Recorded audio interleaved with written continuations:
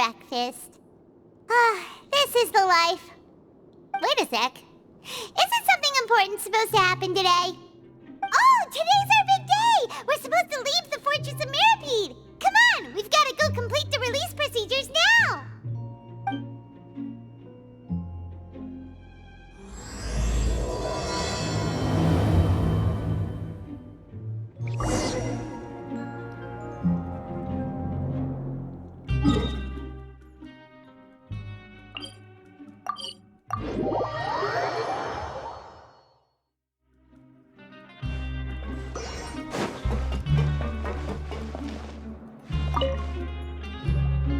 Please, sign here.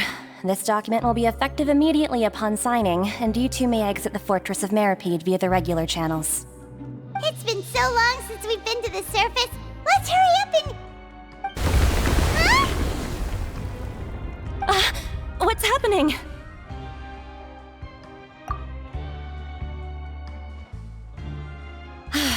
I'm fine, thanks. But I wonder what that tremor was just now. Let's go ask the Duke.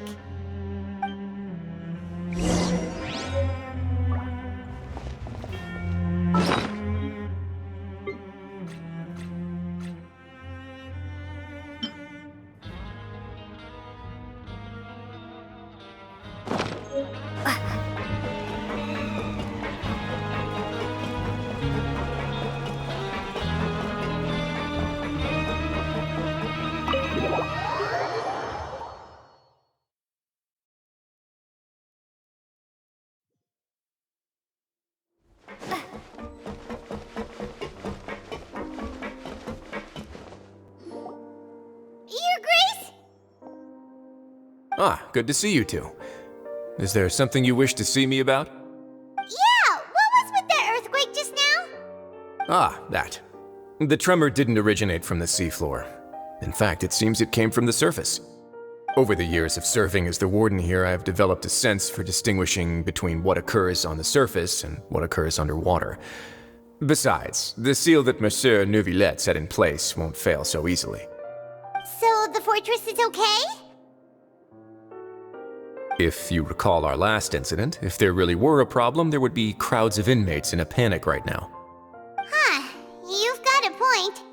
Okay, seems we need to get back up to the surface and ask about what happened. By the way, do you know what day it is today? I believe today is this month's pipe cleaning day. Wait, seriously?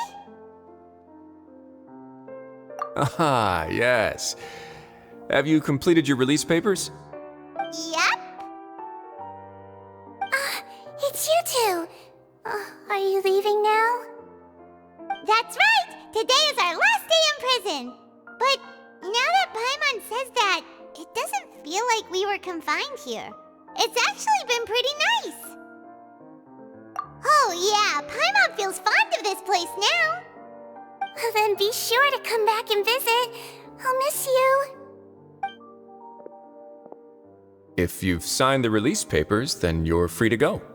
The guards will escort you out. You're not going to see us off? I knew you'd ask. All right, sure.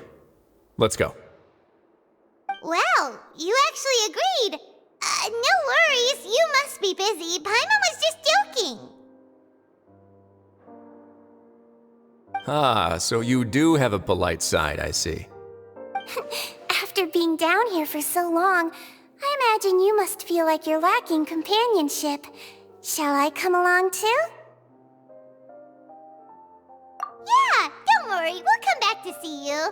Paimon really likes the cafeteria here. The chefs sure do know how to make good grub. I hope you won't be here as convicts the next time I see you. We'll do our best to stay out of trouble. Well, it seems our work in the Fortress of Mirapede is finished. That's the end of another chapter in our journey. And so, we should probably go report to him now. Next up, the Palais Mermonia. You're going to see Monsieur Neuvillette? Please pass on our kind regards. I'm sure just your regards will do, no? I believe it would be the polite thing to do. You're right.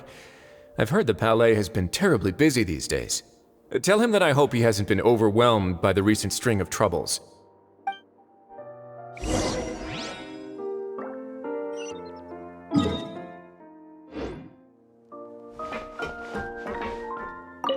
If you're concerned about things at the Palais, why don't you take some time to go up and check things out? I believe you should still have some vacation time to spend. Thank you for being so understanding. It means a lot. It's been some time since I've gone to the surface. I must say that I've started to miss it a little.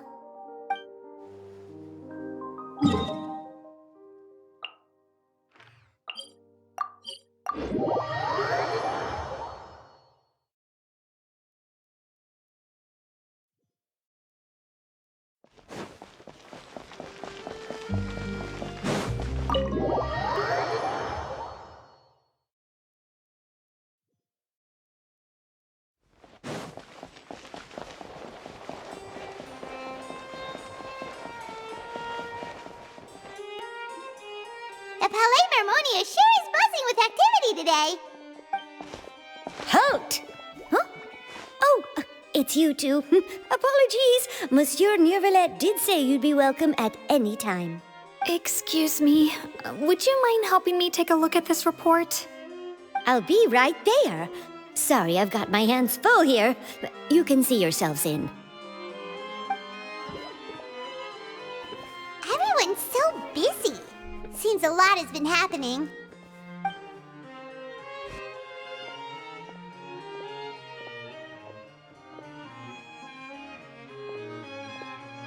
Neuvillette! Hello.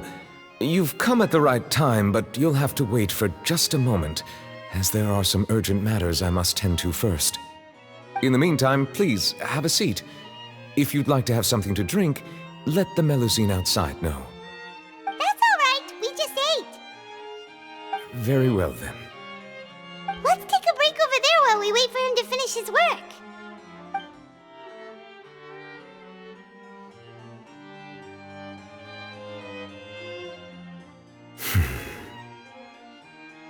All right. That should wrap things up for now. Are you done with your work? Yes, sorry to keep you waiting. Today should be the day you were released from the Fortress of Meripede, and it appears that you have managed to complete all the release paperwork. That's right, and we came here to see you right away.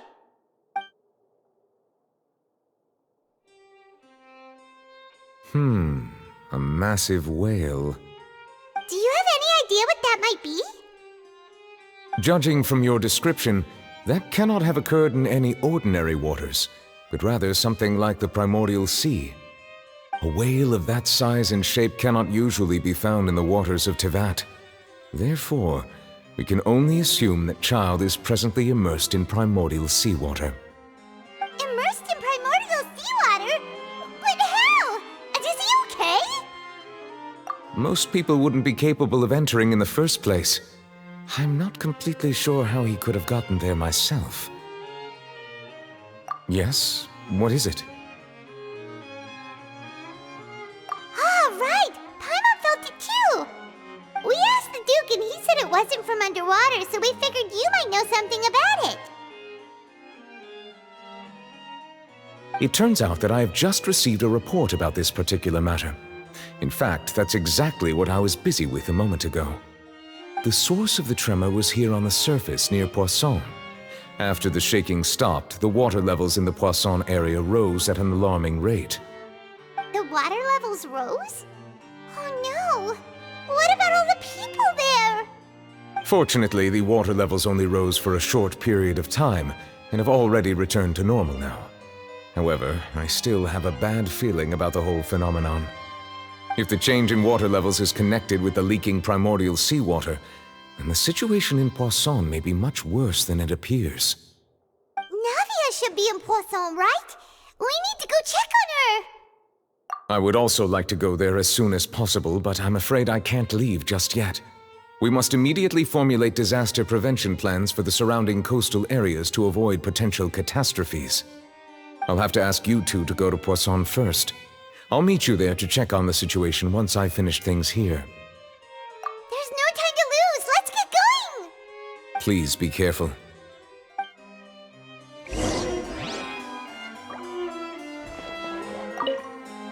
The two of you have my thanks. If you need any help, just let me know.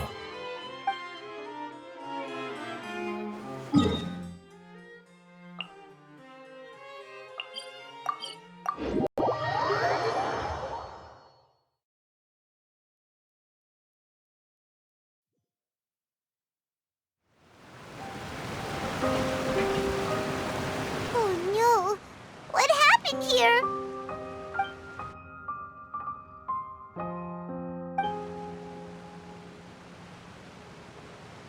Navia should be around here, right? We need to make sure she's still... Paimon means we need to check on her.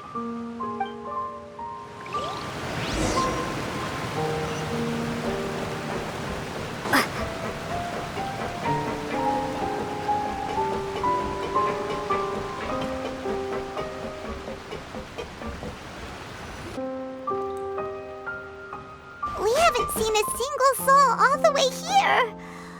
Oh, this is getting scary. What will I ever do now?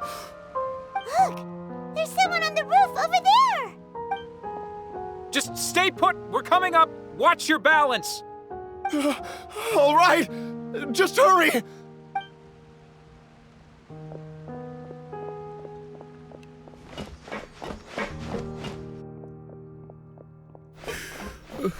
I'm not young anymore. How will I survive on my own? My Desiree! Oh, he looks pretty sad. My leg! How could this have happened? It hurts! Just hang in there. Help is on the way. You can hold my hand if it makes you feel better.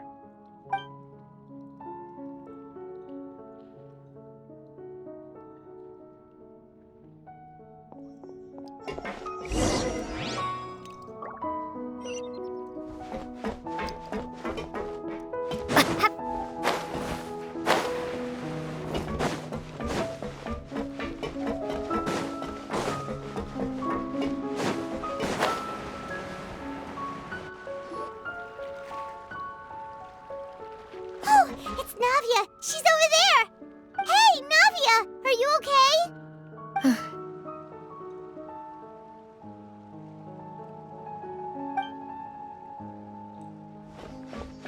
You're here. We heard there was a situation in Poisson, so we came as quickly as we could. Yes. As you can see, the water level suddenly rose.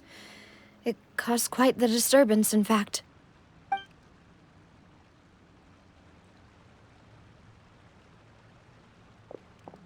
Demoiselle! There was a wounded resident next to a building southeast of here. We've already transported him to safety, but we've run out of medical supplies. He's wounded? How badly? He fell, so it's probably a broken leg. He's pretty shaken up. When the water level rose, he desperately climbed up to the roof. Once the water receded and he saw the ground, he became terrified and eventually... He jumped down then. Find the leader of Squad 1 and tell him to take the wounded resident to see a doctor. He should know where to go. Understood. I'll take over his search and rescue mission in the meantime. All right, you'll be in charge.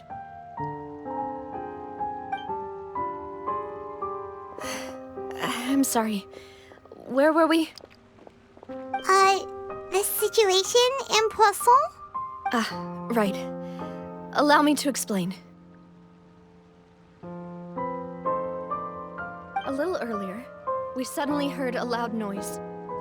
At first, everyone thought that something might have exploded in the waterways. But before we knew it, water started pouring out from everywhere. The rushing water seemed a little odd, almost like the unique color of primordial seawater. Some people didn't realize the danger and thought it was just ordinary water, leaking from somewhere. Everyone on the street who happened to be close to the water didn't have a chance to escape. As the water levels rose, they suddenly disappeared.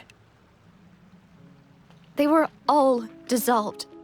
Those who realized what was happening started to flee in a panic, desperately trying to get to higher ground. Many were injured in the stampede, and some people fell from significant heights.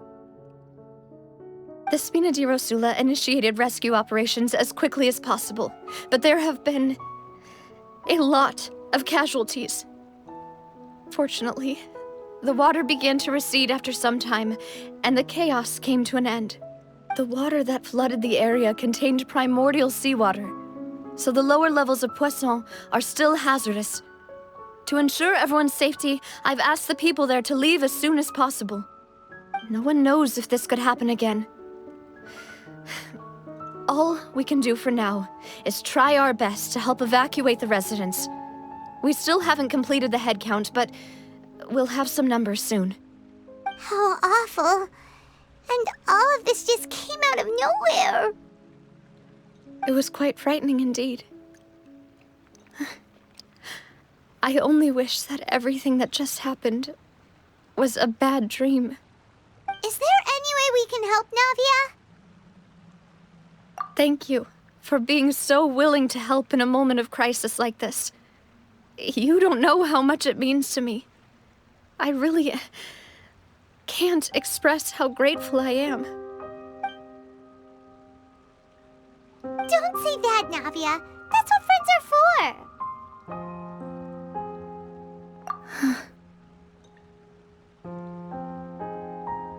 Demoiselle! We've got a situation here! I'll be right there. Sorry, I need to go for now. And off she goes. Seems it might be a while before she can take a break.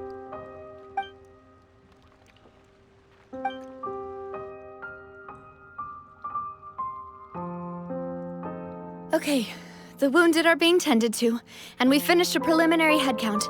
More support has just arrived, so I suppose I finally have a moment to focus on my own matters.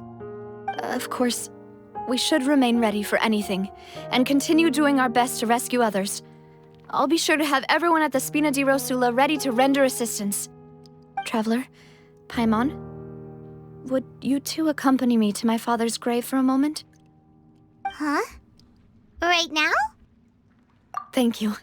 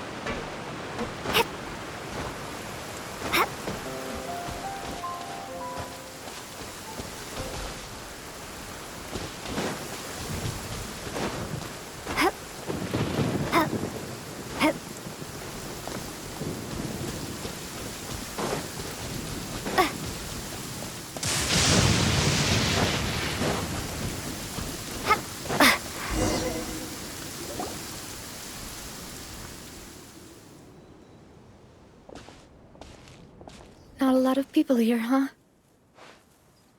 Well, given the time of day and the whole situation in Poisson, Paimon doesn't think there'd be a ton of people here visiting graves. Right. That's how things are now. The living are so exhausted that they've no strength to spare any words for the dead. Navia?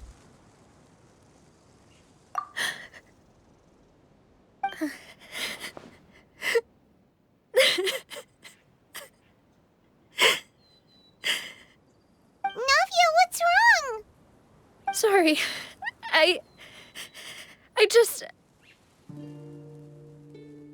Malus and Silver, they won't ever come back here again. What should I do, Papa? Huh? What happened to them?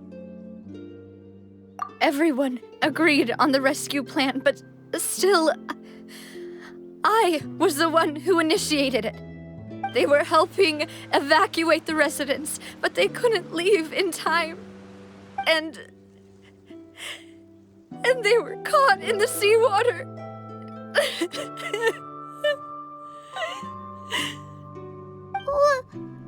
What should we do? I've known them for so long. And I know they weren't afraid. But I could at least hold a funeral for my father. And I know where he rests. But as for Malus and Silver, they're just gone. I just can't.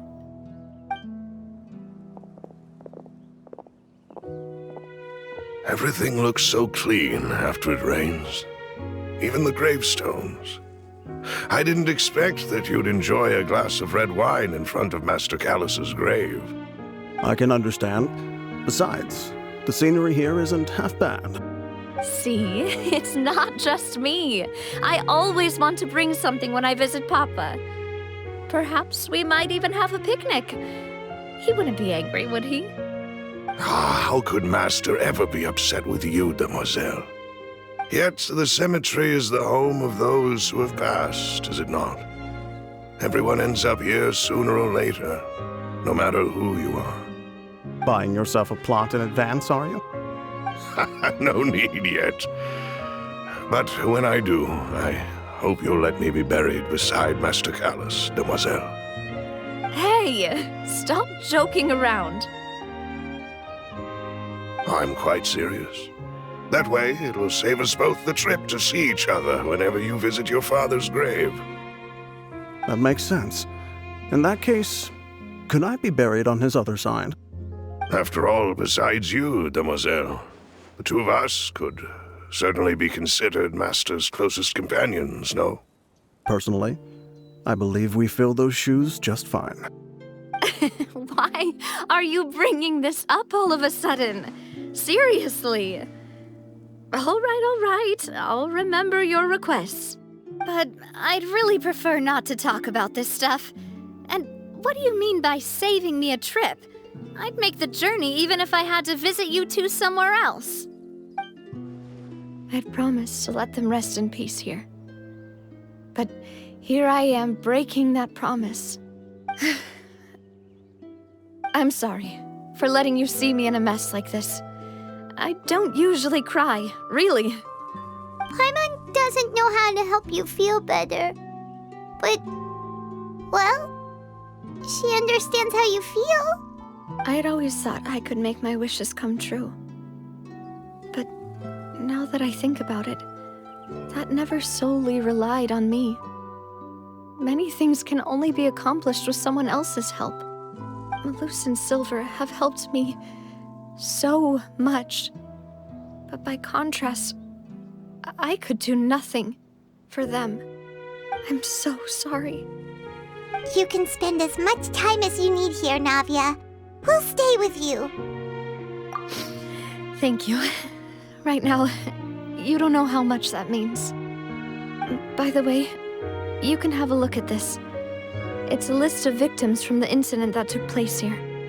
Obena, Khan, Burnett, Giverny, Francine, Karina, Daisy Ray, Joinville, Julianne, Esson, as well as Malus and Silver. So, everyone else is safe. But still... It's okay. I know what you're thinking. And you're right. We lost Malus and Silver. But we were able to save more than we anticipated. The overall outcome indicates that the cost was worth it. Right! Don't think that way, Navia. One person might be saved at the expense of another, sure, but that isn't something we should ever consider a trade. Malus and Silver were not the price for saving anyone. They're heroes! You're right. Thank you, Paimon. What you said just now was pretty amazing, actually. I'll remember your words. Oh, really? Seems you've become more eloquent in the time since we last met. The knave? What are you doing here? Is everything going well on your side? Yes, my people are carrying out the mission according to your request. All the residents of Poisson have been evacuated, and we're preparing to relocate them to higher ground. As for these supplies, we have everything taken care of. There is no need to worry. Thank you very much. Wait, do you two know each other? We just met recently. Right, Miss Navia? Usually, I would call this a coincidental encounter, but that doesn't quite fit this time. Besides, it never even crossed my mind that a Fatui Harbinger would come looking for me. Thanks to the Knave, Spina di Rosula received generous support from the Fatui, which allowed us to complete the rescue and evacuation work so quickly. Mutual aid is essential to fostering positive developments. We were already in the area, in any case, so it was nothing. That said, I must say that you're a lot sharper than you let on. I'm sure you understand what I mean. I apologize for all the ways in which I tested you previously. We've never worked with a Fatui before, and it's extremely important for us to know who we're working with. My subordinates have reported that Fatui soldiers have been observing water levels and taking head counts in various locations. I hear that they've also prepared a large amount of emergency supplies. I'm quite surprised. This is nothing to brag about, nor do I intend to. It is simply the way of powerful organizations to act forcefully, whether they are doing good or ill. You've witnessed that firsthand, in any case. As I've told this traveler before, I know of the prophecy, and I intend to prevent the impending disaster. Lending your organization a hand was a natural first step in accomplishing that. As such, do not be troubled by this token of our sincerity. Perhaps one day, you'll also be able to help me in the same way. Without your help, there would have been many more casualties. I won't forget your kindness. Furthermore, I sincerely regret what happened to Malus and Silver. I only wish that my people could have arrived a little earlier to prevent this from happening. Don't say that. You and your subordinates did everything you could. As Paimon said, Malus and Silver didn't choose to sacrifice themselves for any specific person, and they weren't the price paid for other salvation. They chose to become heroes themselves. I've never liked hearing people put it that way. It's like trying to relieve pain by saying some noble-sounding words. But right now, there's nothing more suitable. They really did become heroes. You're right. I'm sorry for your loss, Miss Navia. Water is life to Fontaine's people, and it also spells disaster. It's no wonder that people always say that prophecies represent fate. Fortunately, I've never been one for such opinions. So, you're one who will try to change fate, then? Of course. That is why I'm going to Hotel Bouffe de Thé. I still have some things to take care of, and the children need my attention. By the way, Traveler, Paimon, one more thing. Alright, then we'll just... This isn't right. Paimon thought you would ask us to walk with you for a moment so you could tell us something in private. That is a clever and useful conversation technique, which I do like to use when necessary. But there's no need today. It would not hurt to have Miss Navia listening in. Traveler, I'm sure you remember that I said we could work together when we had the chance. You and I both know that there may be issues with the Primordial Sea. Previously, it was the Fortress of Maripede's sluice gate, and this time it was the water levels in Poisson. These are both signals. Indeed.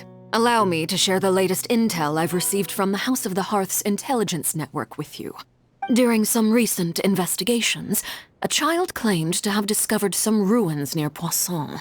The ruins date back to ancient times and seem to be worth investigating in many ways. Judging by the dating of the ruins, they may be related to the prophecy and the coming crisis. The situation is becoming more urgent, so any pertinent information will prove extremely precious. My people initially came to prepare for ruin exploration. Unexpectedly, this disaster struck, and at present, we're all busy prioritizing the rescue effort. So that's why the Fatui were already in Poisson. I wanted to take the children along, but unfortunately, Linny, Lynette, and Fremine have all been dispatched to higher ground to assist affected residents. Linny told me that outside of the house, the person they trust most is you, which is why I want to give you this task. The House of the Hearth's members see each other as family, but Linny, Lynette, and Fremine said that they also see you as such, even though you are not from the house. I'm sure you already understand how earnest they consider their friendship with you to be. Oh, that somehow makes Paimon feel kinda happy. The intel I just shared about the ruins could fetch a high price. But since the children consider you family, it's only natural that I freely share it with you. Got it! So all we gotta do is go to some ruins, right? We can handle that. Excuse me, but may I tag along? You wish to join, Miss Navia? But are you sure you're up to exploring some ruins? You need to rest. Well, I'm sad, yes. But I can't just go back and plop myself into a chair by the roadside and do nothing. There's no point in being depressed while we still have a disaster on our hands. As my father's successor, I must live up to the hopes he had in me. Besides, I'm also doing this for myself. I need something, a distraction, to keep my mind off Malus and Silver.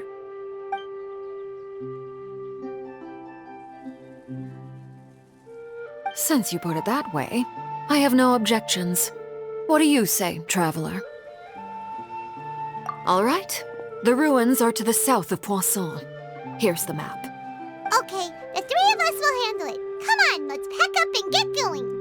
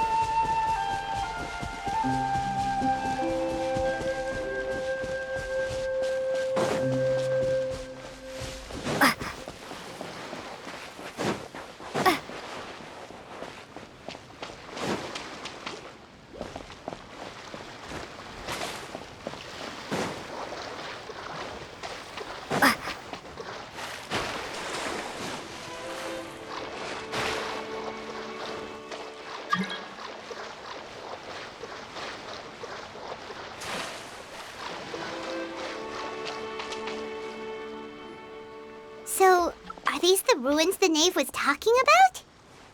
Whoa, They seem to be pretty ancient, all right. Let's go in and have a look. Just be careful.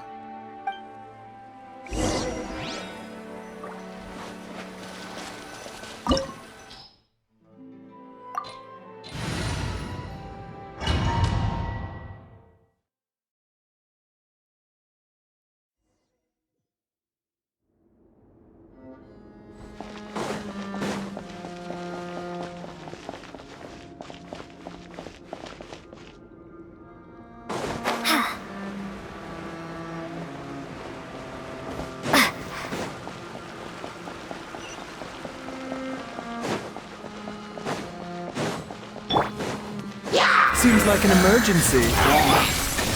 Surrender! Spring forth! To ashes! Futile! Through me, justice is served! Your penance is due! You stay condemned!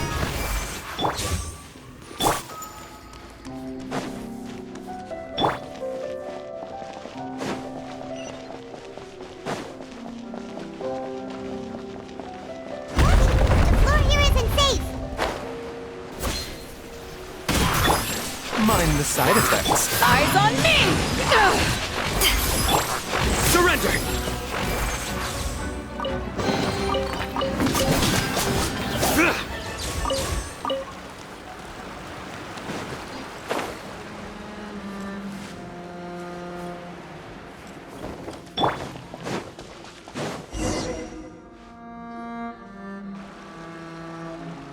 This place has also been contaminated by primordial seawater.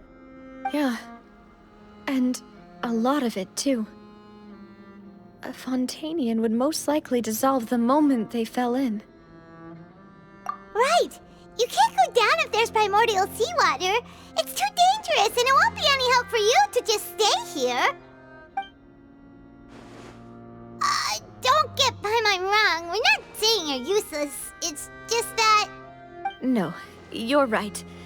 I can't do anything in this situation. I'll leave this to you.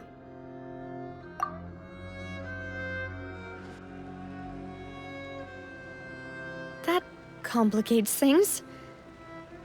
Maybe the only way left is forward. In that case, do you want to wait for us here?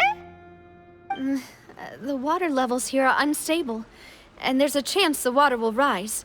So staying here wouldn't be safe either. I'll go together with you. Perhaps we'll find the exit just up ahead. All right. Come with us for now then, but please be careful.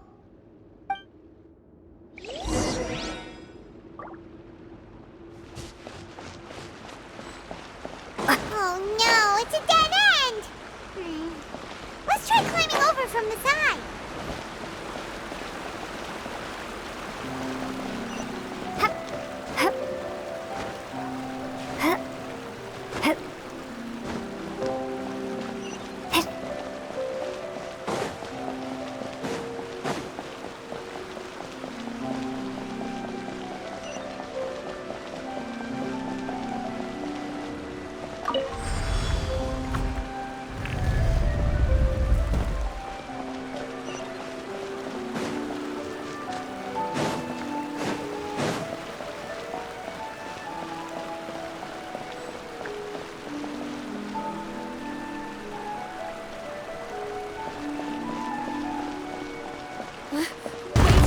There's something wrong with this bridge! Run for it!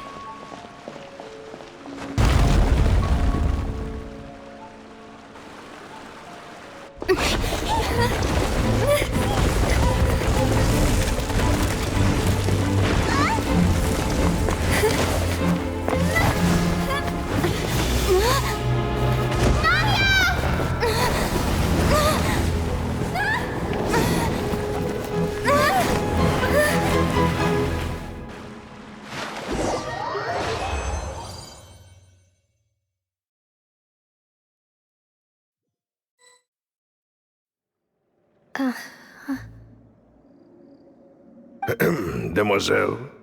Huh? Demoiselle, what are you doing here by yourself? Would you be standing here till dark if I hadn't come to get you? Maybe she just wants some time to herself, Malus. Oh. Was I sleeping? Yes, it would appear so. I must be tired. That's quite possible. However, you were the one that suggested we go out for a walk. Oh, right. I nearly forgot. It must have slipped my mind when I dozed off. I haven't had a nap today yet. Have I? This is a familiar feeling, yet something's a little strange. Is something the matter, Demoiselle? Oh, no. No, I'm fine. I was just trying to recall why we came out for a walk. Do you remember Mr. Giverny? He'd requested our help before with foreign merchants who had a debt dispute with him, and we'd resolved the matter not long ago. We were headed to see how things were going with him at the moment. Ah, right. Yes. I remember now. Oh? Miss Navia. Ah, Mr. Malus. And Mr. Silver, too. It's good to see all of you. How have you been? I've been great. Thanks to your help, those bothersome merchants finally realized that I wasn't the one they were looking for. Why, I wasn't even the guarantor for that person. They were knocking at my door day and night. Even my neighbor, Obina, was getting fed up with them. Sometimes force is required to calm someone down and get them to listen to what you have to say. That's right. Oh, by the way, Burnett, what was it that you wanted to give to Miss Navia again? Oh, yes. One moment, I have it right here. Miss Navia, these are some flower seeds that I prepared. Please take them. They're a very good variety, and they'll become very big and beautiful once they bloom. I don't know what we would have done without your help, so this is a little token of our appreciation. I hope you won't refuse. Ah, did you cultivate them yourself? Thank you so much. I'll certainly take them. Malus, we do still have some empty flower pots at home, right? Why, we can have as many pots as you'd like, demoiselle. Perfect. In that case, we'll swap out some of the decorative plants for some of Mrs. Burnett's flowers. Very well. Wait. Something seems to be off here. Excuse me, madam. If I'm not mistaken, your name is Burnett, correct? That's right. Is something wrong? No, it's nothing. This is the first time we've ever met, but your name seemed familiar to me. I must have heard it when I was discussing things with your husband previously. I've heard this name before. Sometime recently, I'm sure of it. And why are there so few people around here? Where did everyone go? We must mind the time, demoiselle. We still have important things to attend to today. Huh? We do? Like what? Well, now, did you forget? Miss Navia, here you are. I've been looking for you. Please, come to the Opera House. Your trial is about to begin. My trial? Wait, why would I need to go to the Opera House? Yes, she's right, demoiselle. It's just about time now, so we should get going. Oh? All right then.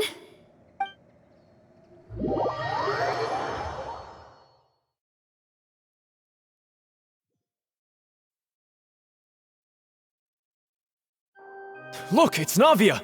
She's here! And her two attendants are with her. Goodness, everyone's finally here. There sure are a lot of people here to see the trial. And they all seem to be oddly excited about something. I even know some of these people. Karina, Desiree, Joyville, Julien, Essen. Why are so many people here? And why do I have no recollection of this case? And as for the judge... huh? Where's Monsieur Neuvillette? Please sit in the defendant's seat. Don't worry, Silver and I shall accompany you. All right. But are you sure you can stand behind me? Typically, it wouldn't be allowed, but today is an exception. Hey, what kind of place do they think this is? Come on, do they have any idea what they're doing? Seriously. Enough with the whispering! Could someone please tell me where Monsieur Neuvillette is, and why I'm standing trial? My dear Miss Navia, have you not yet realized what you've done? In that case, allow me to explain. As all here know, you are Master Callus's successor, the head of the Spina di Rosula, someone held in high regard by every soul in Poisson. After you took over the Spina, you treated all of us just like the late Master Callus had. If anyone in need reached out to you for help, you responded. Not only you, but your butler, your subordinates, nearly everyone in the Spina di Rasula fought for the well-being of those in Poisson. Wait a moment. Aren't you just proving that I'm a good person? Yes, correct. Absolutely right. And that is why you stand accused. You have helped so many people get through so many difficulties. You are one with us. We are inseparable. We are one big family, all of us who are from Poisson, inextricably linked. And with you being so important, we couldn't possibly do without you. Therefore, this fair and honorable court shall declare you guilty, and you shall stay here. You will be together with us forever. Huh? What are you saying? Everything you have said is correct. I have indeed done a lot for my hometown, and I would be willing to be with you all, but what is the purpose of having me stand here like this? What is there to discuss? Ah, well, if that's what you think, then I have no further comments. How wonderful, Miss Navia!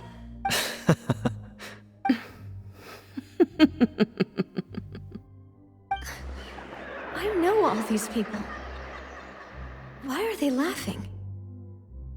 I seem to remember now. Yes, I get it. This trial is...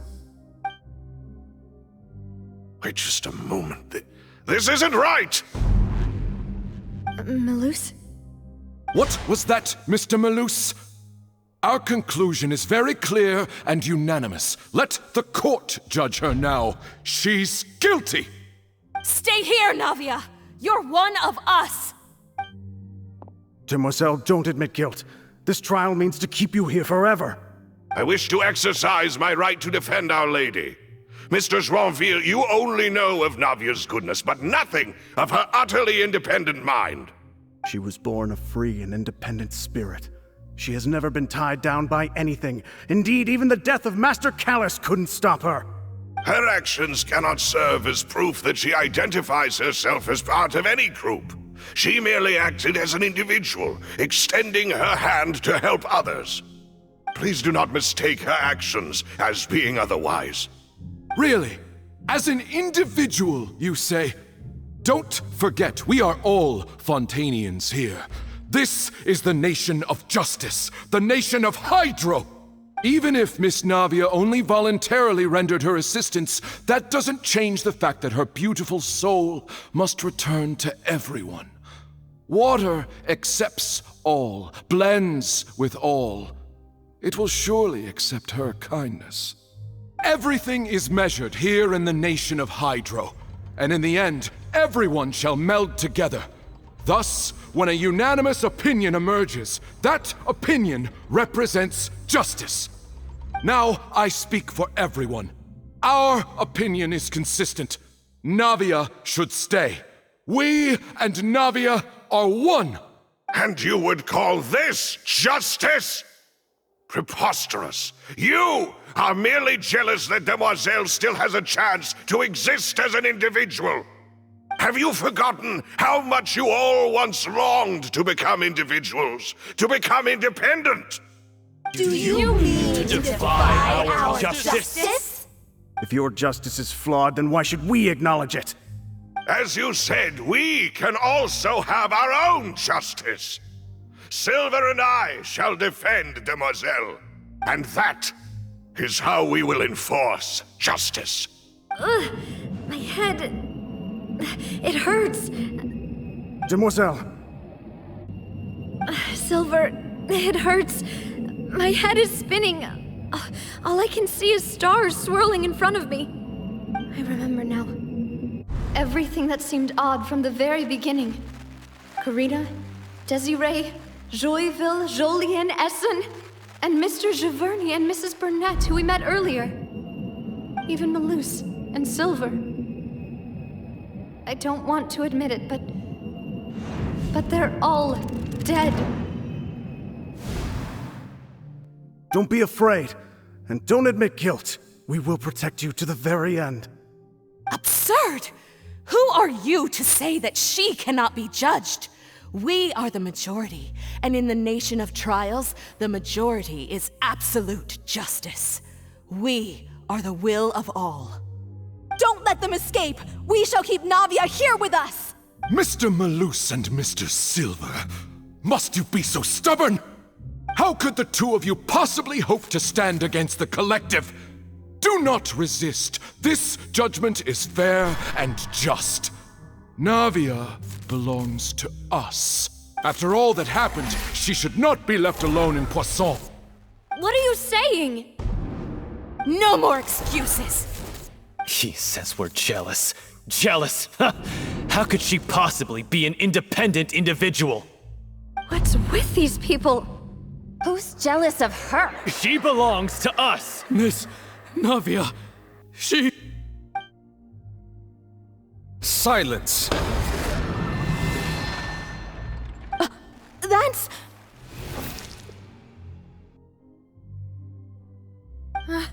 Monsieur Neuvillette! Such commotion is prohibited in the court. The accusations you just presented are nonsense and cannot constitute a proper trial. The court will adjourn for the rest of the day. In this, I shall hear no objections from any unauthorized party. Our thanks, Monsieur Neuvillette. Please leave with me, Miss Navia, while there is still time. But... Go on now, demoiselle. This is your only chance to leave this place. What, can't bear to leave us behind or something? Malus. My apologies. I couldn't resist making one little joke once I realized that this shall be our last goodbye. Malus... Silver... Quickly, you must come now! Goodbye, demoiselle. Farewell.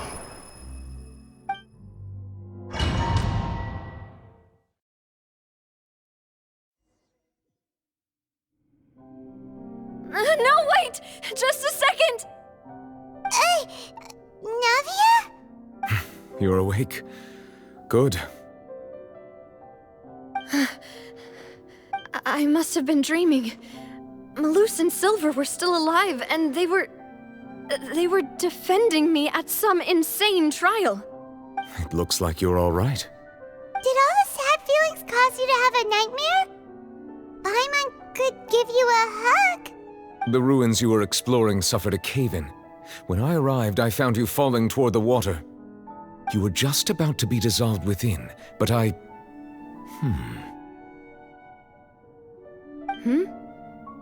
What is it? I think I saw two Oceanids protecting you. It was only for a moment, perhaps even a fraction of a second, but they gave me the chance to retrieve you. Were it not for their intervention, I would not have been able to rescue you before your consciousness dissipated. Wait, did you say Oceanids? You mean like what happened with Vache? Perhaps those two Oceanids were the people you saw in your dream.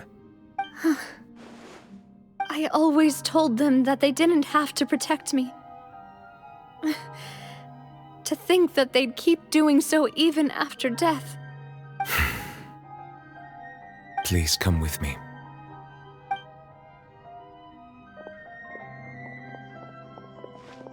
Neuvillette, are you okay? Oh, I am quite all right.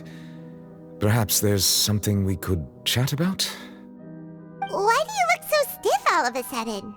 Oh, Paimon knows. You're the type who feels awkward when there's nothing to talk about, right? I merely thought that we should give Navia some time to herself. Huh? Why didn't you just say so then? Don't you think it's even more awkward to call us over like this and then have nothing to talk about? I suppose so. Ah, Sigewinne. I hope all is well with her these days. Her work in the fortress of Meropide has not been too much for her, has it? No way! Don't worry. She's doing fine down there. She's an amazing head nurse. I see. Well, that is good. I have always worried that Sigewinne would need a lot of time to understand the world of humanity, just as I have. Oh, and the Duke also says hi! Even though Sigewinne made him do that. He hopes that you haven't been overwhelmed by all that's happened lately. Thank you. I have indeed been busy letely, and I also hope that everything is going well in the Fortress of Meropide. He still doesn't know what to talk about. Let's chat about something else then. So, Neverlet, you're probably quite the swimmer, huh? Yes, of course. This isn't going anywhere. Let's try something else. How did you find these ruins? Did the knave tell you? Yes, in fact. I had arranged to meet you in Poisson, but when I arrived, I discovered that the Fatui were helping the residents evacuate. They had even transported a large quantity of supplies to the area. Amid my astonishment, I ran into the knave, and we had a chat. She informed me that she had asked you to investigate the ancient ruins here. Yeah, we originally planned to meet up with you, but we thought you might still be busy with all those official documents. We didn't think exploring the ruins would take very long, and who would have thought you'd wrap things up so quickly?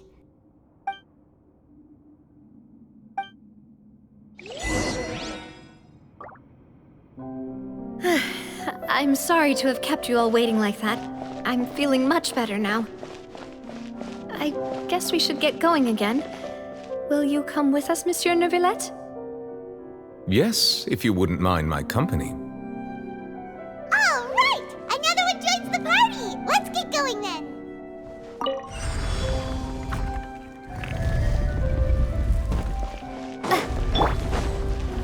Mindless. Terminate!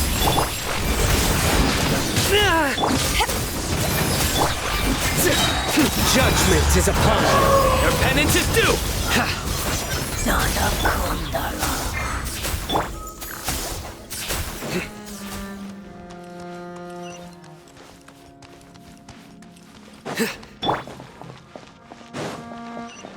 Oh no!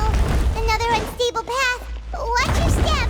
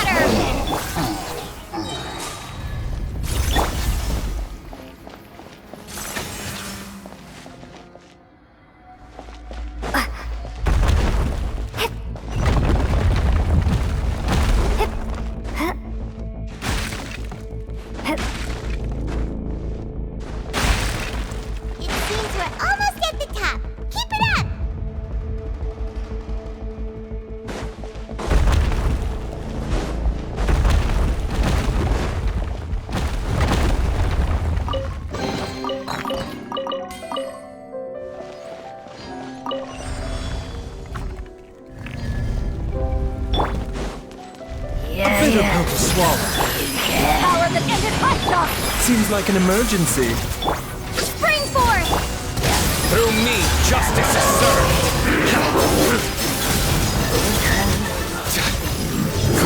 You stand condemned!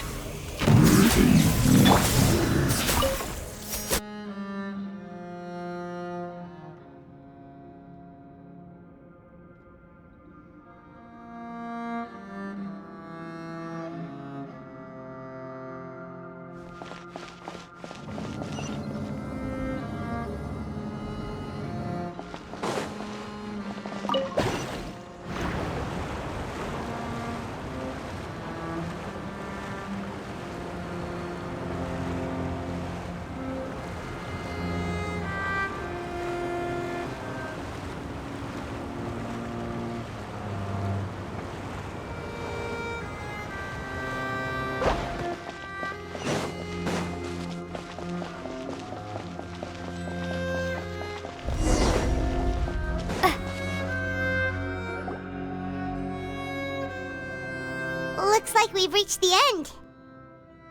This is the place. There should not be any other hidden spaces in the vicinity. The path sure had some twists and turns, but it turns out that this place isn't actually that big.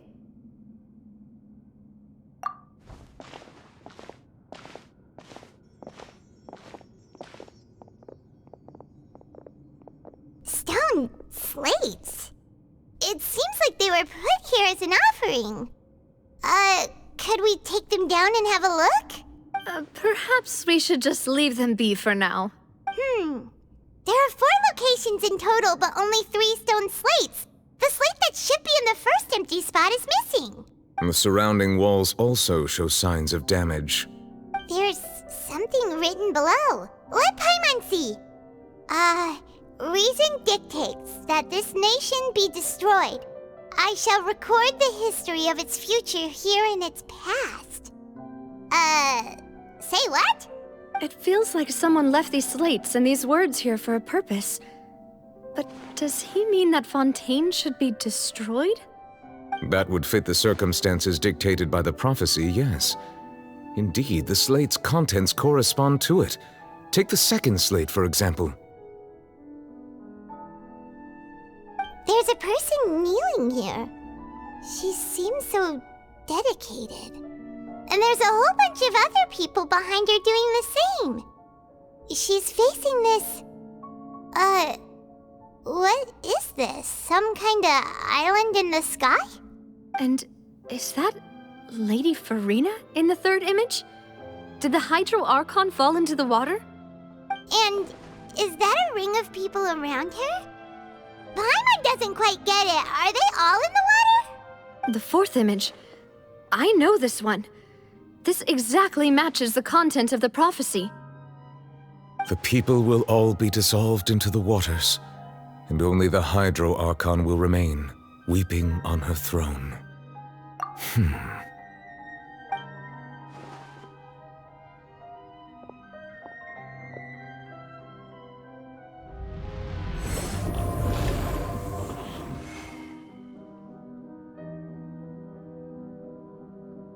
More information should be hidden in these slates, but I fear I cannot easily uncover it, most likely due to us missing the first slate.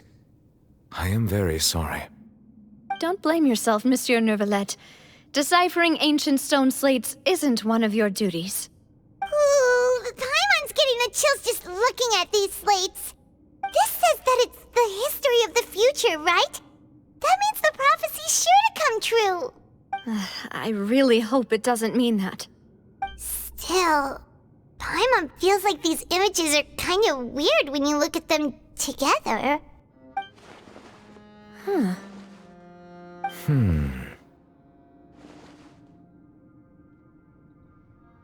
That's right! If the images are in chronological order, shouldn't the fourth, the waters drowning Fontaine, come before the third, where the Hydro Archon herself falls into the water? And yet the order is reversed here.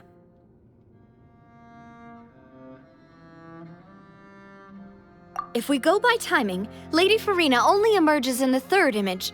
That means that the person in the second image might be the previous Hydro Archon. Egeria, then. I had never met her, but her appearance here does match the records. The previous Archon kneeling before the floating island in the skies, as if confessing a sin. Did she herself commit that sin? And if not, why would she be in such a posture? Also, I'm still wondering why these ancient stone slates are here at all. Judging from their contents, could this place be the origin of the prophecy? Does that mean that someone, or some people, once saw these slates? But who would have created these slates and left these words here? It seems that any further clues will have to come from Farina. In that case, there's no time to lose. There's nothing else to be gained here, so let's head back first. Yeah, we better get somewhere safe for now.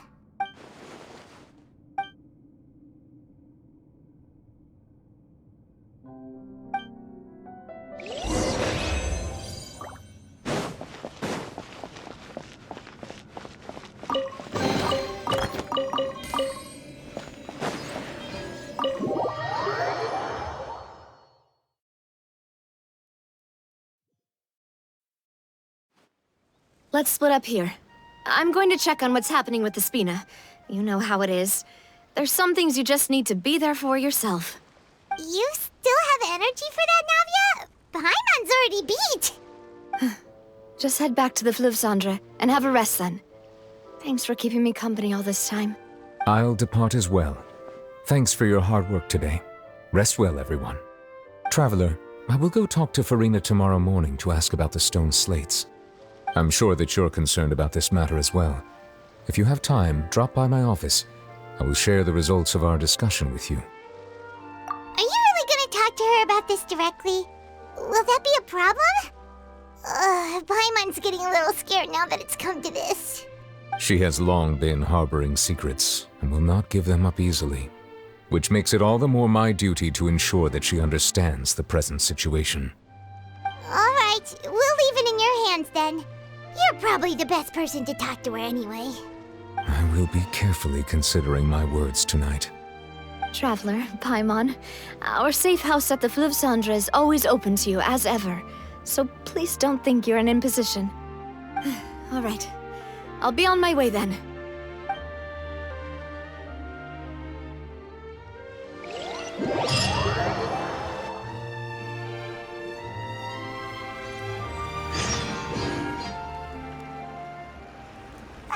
We're finally back! Welcome back. We've got a special menu prepared for you two tonight. Yay! And there's good food too! No, the boss is the best. Ooh, desserts! Nice, these are all Paimon's! Paimon's already starting to forget what happened today. Oh, that voice. Is that who I think it is? Huh? It's you two. What are you doing in Fontaine?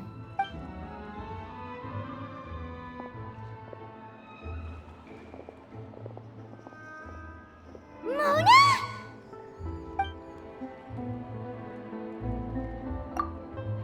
Seriously, nobody just uses a scry glass whenever they've got time to just see who they'll meet on the road. Still, we didn't expect to see you here.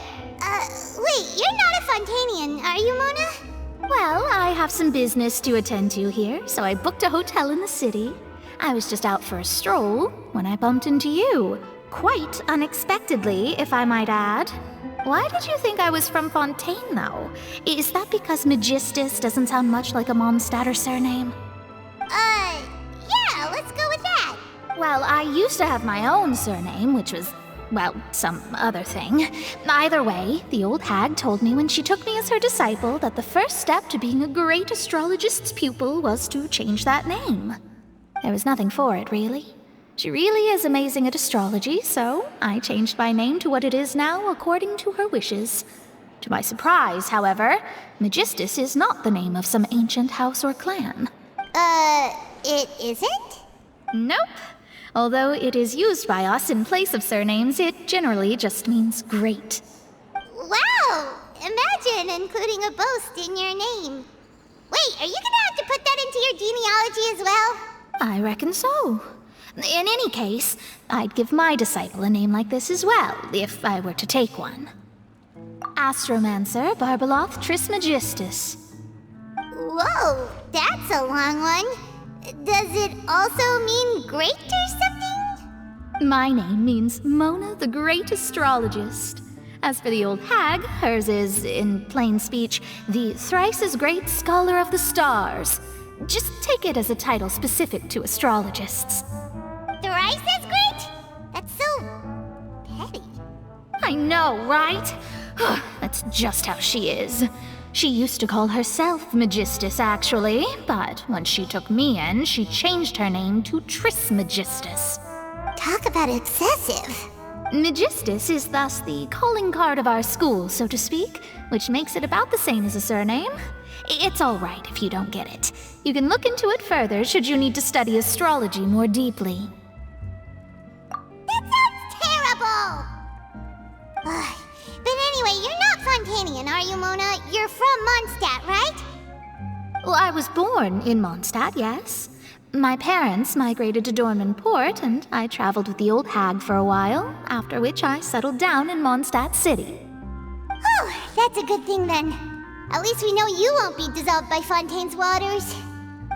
Speaking of that, I'm sure you're aware that a bunch of things have happened here in Fontaine, right? I know you're not a local, but I'd avoid getting too close to any water that looks strange all the same. There's something ominous about it. Well, the water, I mean.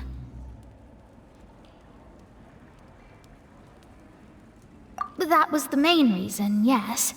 Just a while back, the Steambird invited me to take part in a panel and speak about the circulation of the prophecy as an astrologist.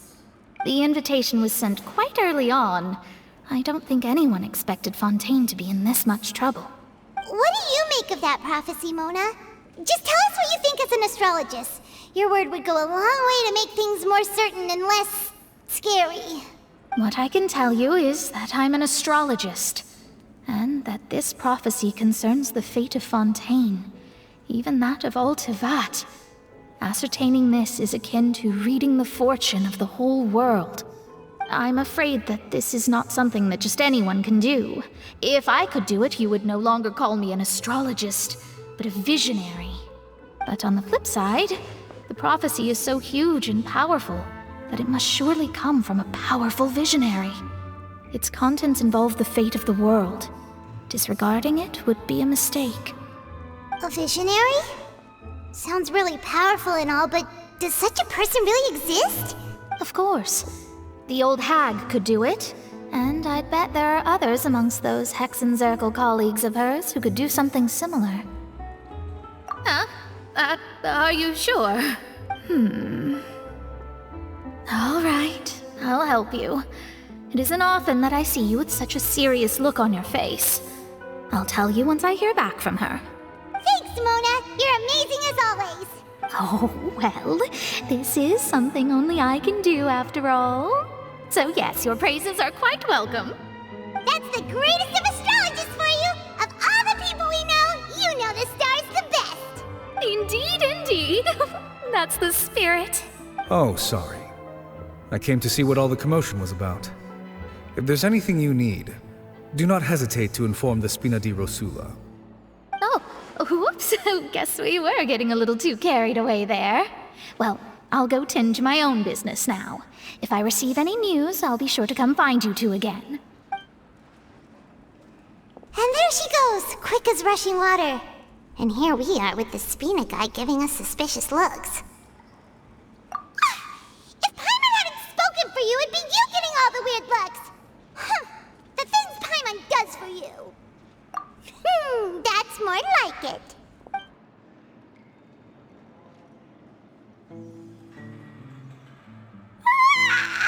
Good morning. To be honest, Paimon's still feeling kind of sleepy. But it's time to get up, traveler. We agreed to go see Neuvillette, so let's pack it up and get going.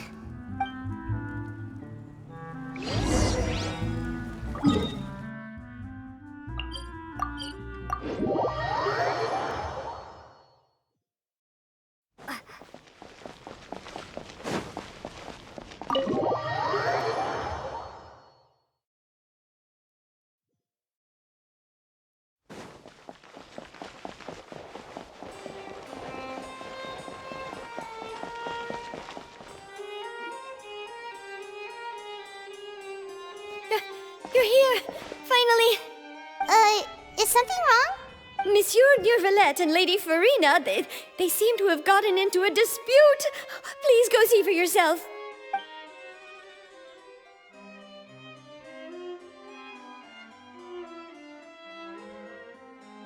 Like I said, I've already explained everything.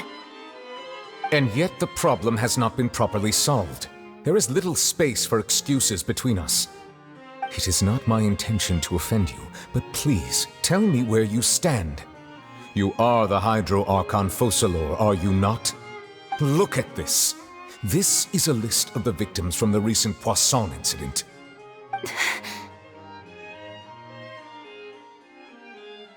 You mean... they're all... We did not arrive in time to avert this disaster, and I will not have it happen again. I will say this once more. You must tell me everything you know. Yesterday, I found 3 stone slates in some ancient ruins near Poisson. Do you know anything about those? Seriously? You're questioning me like this is a court case now. I don't know anything about that. But you found them in some ancient ruins, you say? That's correct, which is why I came to ask you some questions. There should have been 4 slates, but one of them was missing. The other 3 feature different images that seem to correlate to the prophecy. The prophecy? The second of these slates depicts the previous Hydro Archon Egeria kneeling before a floating island in the sky, as if confessing something. Do you know nothing of this either? I don't. I've never seen such slates. I'll ask you again. Do you really have no information regarding the previous Archon? My deciphering of the slates indicates that the Hydro Archon Egeria once had to confess to, or apologize for, a certain sin. If anyone would know about it, it should— All gods don't have the same secrets, you know. She was herself and I'm me. Is it really so strange that I know nothing? I understand your concerns, but I'm sorry. I just don't have anything to tell you. Forgive me for saying this now, Lady Farina, but I have long known of your various secret investigations into certain matters. There are several indications that you have been investigating the prophecy on the sly. This is not strange in itself, considering that you are the Hydro Archon. But it is strange that you should also claim to not know any of Egeria's secrets, as well as do nothing following your inquiries. You have never been as superficial as you have presented yourself to be, nor are you a fool. And yet, your behavior is very inconsistent.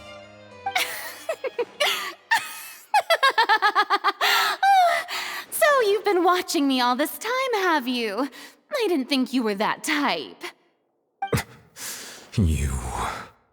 Well, since you know about my secret investigations, then you should know I'm actually working to take care of it. There's no point questioning or suspecting me. You're the Eudix, but you're still my subordinate. You should be following my lead. Just trust in me, you're Archon, and do as I say. Never mind whether you can truly convince yourself to or not. It'll all turn out fine. That's all I have to say. We do not discuss this matter again. Oh, the opera's about to start. Toodles!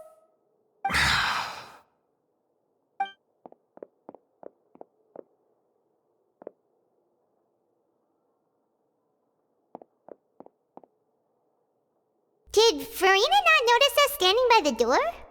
Wonder what's up with her. She was smiling. Huh. She didn't seem in the mood to care if we were listening in or not.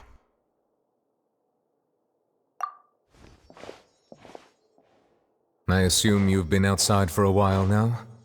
Oh! You noticed! Seems Farina didn't even realize we were here. She was in a great panic, though I cannot discern the reason. Our discussion reached impasses time and again, a state of affairs that we cannot allow to continue. Still, I do not understand. Dialogue is the basis for understanding, so why did she keep refusing to engage?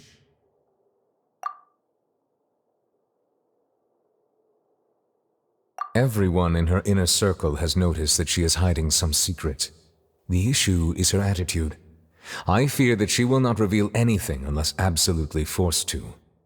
We may have to create a situation in which she will have no choice but to speak. Oh? Like what? Normally, people will only reveal the truth when standing trial. Perhaps we must have the Hydro Archon experience just such a scenario. But Farina's seen so many trials, and she's really good at dodging questions. How do we make sure that she won't just slip away at the first chance she gets? We will need to consider this thoroughly, join forces with various parties, and then do what we can. If at all possible, I would prefer to recuse myself from this affair, but we must prevent the prophecy from coming to pass. This may be cruel to her, but all Fontaine is in crisis. The information a god possesses is too precious, and so we must take a chance on this. But who will lend us their aid to do such a thing?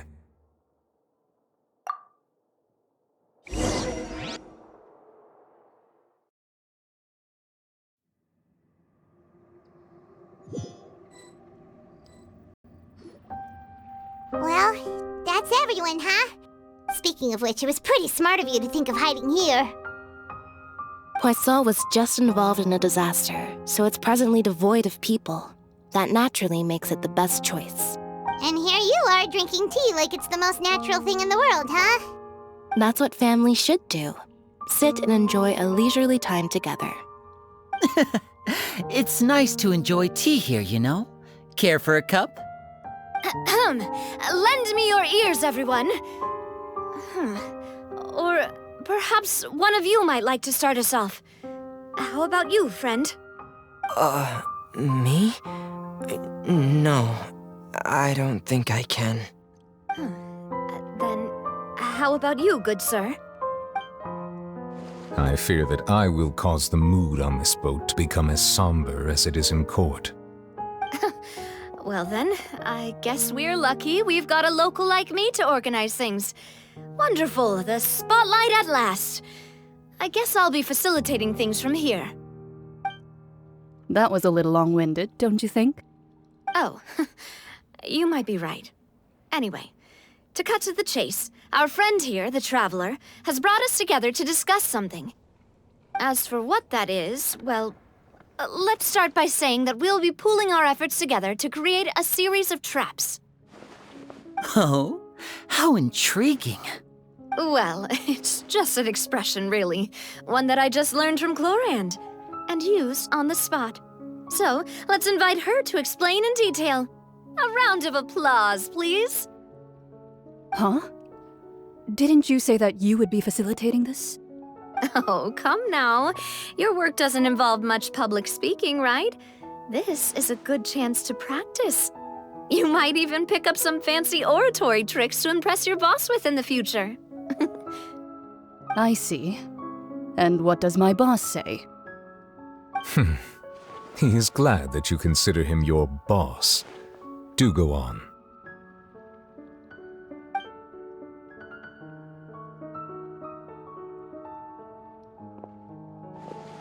In that case, do any of you have experience hunting? Not that I recall. Fremine and I once used a wooden stick in a basket to catch wild rabbits when we were younger. As for Lynette, oh, right. You were sick that day, weren't you? I've also gone diving to catch some fish before. Does that count? I'm afraid not. You may or may not have heard, but Fontaine once played host to a group known as the Marechaussee Hunters.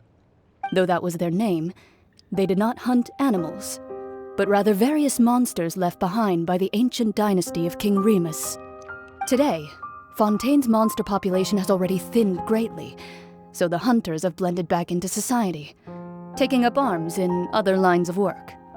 A trap comprises of the following components: bait, a trigger, and a containment device.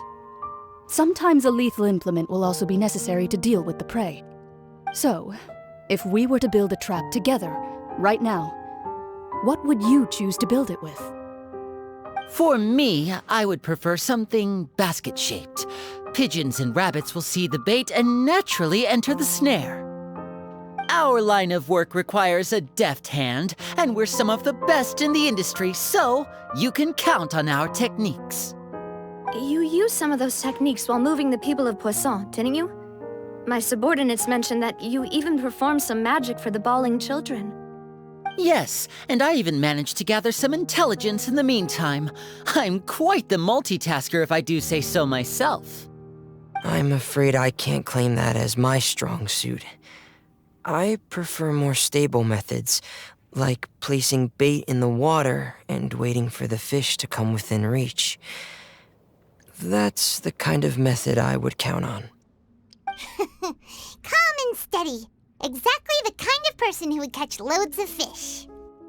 And I can be their assistant. With discretion, I'm sure. I'd probably use some sort of mechanical animal. Papa once bought me some small clockwork squirrels, mice, and such.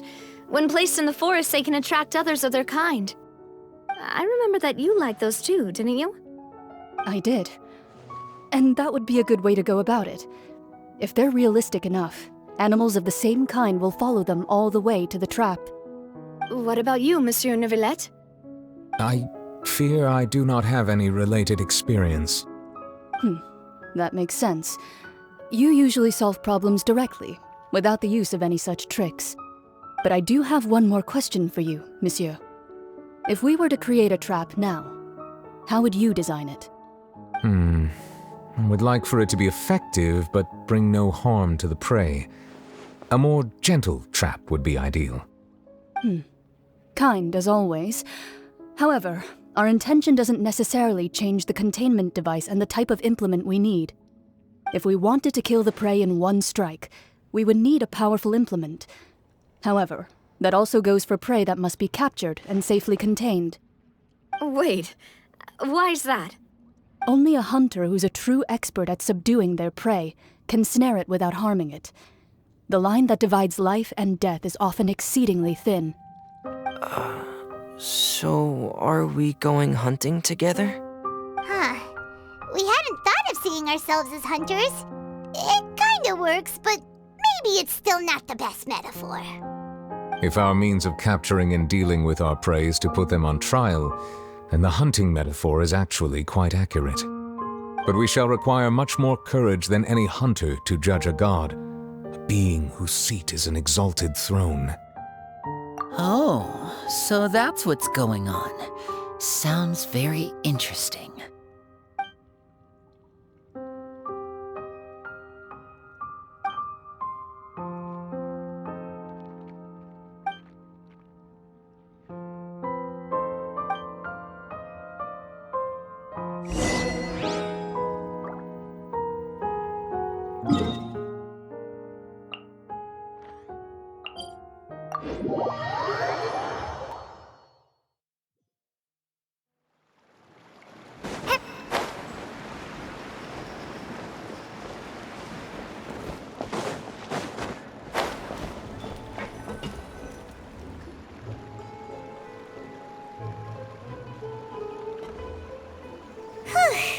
It's been a tough few days, hasn't it?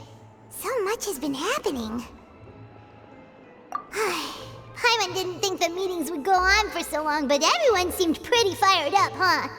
Paimon thought they'd be at least a little frightened. Well, Fremine was, now that Paimon thinks about it, but everyone else just looked a little surprised. Well, it's hard to say. Paimon doesn't have any experience with this sort of thing. But with you around, Paimon sure will do great. After all, you're the most reliable person in the world, aren't you? Did you just pour some tea? Paimon didn't notice you doing that at all. Then what's that? Paimon's never seen that cup before. Don't be frightened. I'm just joining you two for tea. I merely refrained from saying anything till now. Who's that voice? But there's no one here. Aw, have you forgotten me already? Wait, you are familiar. You're the voice we heard from the sky in Sumeru. The voice from the sky, I fear that description is wrong. Though, not completely wrong. You're feeling lost now, just as you were feeling previously. I sensed that confusion and thus came to you. Guiding people is an irresistible hobby of mine, after all. Consider me a passerby, just accepting a commission from my friend's disciple on a whim.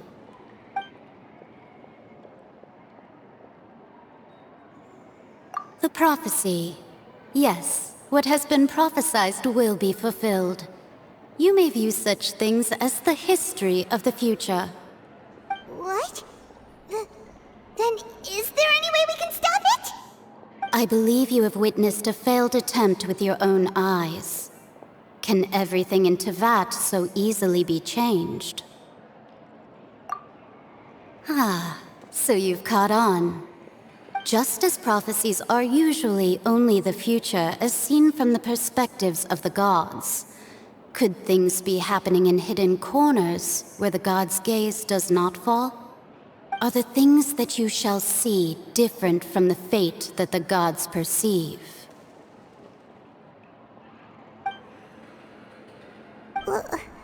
What is she talking about?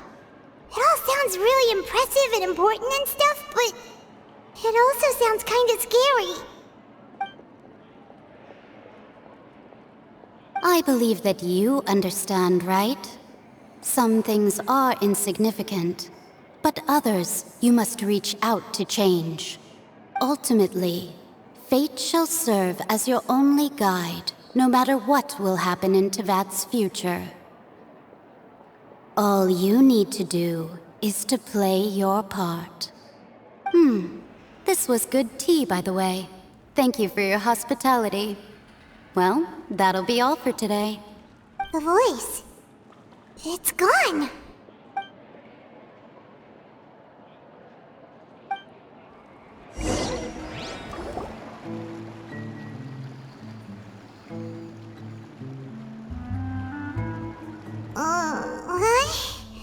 I want to hear someone talking. All right, coming! Hey, it's you who's getting lazy, okay? Well, I see I've walked in on some lively banter. Mona! Fine, just fine. I went to take part in that Steambird panel. It turned out to be more interesting than I expected. Not all Fontainians are pessimistic about this. One journalist mentioned that sitting around and waiting for the end to come would be wrong, and that they should make their own rescue preparations. I agreed, so we had a brief chat with her. Did she have pink hair by any chance? Why, yes! It was Charlotte. You remember her, right? That daredevil journalist? I'm in full support of her view. Prophecies are very important, but how can people allow their lives to be commandeered by just a few words? That's right! Paimon's glad to hear something sensible for once. Ah, yes. About what we had discussed before. I did try, but I'm afraid I couldn't reach the old hag. I'll try again tonight, but I wouldn't get your hopes up. Huh?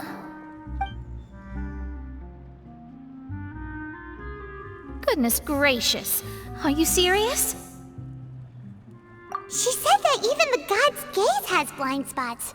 Pretty bold if you ask Paimon. Most people would believe the gods to be all-knowing, right?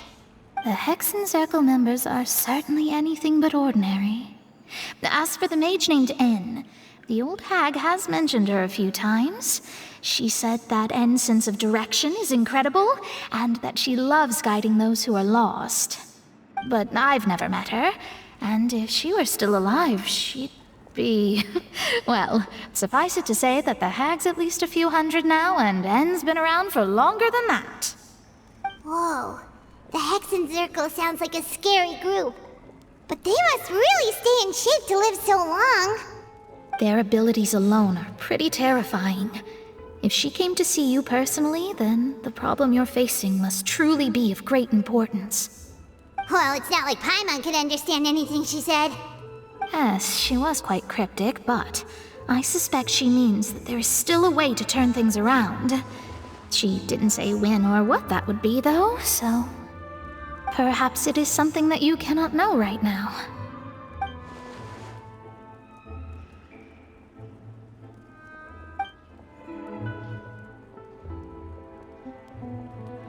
Traveler, Paimon, are you two all right? Oh, we're fine. We're just a little down right now. It kind of feels like the end is coming, you know? I see. I feel that same sense of desperation, too. I guess you could consider me someone who has often witnessed fate. So far as I have seen, it cannot be swayed. But even so, I still hope for, and believe in, miracles. Astrology is eternal and rational, but fate may not be. It is cruel, but it can also be beautiful. Perhaps that's what En was trying to tell you. Not to lose heart, and to believe that what you are seeing playing out before you is not yet set in stone. I did originally think of steering clear of all this, but I couldn't. Even if this is all futile, I still wish to help everyone. If we don't struggle to the last, then how can we face the end when it comes? Huh. You do have a point. There I go, talking about astrological principles again. Sorry about that. The moment I start talking about work-related stuff. I need to get going. It was worth trying to comfort you, even if only a little. I believe that you'll help those who are struggling in the same way I did. I suppose that might be why we always seem to meet by coincidence. Paimon feels kinda moved by what Mona said, but also kinda sad too.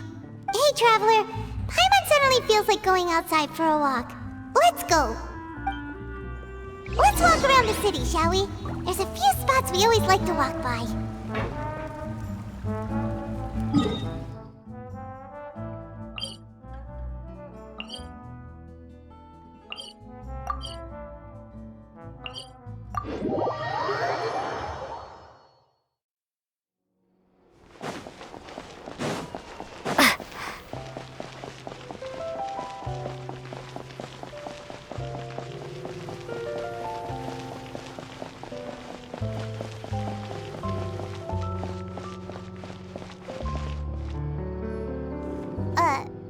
Huh?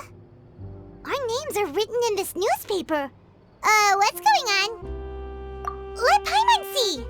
The underwater stronghold, the Fortress of Meripede, has continued in its noble autonomy, but that does not mean that others cannot interact with it. My recent attempts to enter the fortress bore little fruit. Huh. Guess Charlotte still hasn't given up on that. Thus, did an Outlander friend become the focus of this report? A blonde adventurer with their white fairy, legends trailing in their wake. It is said that this mysterious traveler once visited the underwater fortress. So while the fortress's interior remains a mystery behind closed doors, do not fear, for the tales of the traveler contain surprises in spades. Journalist Charlotte's biggest scoop yet, the Traveler's Trail, World Walker. Huh. Charlotte took so many awesome photos of us and we never even noticed her. She hasn't been able to get a hold of anything at the fortress, so since we're easier to find, she's using us as the subject matter instead? Ugh, seriously? Well, fine. Those headlines and photos do look cool, so Paimon will forgive her this time.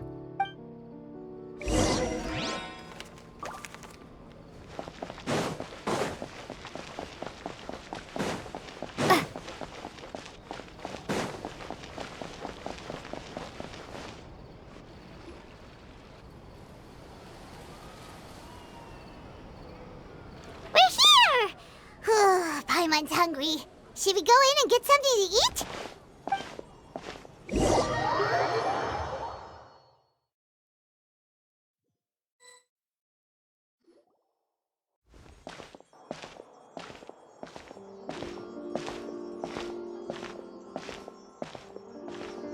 Hey, quick!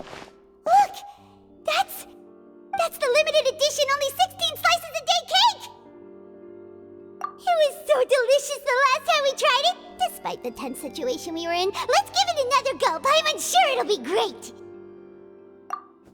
One slice of cake, please. Someone showed up after all! Oh, wait, you're the one from the Palais Mermonia. Oh, are you here to buy cake too? It seems Monsieur Nervalette was right. You really can eat. Wait, did he really say something like that? That's right. Even he has his own preferences when it comes to food. As for me, I love the cake and coffee here. Do you come here often? Usually every day. Every day? It's part of my daily schedule, apart from work. I shall have my cake and coffee. Then what if someone told you one day that this place would be closing soon, and you wouldn't get to eat cake here anymore? What would you think? But why would it close? Well, Paimon doesn't know either, but maybe Maybe the waters will rise tomorrow. You know, like in the prophecy. Oh, the prophecy.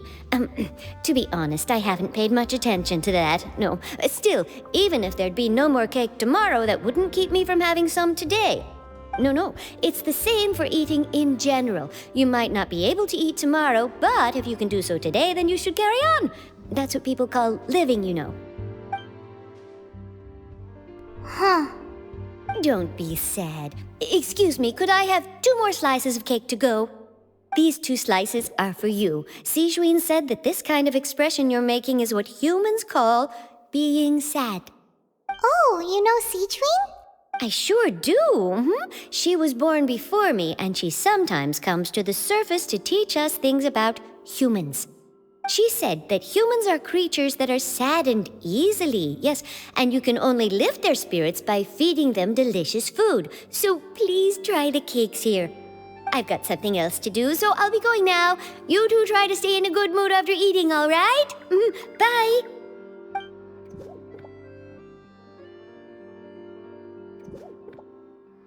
And there she goes. All right, let's dig in. Paimon's sure this cake will be delicious. It's more delicious than last time, and the flavor gets even better with a sip of tea. It sure would be nice if we could come again tomorrow. Sure would be nice if we could always eat delicious food here.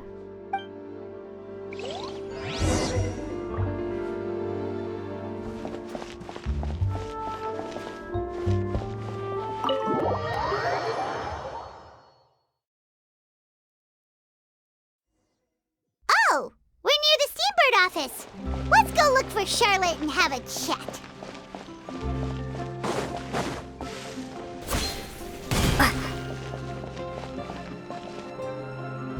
Wow! If it isn't the Traveler and Paimon! Oh, have you seen the article I wrote about you? Ha! You've got some nerve! You just used us to make some quick mora! Oh, you needn't worry about that. I heard that you were in Poisson some time back, so I sent you a letter to discuss just that. It appears you didn't receive it, though. It's all right, though. I've set aside the amount intended for you. I've even set the table with some food. Really? Oh, you're the best! You're almost a little too easy to win over, Paimon. If I were a journalist with ulterior motives, you'd be in trouble now, you know. Oh, Paimon knows you're not like that. Still, what brings you here all of a sudden? Were you looking for me? When Mona mentioned you, we thought of coming to see you at work. I see. It seems you've already bumped into Mona here in Fontaine. So she mentioned me? What did she say? She said that you're a real daredevil of a journalist. Nice. In which case, can this daredevil journalist dare to request an exclusive interview with the legendary Traveler and Paimon? Huh? So your article in the paper today doesn't count? Oh, of course it doesn't. That was more like live photography. What I'd like to do is dive deeper and ask you to talk about the things you've seen and experienced. Yeah, are we even qualified enough? Why not? If I say you're worth an interview, then you're worth it. But not right now, of course. I'll need a few days to prepare. Oh, in that case, we'll just chat when you have the time then? Oh, so that's a yes? Ooh, splendid!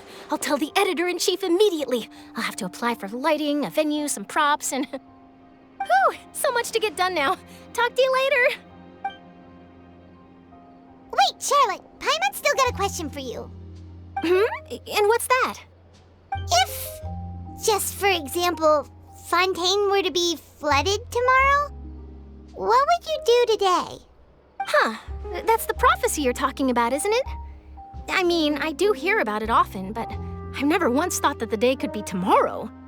If you're seriously asking, then I might try and think of a way to leave Fontaine. Oh, but I'm still a journalist first and foremost. That means I have a duty to be reporting from the scene. And secondly, I wouldn't forsake my homeland that easily. From what I've seen, most people don't know what they'd do should the worst come to pass. In truth, it might be better just to behave like normal rather than worry over such an end. So in all likelihood, I'd probably still be prepping at the office for that interview of ours. I know what you're thinking. That sounds a bit sad, but I've always believed that it's best to do what you enjoy. Just think about it.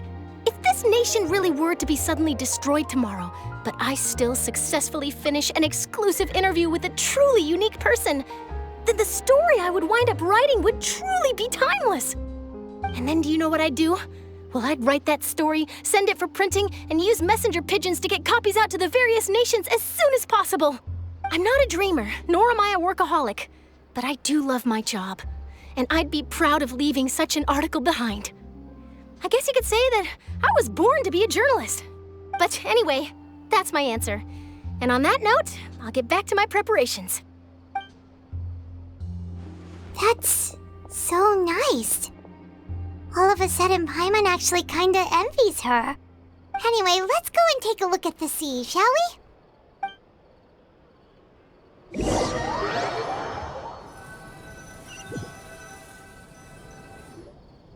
The sea breeze and scenery can be a pretty soothing combo, huh? Paimon's been thinking.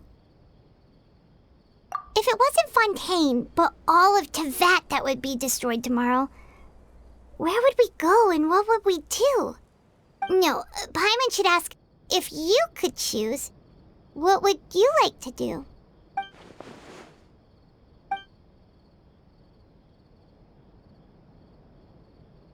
We've always been moving to the next destination, so we haven't spent much time thinking about these kinds of things.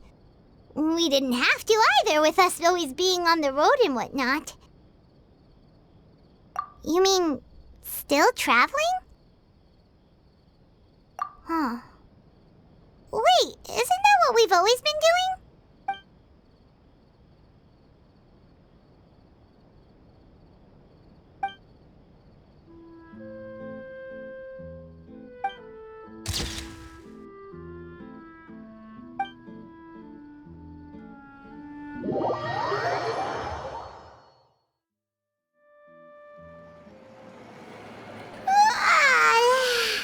Feels like you'll grow mold if you stay here long enough. But it's still better than the Fortress of Mirapede, that's for sure. It's not only damp there, but salty too. Ah, so the two of you are still here. Wonderful. Oh, you're from the Palais Mermonia, aren't you? Yes, I'm Isadora. Monsieur Nervillat sent me to look for you two before. I heard that afterward you went to the Fortress of Mirapede. Not at all. I'm well aware that you're friends of his. Actually, I'm here to pass along a message from him. Yes, inside the Opera House. The Maréchaussée Phantom has declared the incident a small-scale riot. A riot? Well, that said, I don't personally think it was that serious. Lady Farina was watching a performance at the Opera House, and while she was resting during an intermission, some other audience members suddenly started harassing her, loudly accusing her of doing nothing about the prophecy crisis. And before she could respond, others started to join in. The crowd continued to grow, and protests against the Hydro Archon started to break out. So people have started to put the blame on Farina. Guess they finally found an outlet for the pressure they've been under due to the prophecy. I agree. People will naturally rely on gods, as is customary. But the moment people feel threatened, gods are also the first to be blamed. So what happened after that? Is Farina okay? Seeing that the situation was spiraling out of control and that further argument was pointless, she claimed that she'd gotten tired of this and left in a hurry. The Maréchaussée Phantom had their hands full maintaining order and did not catch where Lady Farina had gone. Only when things had stabilized did we realize that she had gone missing. So, you mean she's still missing? That's right. The Maréchaussée has dispatched many people to search for her, but we don't have any leads yet. That said, I don't think there's much to worry about. She is a god after all. Even if she were to fall into the hands of rioters, what could ordinary people do to her? Good. Monsieur Nervillat sent me to tell you about the situation, but he didn't say anything else. Don't worry, this is more than enough to go on. Thanks for keeping us informed. Ah, is that so? Well, all right then. In that case, you two take care. I'll be heading back to the Palais now.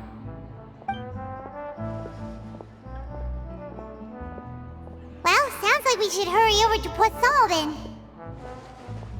If we know Farina, she won't try to fix things in this situation. Instead, she'll look for a place to wait out the heat. And, as we also know, she may be loud and dramatic, but she doesn't have a heart of stone. When Nervalet was talking to her in the Palais Mermonia, and she heard about Poisson, she couldn't hide her sadness and remorse. It would be hard for her to ignore being accused by the public today. Paimon thinks Farina's probably taken the opportunity to slip away to Poisson and try to relieve the sense of guilt that she's feeling. Huh. Well, what do you think? Paimon knows the answer, of course, but Paimon can do the analysis to back it up, too. Cool, huh? In that case, there's not a moment to lose. Poisson, here we come!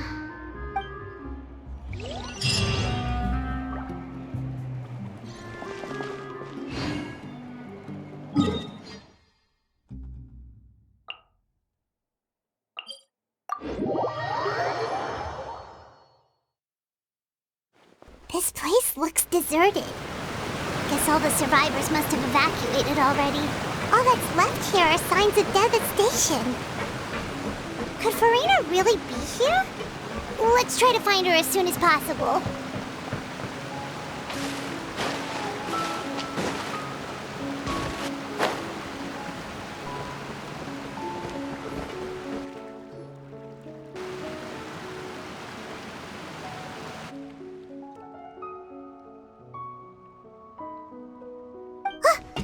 Farina, right over there!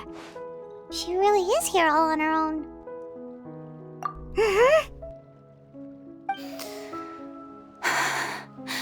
Should I just give up? This is all meaningless. What was meant to happen did happen after all. Everyone's dead.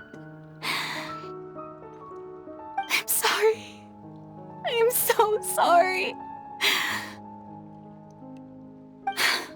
Give up, Farina. There's no point in holding out. I'm sorry. But what can I even do other than to repeat meaningless apologies over and over? Who's that?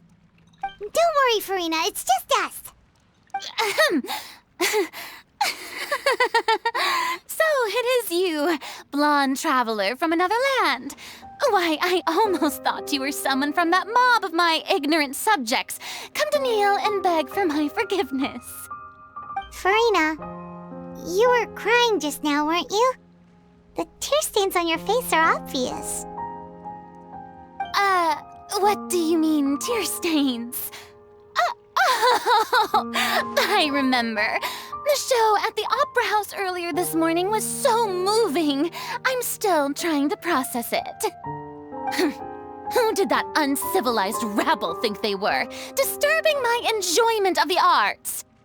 They even dare to tout their Archon. I must teach them a lesson. I can just imagine their twisted and frustrated faces once they realize that I'm nowhere to be found. Oh, and I'm sure Nouvellette and those people from the Maréchaussée Phantom are freaking out right next to them, too.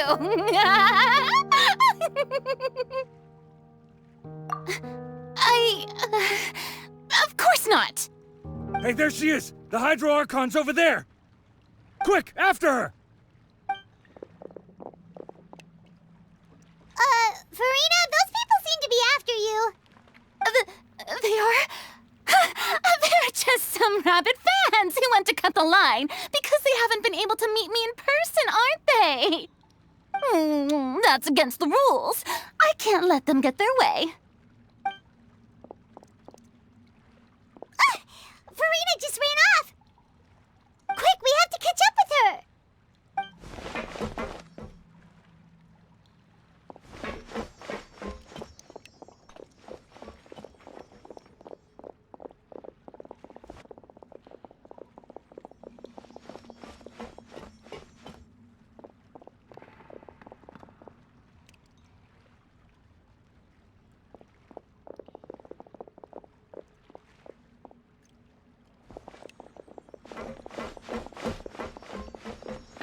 should be the place, right? Hey, Farina! There's a good hiding spot over here. Quick, come to Paimon before the rest of them catch up to you. What is this place? Hurry, they're almost here! Fine. I suppose haste is warranted. Lead the way.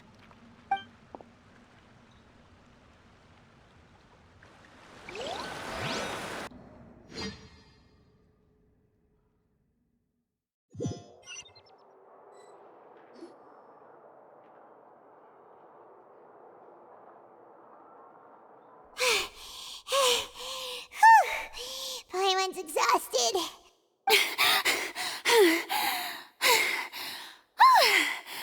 I'm so tired. I totally thought they had caught me. No, I merely gave in to the sheer enthusiasm they displayed.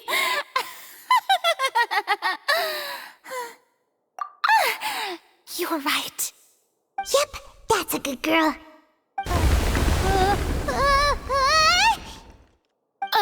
What's happening? The ground's shaking. Is it an earthquake? Yeah, a quake of this kind preceded the flooding in Poisson, didn't it? It can't be. It's happening again. Well, there's no need to worry too much about that. Neverlette's made some emergency plans, so the evacuation should go a lot smoother this time. Yeah, I hope you're right. But the people of Poisson, they've already...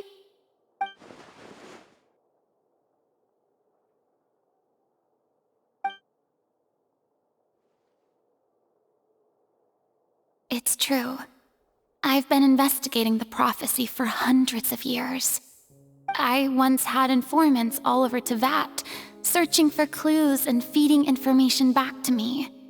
I've tried all kinds of ways, too, to hold back the sea. Anything to keep the coastline from advancing. But all my efforts proved to be futile in the end. Really, the truth has been clear to me for a very long time. We cannot make an enemy of the divine. No matter what we do, the will of the heavenly principles will have its way, and the prophecy shall be fulfilled. Give up. I do love the sound of that phrase. It would mean finally coming to terms with fate, but also for me to finally be free. Indeed, I've thought about giving up so many times, especially after we almost lost Poisson. Fate is really unreasonable, isn't it? It has no heart and obeys no rules. The prophecy has only just started to come true, and so many people have already lost their lives. But just now, it all became clear to me. I still don't have the right to come to terms with fate on behalf of everyone else. As long as the final moment hasn't come, it's still not too late. Don't worry. I will keep hope alive for everyone until the very end. Well, that's enough for now. I got the impulse to play the stricken maiden, but honestly, considering my rank and station, that wasn't a good fit at all. Don't take any of what I just said seriously. How could I possibly let Fontaine fall to the whims of trivial prophecy? Come on! Paimon could have sworn you were actually being honest just now.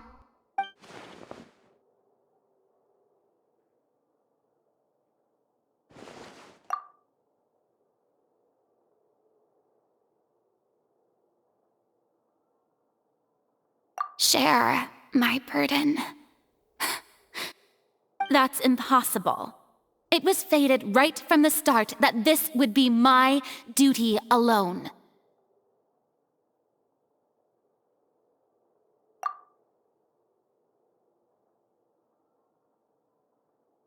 A witness. Yes, I've heard that you came to Tevat from beyond the stars, yes. In other words, you never belonged here. And if Tevat is, in its entirety, a show on a stage, then you're just a spectator, aren't you? If that's the case...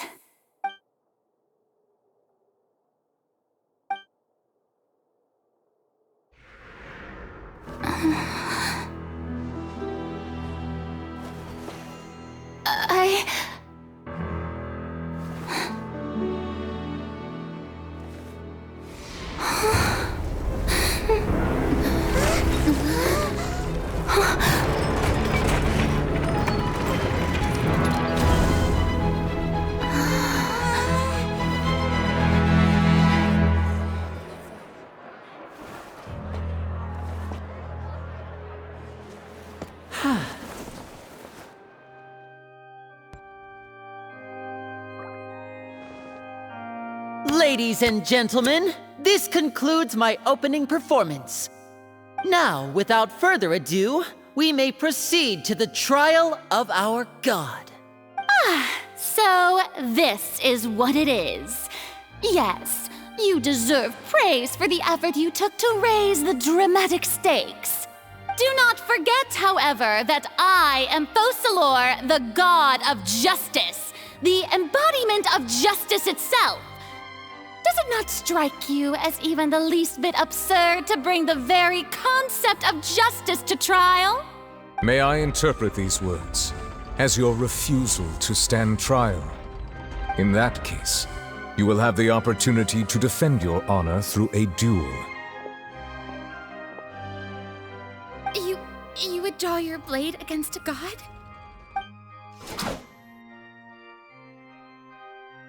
I see. It seems like you have made up your mind.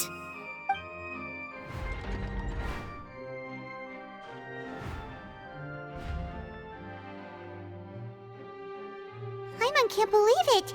She just surrendered.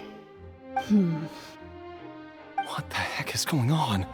Did I just see an Archon surrender to a human? Wow, how utterly humiliating. Lady Farina, what is the meaning of this? It would seem that there has been a misunderstanding. To be clear, the raising of both hands is not always an indication of surrender. Looking for excuses again, huh? I raised my hands just now to indicate my acceptance of the trial. No duel shall be necessary. I will admit that I've been running away for a long time. I'm sorry, everyone. I was unable to protect the people of Poisson. It is my duty to stand trial for my crimes. You are not the only ones to be disappointed in me. I, too, am exceedingly disappointed in myself. But now, it is time for the Hydro Archon to show you her courage and resolve. I, Farina, will use this trial to show the world the true meaning of justice! This time, I will protect you. Applaud and rejoice!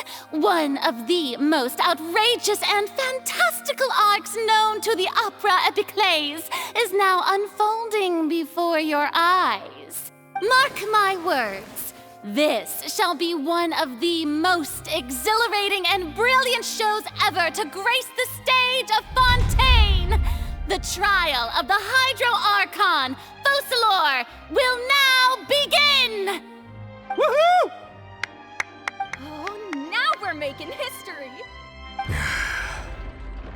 Why does it feel like Farina just took over the whole thing? Like, come on! Didn't she just get forced to stand trial for her crimes? Also, even though she's still acting super dramatic, she is taking this seriously this time, right? All right, then.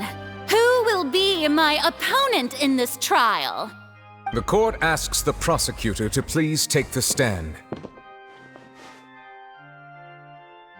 Is that so? Very well. Then please speak, witness of Tevat, my accuser and fated opponent.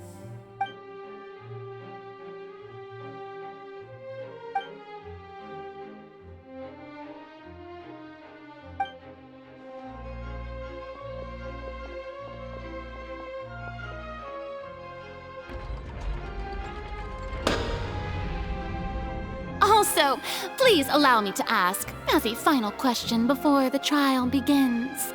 Just how much work did you do to force me onto this stage? Well, we did do a lot of prep after the meeting that day. I can go over the tasks assigned to the Spina di Rosula, since they were rather straightforward and easy. Navia, the president of the Spina di Rosula. Most of the people who participated in the disturbance this morning were my subordinates. They changed into plain clothes and came to the Opera House as regular audience members, waiting for the perfect opportunity to incite insurrection against you. The people's resentment against their Archon has been building as more and more of the prophecy is fulfilled. A spark was all we needed to turn smoldering anger into a flame. Moreover, according to our understanding and analysis of you, when something like that occurred, you would likely flee the scene and head to Poisson by yourself. So, we arranged for a second group to lie in wait there. So, you mean, the ones who scoured the settlement for me were also from the Spina? And their goal was to force you to step into the giant magic box so you may personally participate in the greatest magic performance in all of Fontanian history. That's right. That house was a magic box, rather than someone's residence. As the super ultimate version of the setup that I used when I first performed at the Opera Epiclese, the volume of the box was increased by a whole order of magnitude, and the distance it traversed was the entire gap between Poisson and Aranias. Its cargo, of course, was an Archon instead of a human. My thanks, Farina. Without your help, we could never have pulled off such an extraordinary performance. You're welcome? Of course, this performance was only made possible with Father's support.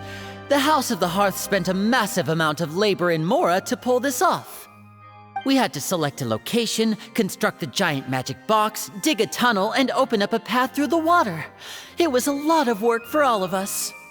So, in other words, the earthquake that we felt within the giant magic box was just a normal tremor from the transportation of the whole house? That's right. It wasn't a sign of another disaster to come.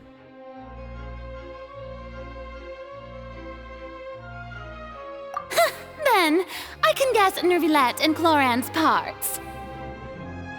You gathered a crowd, prepared a stage, and made sure that the champion duelist would be immediately ready for a fight. Also that as soon as I appeared on the stage, the trial may commence without a hitch. Am I right? Yes, that is correct. Well, Clorand, I must commend you for your courage. Only the most outstanding champion duelist in all of Fontaine would accept a duel with an Archon without flinching. Thank you. As for you, Traveler, I suppose your role was to keep me distracted with conversation once you found me in Poisson. You'd make sure that I didn't notice anything amiss before revealing yourself as my prosecutor once we'd arrived onto the stage. Oh?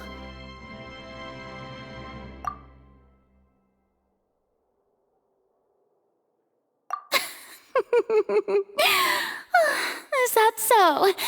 Then I suppose I must have missed my final chance. It's fine. It matters not. What's done is done. The stage is already set, so there's no reason to disappoint the audience. Let's see this trial through to the very end.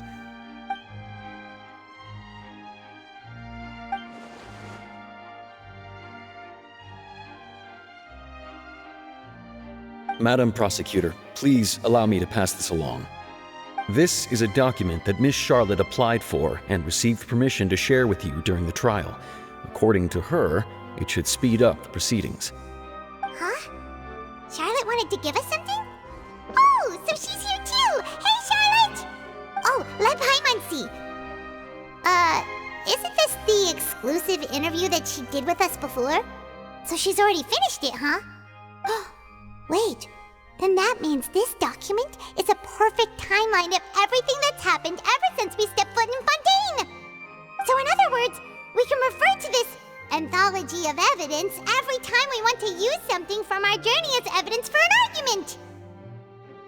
let's quickly confirm the information in it. Just think of it as a refresher, alright? You defeated the Hydro Archon in the very first duel you took part in at the Opera House. That's one for the history books, all right. I didn't think that you'd wind up getting to the bottom of the case I'd been following all this time. I guess you could also see this as a happy coincidence. This is the first time Monsieur Nervillette had a difference of opinion with the Oratrice. Even the Hydro Archon can't figure it out. A Fatui Harbinger. She's an extraordinary person. Her instinct must mean something. The fortress of Meripede was almost destroyed in a single day. That I didn't witness that scene personally will always be a source of professional regret, I think. According to Monsieur Nervillette, both Child and that whale should have been in the primordial sea at that time. I nearly lost my awesome friend Navia. To be honest, that still gives me shivers. The words of someone as extraordinary as a witch can probably only be truly understood when something surreal happens to you.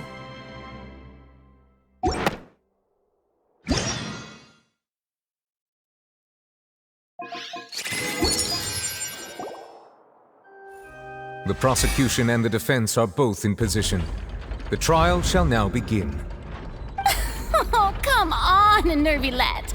There's no need to repeat all the unimportant legalese. Just fast forward to the part where the prosecution lays out my offenses. As the defendant and the lead actress of this performance, I still haven't even been informed of my supposed guilt in all of this. Of course, it is only natural for humans to struggle to understand the actions of a god. However, you will need more than that to convict me of a crime. That's true, but my charge here is unrelated to your conduct as an Archon. Instead, I would like to charge you as a fraud who's never been the Archon in the first place. Wait, what was that? Lady Farina's a fraud? Hey, I came here thinking that we were going to try the Hydro Archon for forsaking our duty, but did I hear that right? She's not our Archon at all? Charge accepted.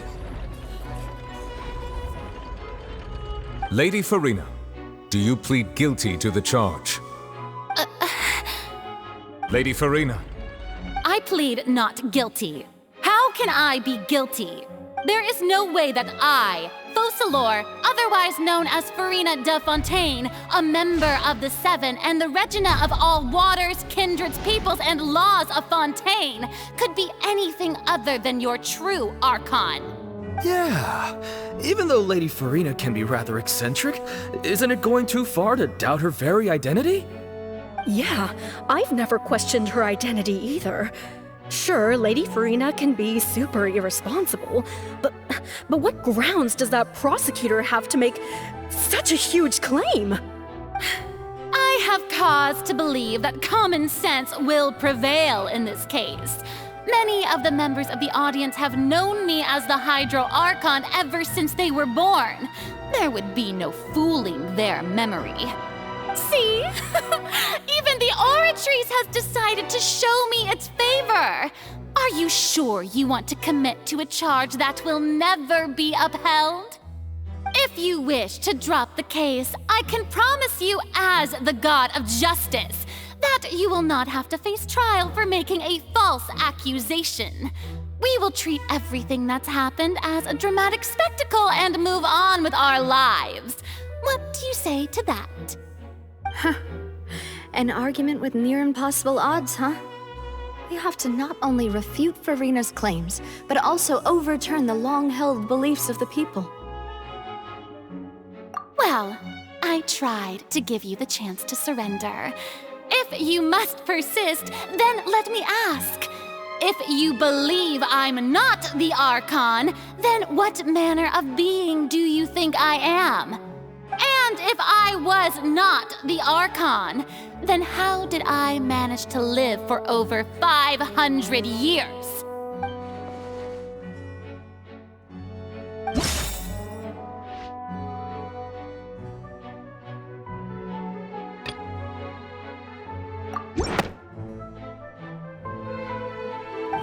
of all, you may be a member of another long-lived race, which would allow you to naturally possess an extended lifespan. And second of all, even if that wasn't the case, there could be other ways to extend your life. Who gave you that idea? Was it the knave? You'd sink so low as to use a harbinger's words against me. A curse? I once thought it possible that the aura of an Archon might naturally resemble a type of curse. But in light of this claim, perhaps what I sensed was not your divinity, but a curse after all. You sensed it too, huh, Neverlet? Lady Farina is actually a human? Well, it is true that it's extremely difficult to tell humans and gods apart just by looking at them. It's not impossible.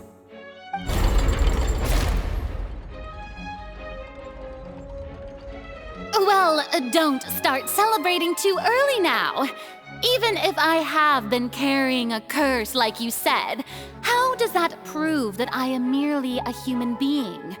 Besides, everyone knows that the main difference between a human and a god is the possession of authority.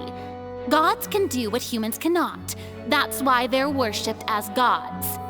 For centuries, manifestations of my authority have served the nation of Fontaine. One need only to turn their eyes towards the Oratrice Mécanique d'Analyse Cardinal in this very opera house, or consider the indemnitium that is used in every aspect of life.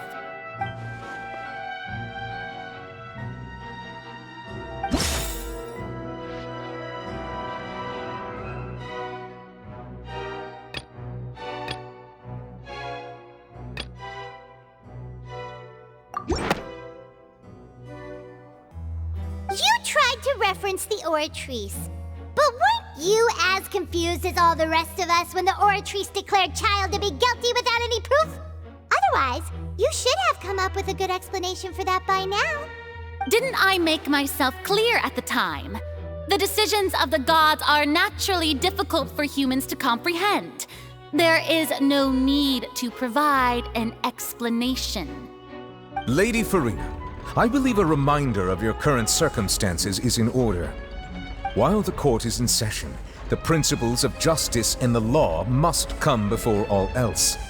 While you are an Archon, you are also first and foremost the defendant in this trial. You will prove yourself unable to defend against the prosecution's charges if you continue to withhold vital information against the rules of the court. I never thought you'd use that kind of rhetoric against me. That was no trick of rhetoric, Lady Farina. I've merely reiterated the rules of the court.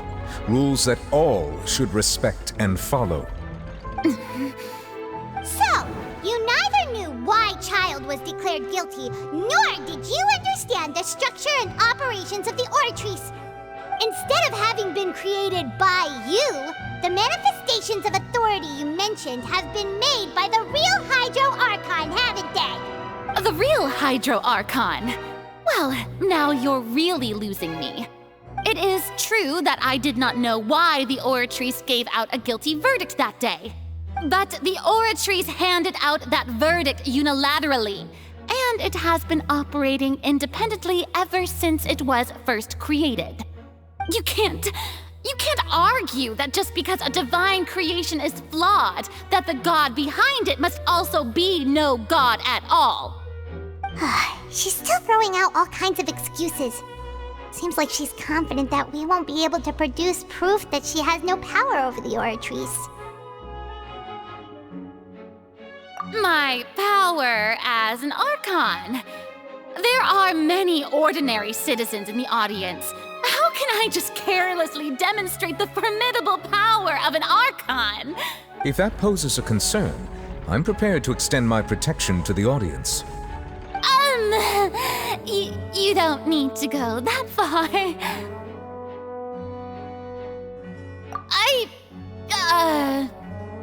Aren't you the Hydro Archon? Or is it that you can't even wield the power of Hydro, much less the authority of a god? Indemnitium! Yes! It's all because of Indemnitium! All Archons derive their power from the faith of the people, and I've converted the people's faith in justice into indemnitium.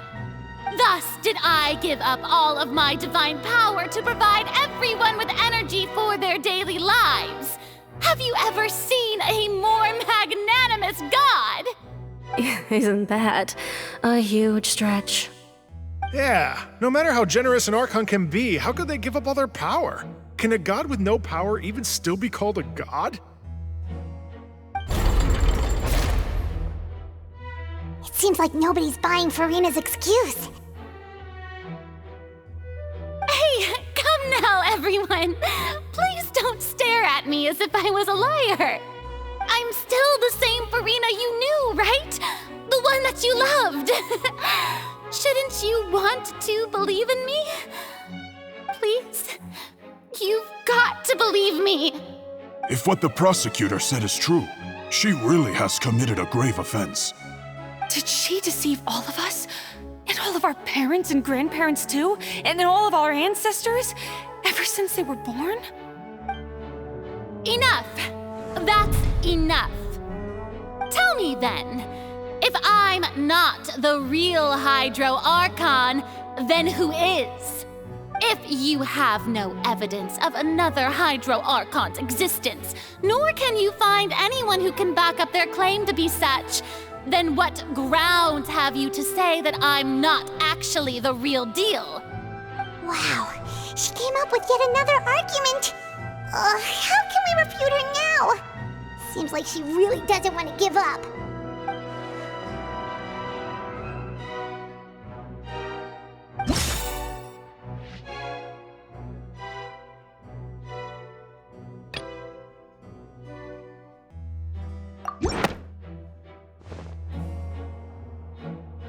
It has been established that all Fontanians can dissolve in water from the primordial sea. And that means... Since you insist on claiming to be a god and not a human, then there's a method that you can use right here and now to eliminate all suspicions of you being the latter. Miss Navia, please apply to serve as a temporary attorney for the prosecution before addressing the court. Though you act in partnership with the prosecutor, you must still adhere to proper procedure.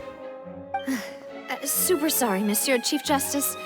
I swear this really will be the last time that I'll speak out of turn. Now, I've brought some seawater from Poisson. As everyone knows, a massive flood struck the area not long ago, taking many lives, including those of some of my closest friends. So, Miss Furina, would you dare to touch some of this seawater? If we are to believe that you are indeed the real Hydro Archon, touching this seawater would have no effect on you. All it should do is strengthen your case. But if you don't dare to touch it, then we would have basically proved the reverse. Oh, and I must remind you that after the disaster at Poisson, nobody wants to see any more people dissolve.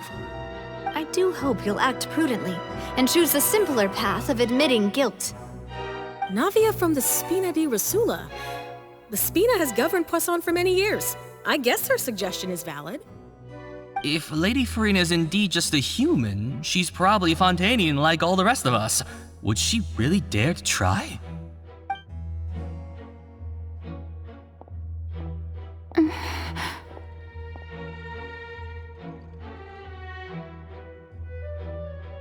Lady Furina, this test has been unilaterally proposed by the prosecution. As it falls outside the realm of standard court proceedings, you possess the right to decline participation. Well, of course he had to tell her that. But refusing to participate is basically the same as a confession of guilt. She's just staring at the water without saying a single word. It really does seem like she's quite terrified of it. That could only mean... What's going on? Is she really planning to... that's not what we thought she would... Due to the inherent risk of the test, Lady Furina, you may... Hey!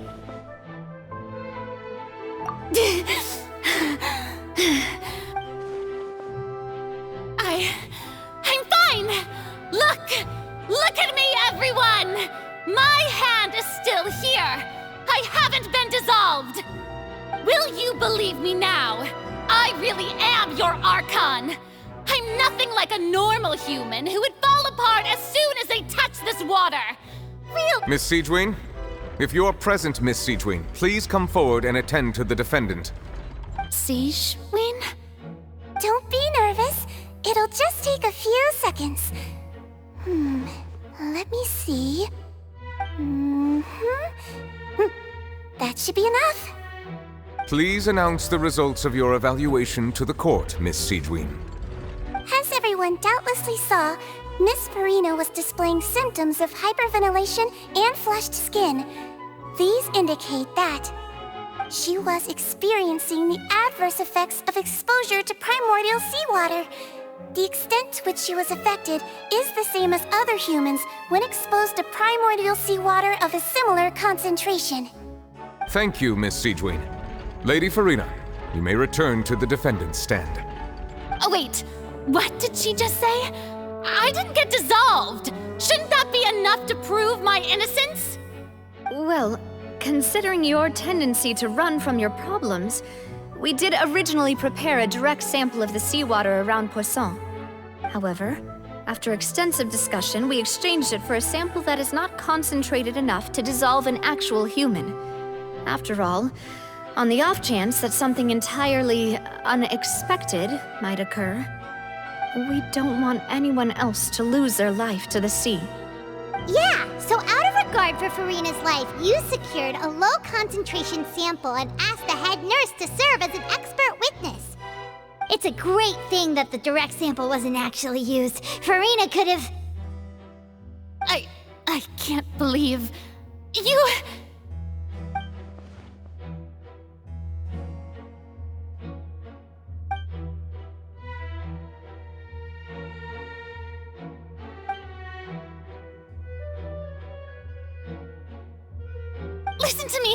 Listen to me, everyone! Please don't give me such cold and disdainful looks! What happened just now didn't prove a single thing!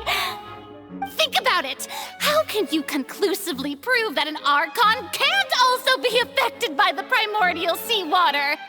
Also, if I was really just a human, why would I dare to just put my hand in that kind of water?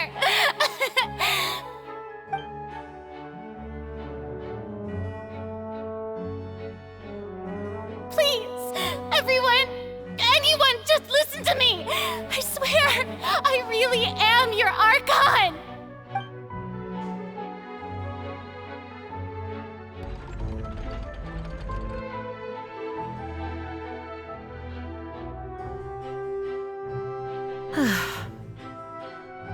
I don't think anything she says at this point will sway anyone. The odds are just too stacked against her now.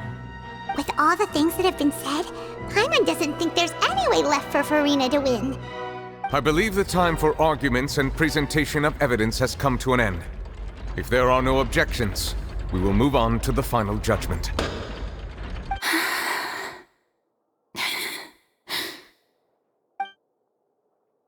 I don't think anything she says at this point will sway anyone. She's too stacked against her now.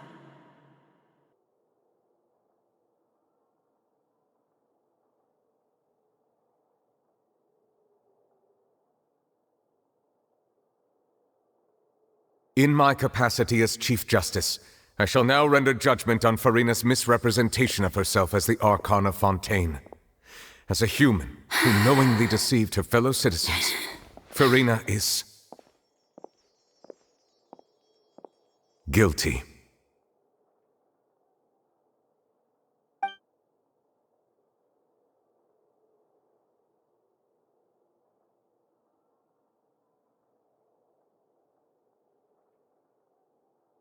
We shall now turn to the Oratrice Mécanique d'Analyse Cardinale to render the final verdict on the charges.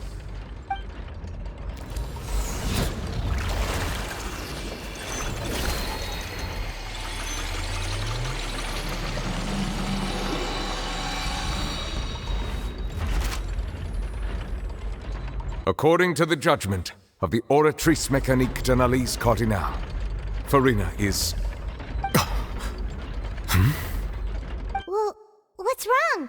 What's the Oratrice's verdict? No, the Oratrice also displays a guilty verdict.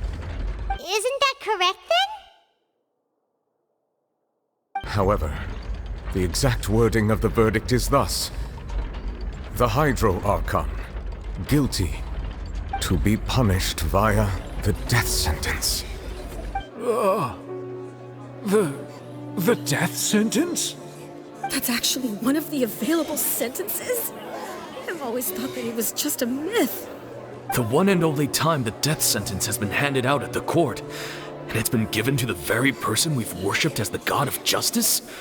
What an unexpected twist. Furina's been sentenced to death by the Oratrice?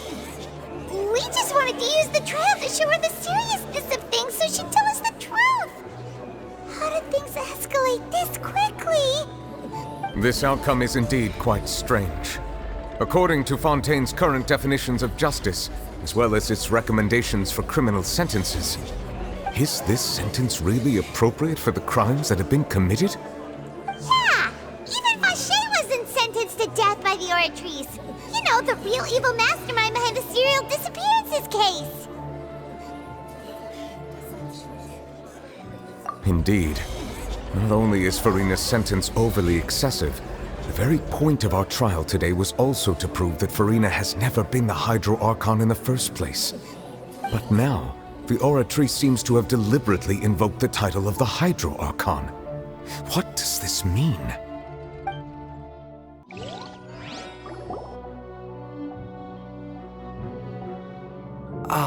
Excuse me, if I may interrupt. Is the trial still going? Fremine! You finally made it. I assume this means you've completed your mission?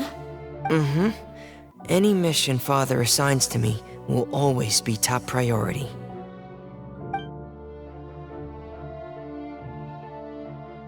Is that the first prophecy slate? Huh. So the knave privately arranged for Fremine to try and find the missing slate. I looked everywhere and finally found it at the bottom of the sea.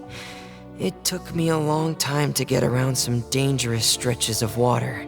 But has the trial already concluded? Then doesn't that mean I've come too late? Oh no. Father will be disappointed in me. Thank you for your hard work, Mr. Fremine. Please allow me to review the record left on the slate. Traveler, I believe that you have already seen the other existing slates, and would like you to come here and confirm their contents. Huh? So what do you see? What is it?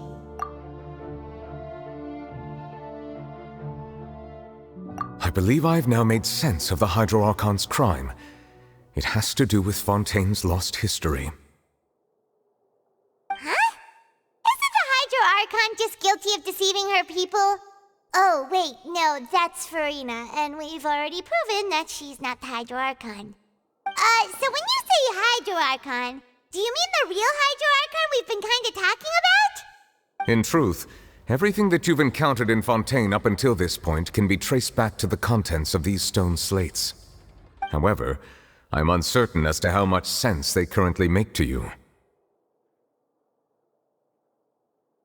Okay, let's try to recall the contents of the other 3 stone slates. Paimon will do her best to help you remember.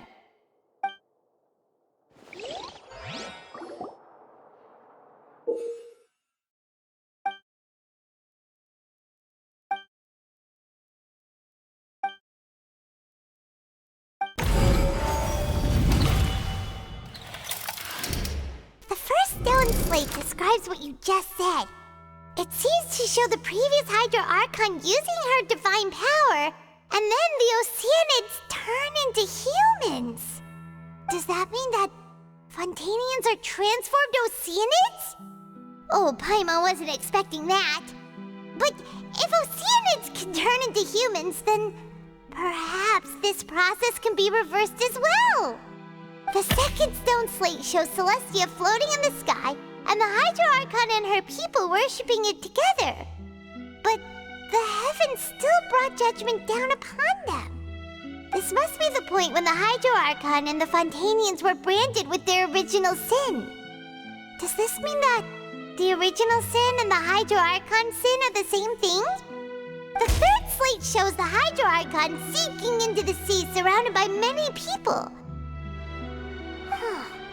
That reminds Paimon, didn't we also watch that happen to someone else? Well, the fourth slate is the prophecy the Fontanians have been talking about. People dissolving into the sea, the Hydro Archon crying on her throne, and so on. We didn't believe that such a crazy disaster could happen at first, did we? But after that incident, it was just a question of when and not if.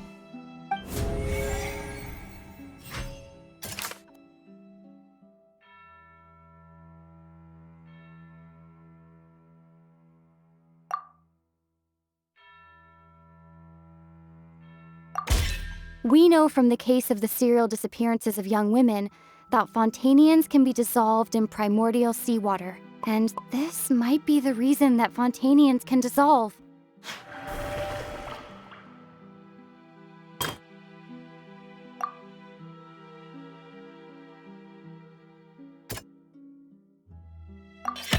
Perhaps what is about to take place has all happened before. The true sin of the Hydro Archon that Nervilette mentioned, and the original sin cast down on the people of Fontaine by Celestia as recorded on the stone slates.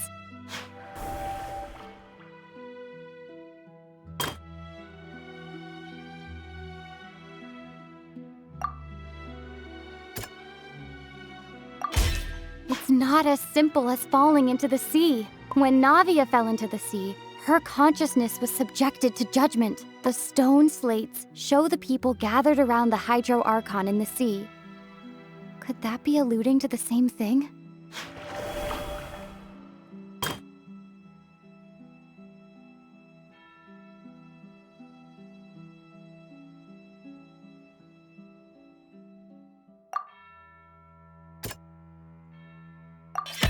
The prophecy from the stone slates found its way into society, but not many people believed it at first. The fortress of Meropide was nearly flooded with primordial seawater, which we know can cause Fontanians to dissolve. It seems increasingly likely that the prophecy may come true. If we hadn't dealt with it in time, things could have gone very badly. They'll dissolve into the primordial sea but won't cease to exist. Their essence will flow in the seawater, converge, and take the form of an oceanid. The Hydro Archon was sentenced to death in court, shocking everyone present.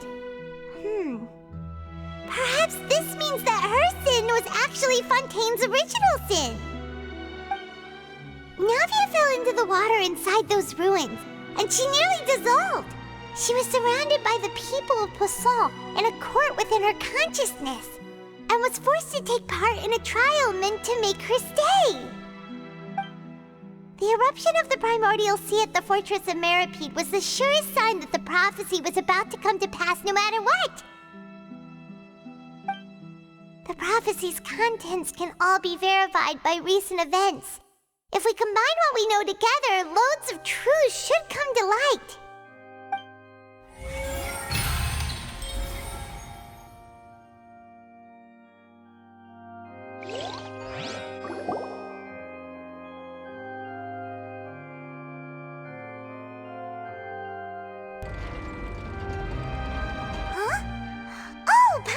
It now, so that's how you can make sense of it.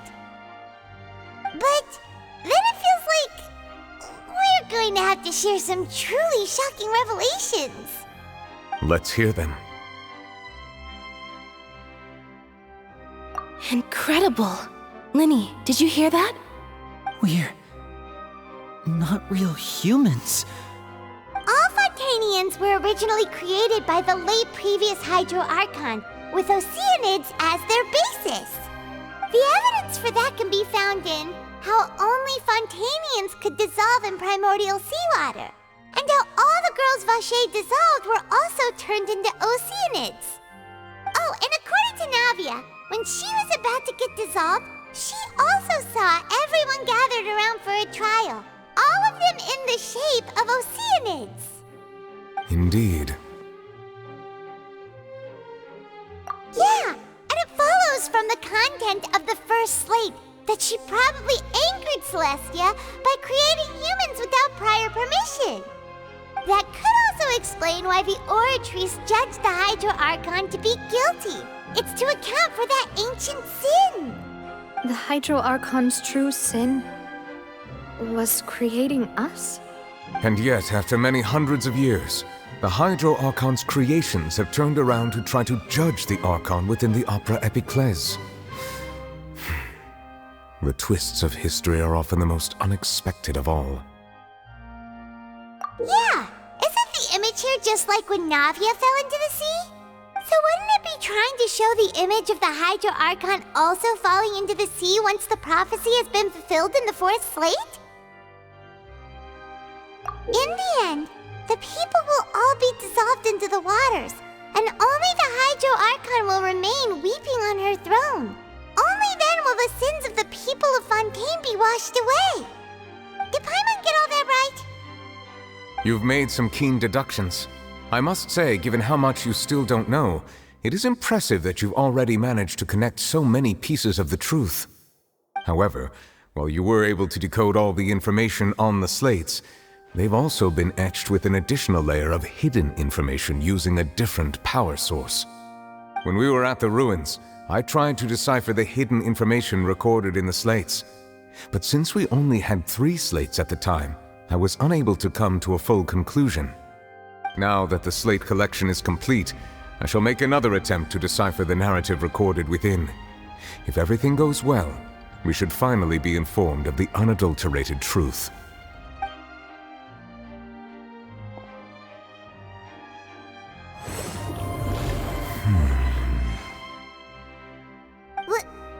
Well? Did you get it? I believe I should share this truth not only with you, but with all the people of Fontaine as well. I will try to briefly summarize it for you. Your hypotheses regarding the origin of Fontainians and the sin of the Hydro Archon were both correct. In the Fontaine of old, the previous Hydro Archon sensed the yearning of her Oceanid familiars for life on land. The Oceanids were enamored with the beauty and romanticism of human beings, and wishing to have those experiences for themselves, expressed to the Hydro Archon their desire to become of a similar kind. However, even though water as an element is intricately linked with the power of life, the Hydro Archon, as one of the 7, did not possess the authority to create a new form of human life. Not one to give in, she eventually found a way to create permanent humanoid bodies for her familiars by appropriating the power of this planet's primordial sea. She poured primordial seawater into the Oceanid's blood vessels, creating humanoid mimics in the process. But if Fontainians were to ever come into direct contact with water from the primordial sea, the power within their bodies would escape these artificial restraints and return to the sea. As a result, their forms would collapse, and they would be reverted to their original forms as Oceanids. Of course, the Hydro Archon never received permission from the heavenly principles to create a new human race. And thus, the Hydro Archon and all of her creations came to shoulder the original sin of appropriating the power of the primordial sea. That is the true history of how the people of Fontaine first came into being. So we were all Oceanids before we turned into human beings? That's way too much information for me. I think I'm just going to pretend that I never heard a single thing. Wait, but if that's the truth, we can't let the Hydro Archon be sentenced to death. After all, her only sin was creating us. This really might be too much information for your regular Fontainian, but it does answer a lot of our questions. Alas, your hypothesis regarding the 3rd and 4th stone slates was inaccurate. The slates' respective positions are, in fact, correct. A key point of the visual on the 3rd slate is how all the individuals depicted in the water are humans rather than Oceanids. They have not been dissolved, which implies that the water depicted in this slate is not water from the primordial sea. The nation of Fontaine is the nation of Hydro, as well as the nation of Trials and Justice. Instead of being the literal element, the water in the scene symbolizes judgment and justice. You may also recall Navia's experience. When she fell into the sea, her consciousness was surrounded by that of many others who intended to hold a trial to determine her fate. Therefore, the meaning of the third slate is that the people of Fontaine shall try the Hydro Archon at the court of justice. Yes, it refers to our present situation. I think I'm following now. So, what you're saying is, even though we decided to put on this trial to avoid fulfilling the prophecy, in truth, everything we've done has happened exactly as the prophecy foretold. So now, it seems, we're the ones making sure it comes true. What should we do? Huh. No matter what, the prophecy will be fulfilled. Is this what it feels like to be a prisoner of fate? If that's the case, does that mean the scene in the fourth slate will also be fulfilled soon? Traveler, I would like to point out another small fallacy in your deductions. About the fourth slate, you probably thought that the eruption of primordial seawater beneath the fortress of Meripede served as the surest sign that the prophecy was about to come to pass, yes? However, I believe that rather than being a sure sign, that eruption could in fact only be a small warning of something far worse to come. As for the root cause of the catastrophe, I believe you've already encountered it once before.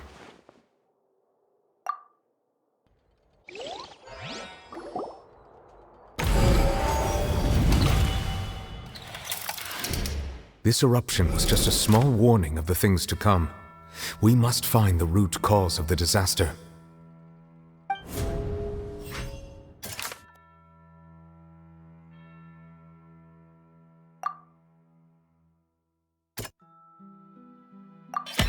It was both dream and reality. If we're talking about a true culprit, that could only be that thing inside the primordial sea, right? The truth, the original sin, the trial, and the root cause of the disaster.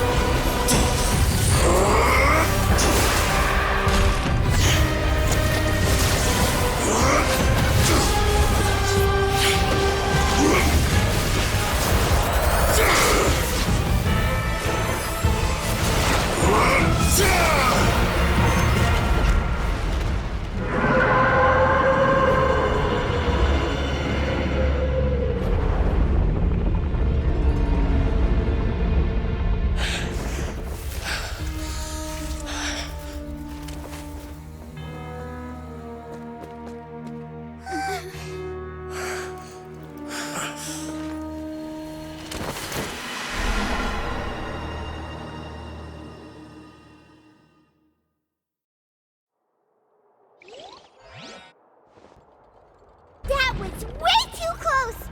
How did that thing just burst into the Opera House? Wait, was that the huge whale you saw in your dream? So we've met it at last. I understand very well why it has chosen to make an appearance here. That whale does not belong to Tevat. It is a monster that has traversed the stars, weeping all the while. It has been greedily consuming the energy from the planet's primordial sea, using it to grow. That is the main cause for the rising sea levels. And once it has finished consuming all of the energy contained within the sea, its next step will be... You said that when the Hydro Archon first created Fontanians out of Oceanids, she filled their blood vessels with primordial seawater. Precisely. That whale finds the blood of Fontanians nigh impossible to resist. Therefore, when it left the primordial sea, it decided to make its next stop a packed opera house full of food. Food in the form of Fontanians. We just barely managed to push it back, right? In that case, won't it come back to target the people again once it's managed to recover its strength? That is correct. Indeed, it is more accurate to say that we should thank that Harbinger for buying us some time. Without him, the whale would have likely come onto land far sooner. From the way he looked, he must have been fighting the creature for quite a long time. That battle maniac. We've always known that he had a special connection with that whale, but we definitely didn't expect it to help us out like this. Anyway, now that we know that this whale is the actual cause of the disaster recorded in the prophecy, all we need to do to stop the prophecy would be to find a way to beat it up, right? It is too late. It had already absorbed too much of the primordial sea's energy before we could notice it. At this point, it has become practically integrated with the sea itself. Even if the entirety of Tevat were to be destroyed, it could still survive and swim off towards some other world. That's not something I will accept. We've already done everything we can, and we even found the true culprit. We've come so far. You can't just tell me that the last hurdle is some impossible foe. That's just not fair. Indeed, that's not how a grand performance should end. I'll fight it to the end, no matter what.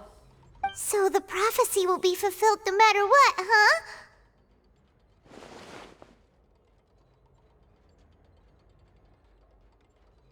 The prophecy. Yes, what has been prophesied will be fulfilled. You may view such things as the history of the future.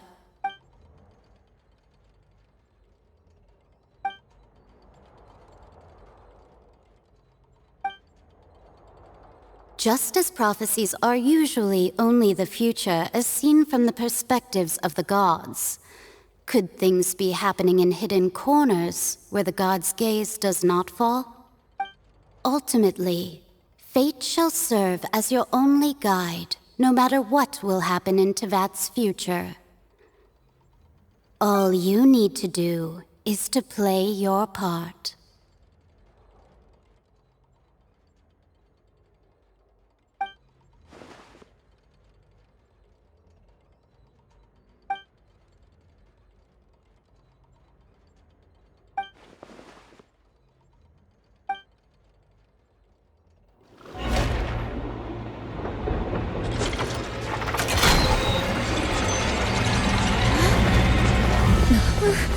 What's happening with the oratories?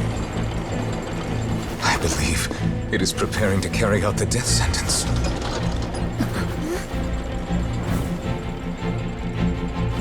Farina!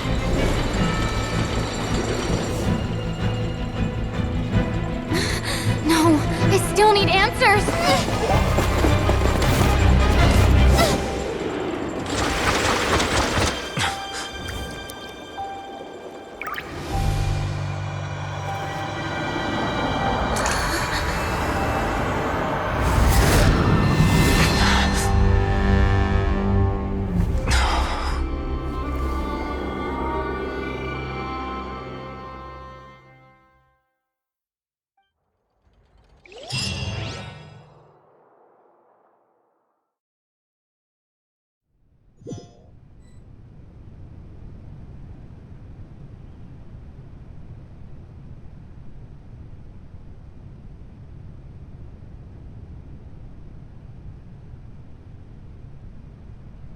You...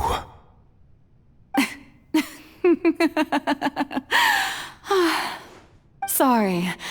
That shocked expression on your face is just too amusing. I couldn't help myself. You are not Farina. Who are you? Ah, the sweet sound of bewilderment. Marvelous. A sure sign that my attempt to deceive everyone was a resounding success.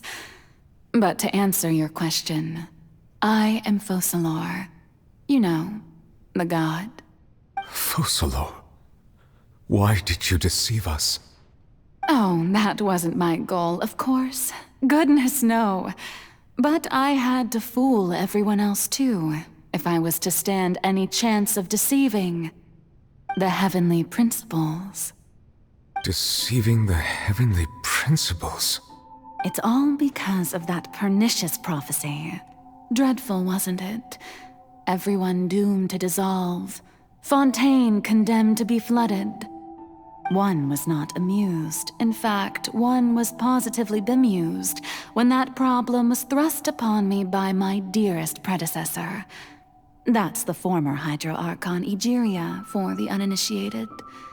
It hardly gets more disastrous than a preordained national catastrophe, now does it? She knew full well that the prophecy would surely come to pass. And as one of the seven, she also knew full well that one defies the heavenly principles at one's peril. So yes, as you have no doubt surmised, it was a rather impossible situation that I found myself in. I spent a terribly long time mulling it over, alone on the ocean floor. And I was almost growing barnacles by the time I finally realized there was only one possible solution to this confounding conundrum. I had to outwit the heavenly principles, allow the prophecy to be fulfilled, ostensibly at least, while saving everyone at the same time. I'm a genius, I know. I can only assume that's why Egeria chose me as her successor. Although, looking back now, it was hardly the inheritance one dreams of. Between the task of saving the nation, the quotidian duties of the Hydro Archon, and not to mention the original sin of creating a new race of humans, I dare say she left me quite a colossal mess to clean up. But one can only play the hand one is dealt. I did not choose this, any more than I chose to be one of her Oceanid familiars. So you were also once one of the Oceanids, transformed into a human by Egeria's hand? Yes, I was. I always dreamed of becoming human. And I still do, even now. In my eyes, to be human is to be part of the greatest opera ever known. After becoming a god, I separated my divinity from my body and spirit, leaving behind only a self that was as naive and bewildered as my past self on her first day as a human being. The me you see before you now is that divinity. And the human counterpart I left behind, I named Farina. She could feel joy, sorrow, and everything in between. She could be as vain and conceited, or as meek and vulnerable as she wished. Her strengths were of a kind only a human could possess, as were her shortcomings. But in my eyes, Farina's humanity was what made her perfect. She was perfectly human in every way. The person I always wanted to be. Anyway, so then I cursed her. All part of the plan, of course. The plan to deceive the heavenly principles. Do you still remember the final scene of the prophecy? The Hydra Archon alone, weeping on her throne. In order that the prophecy might appear fulfilled, I invited Farina to be an actress, to play the part of the Hydro Archon in the prophecy. Under the curse I placed on her, so long as I, Focalor's divinity, continued to exist, she could not die. But nor was she free to live her life in the pursuit of happiness.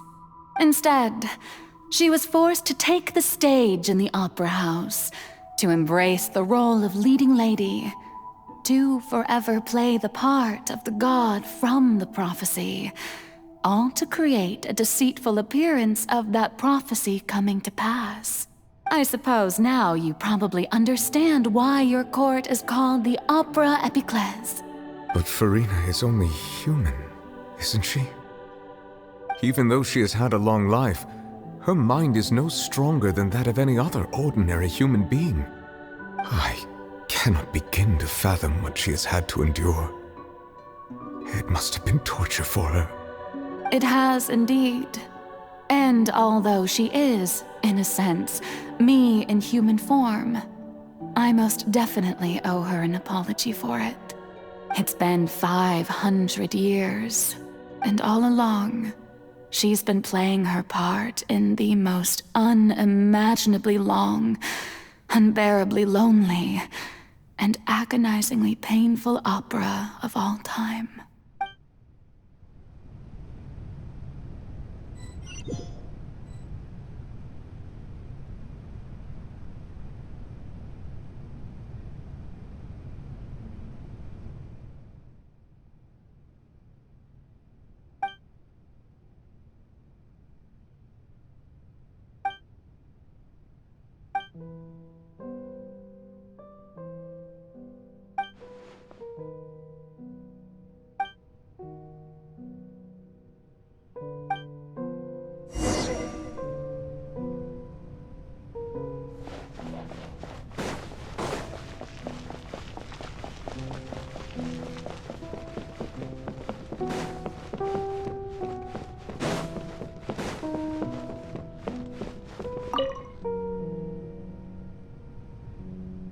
Oh, who permitted you to come onto the stage? Now, I understand your admiration for my august self, but I must ask you to keep to the rules. All right. It is not my intent to reprimand you. There is no need to state your name. Just be off with you. Do not distract me from my performance. Oh, do not jest. Can you not feel it? I am Focalor. The eyes of countless Fontanians are upon me. I must, at all times, display the utmost elegance and nobility.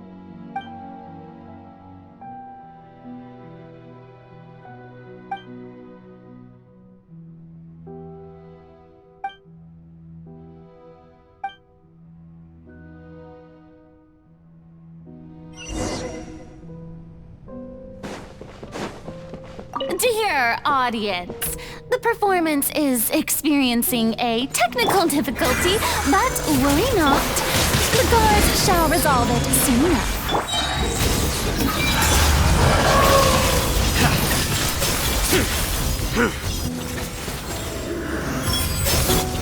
Hey, what gives? The audience is still watching me, you know. Guards? Wait, where are the guards? Guards!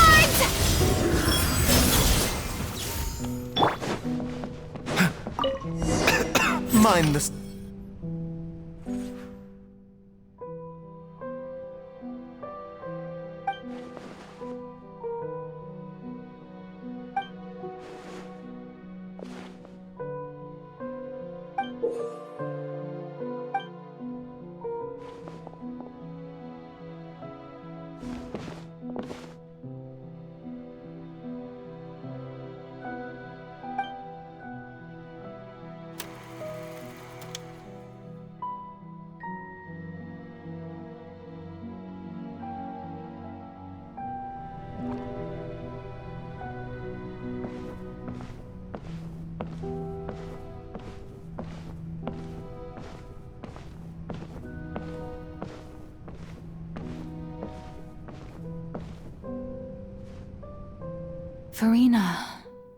Farina.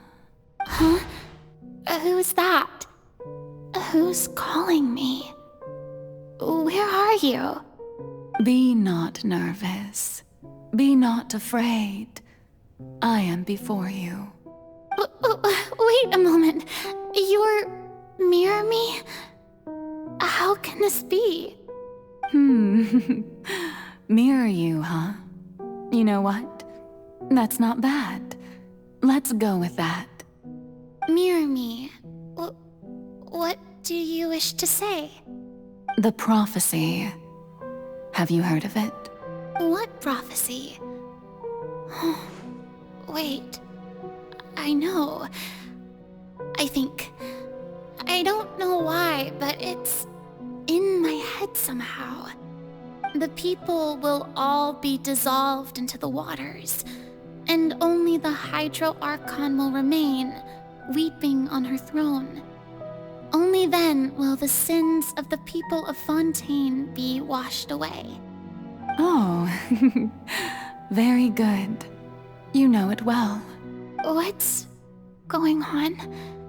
I can't seem to remember anything clearly. The only thing I know for sure is this prophecy. Will it really come to pass? Yes, it will. And that is why I've come to you. Disaster will come to Fontaine sooner or later. Things will develop just as the prophecy declared. There is no escaping it. But doesn't that mean everyone will die? I'm a Fontainian just like them. Will I dissolve too? Oh, don't worry. Magical meetings exist in this world precisely to give people a chance to turn things around. It is the reason why you met me today. I will tell you how to save everyone, but you may have to suffer somewhat. Oh, so there's still hope after all. Goodness, you frightened me. You spoke so much and with so much certainty. As for the suffering, well, I will admit that the first thing that came to mind was, why do I have to be the one to suffer? But if the prophecy will come true, I'll also die anyway, right? So if I've already met you as my magical meeting in this world, if there were scales, with all the people of Fontaine on one side and my pain on the other, is it not obvious where the scales should tilt? You truly are the perfect human, my ideal. I suppose this would also be the justice that belongs to you. Huh? Don't worry, it's nothing. Listen well. Fontaine has just lost its Hydro Archon. I need you to play a role, that of the new Archon. Play as a god? That's right. You must begin a never-ending masquerade. You must never let anyone suspect your identity. If you can keep it up, then I shall have my way of defying this prophecy. But should your identity be revealed, then all hope will be lost. But how will I do this? A human assuming the role of a god without being exposed. Don't worry. What you must do is not to turn yourself into a real god. You simply need to play the role of a god as humans imagine them to be. Being a human yourself, I'm sure you already know what such an entity would be like. Remember, your true challenge will not be pursuing divinity, but contending against humanity.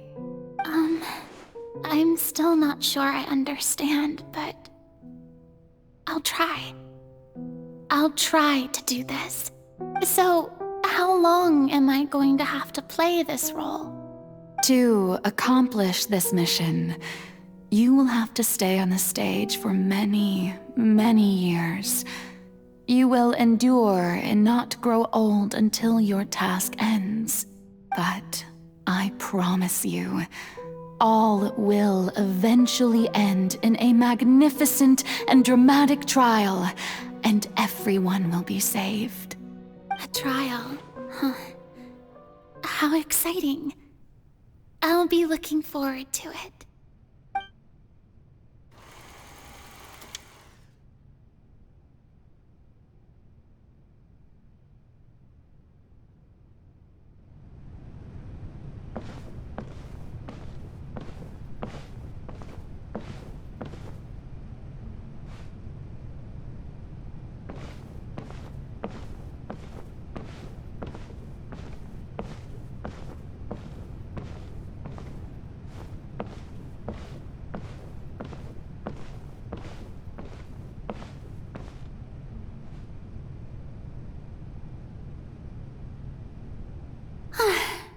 The Maison Cardinalise has announced my accession, but this is my first time facing the people.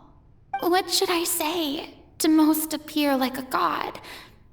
To be honest, I still don't know. Perhaps I should first try to act natural. Ladies and gentlemen, good evening, and welcome to the Opera Epiclese. I'm sure you've all heard about how I have taken on the role of Hydro Archon. Indeed, I am Verena de Fontaine, your new Archon.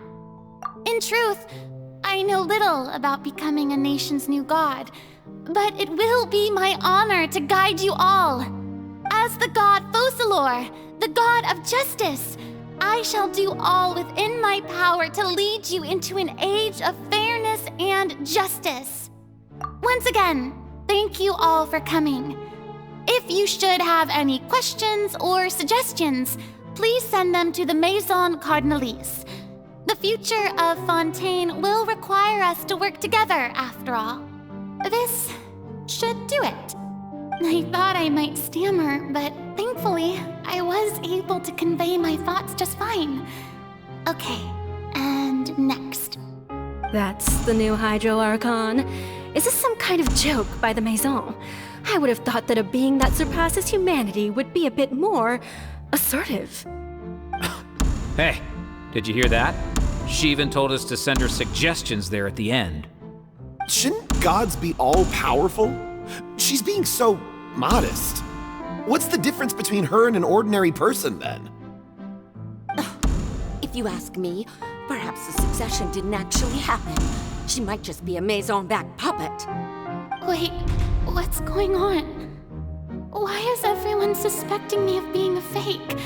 Oh, this is bad. If I get exposed here, there'll be no saving the people from the prophecy. Right. Mirmi said that I just need to play the role of a god as humans imagine them to be. Calm down, Verena. Think. What do the people want? How would they imagine a god to speak and act? Assertive, with a strong sense of presence. One who can dispel all doubt. That is the character I'm fated to play.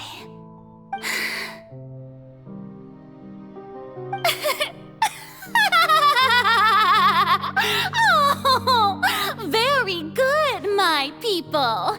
Only ones such as you are deserving of my rule. Now, I was wondering if some weak puppet were to one day come onto the stage and claim ownership of this opera house, would the children of Fontaine follow them? Well, it seems that you would all see right through them. Having passed my test, you are qualified to witness wondrous trials alongside my august self, here in this opera house. You may consider my previous act a door gift of sorts. I thought it was a debut that suited the atmosphere. Now then, let us be reintroduced. Ah, so that was just a performance. How could I have forgotten that we were inside an opera house? Her personality. It's quite shocking, to be honest, but I suppose it's a better look than before. Such a fascinating and bold deity. How wonderful! Our future may yet be bright after all. It seems I've turned them around. Best follow this flow and restart my accession speech. My dear people, whether you acknowledge me or not, whether you trust me or nay, I say to you, keep faith in your ardor for justice. We have heard it said that this nation's sins can no longer be washed away. Well, I say that justice is most fragrant when it blooms amid sin. No, this won't work. They'll suspect me again. I must play the role that they want me to play. The scales of justice should not weigh heavy in the hands of its god. On one side, it must carry fairness and justice. And on the other, praise and applause. May law be the prayer on our lips. May judgment be our worship. Let us light the fires and drink to the future of Fontaine! There is no trouble in this world that justice cannot solve.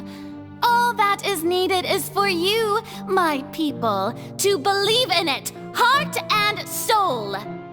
So long as I, the Archon Focalor, stand within the Opera Epiclese, so long as I stand before the Oratrice, I shall even judge the gods of this world!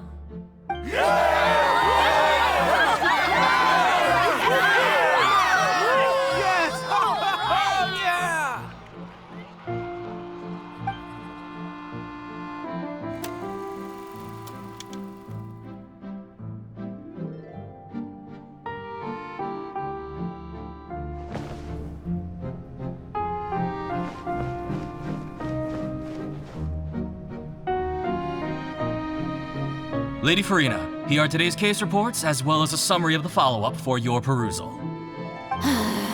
Come now, was I not just at the Opera House in person? Leave these kinds of things to Neuvillette. Besides, none of these trials were the one that I'm looking forward to the most. If I may be so impertinent, what kind of trial are you truly looking forward to? A magnificent, dramatic, and wondrous trial. A trial to end all things. How could you hope to understand? That's true. I fear I lack the ability to grasp your divine thought, Lady Archon. No need for fright, and do not take what I said before too seriously. Go now, do your duties. The trial I await. It will come one day.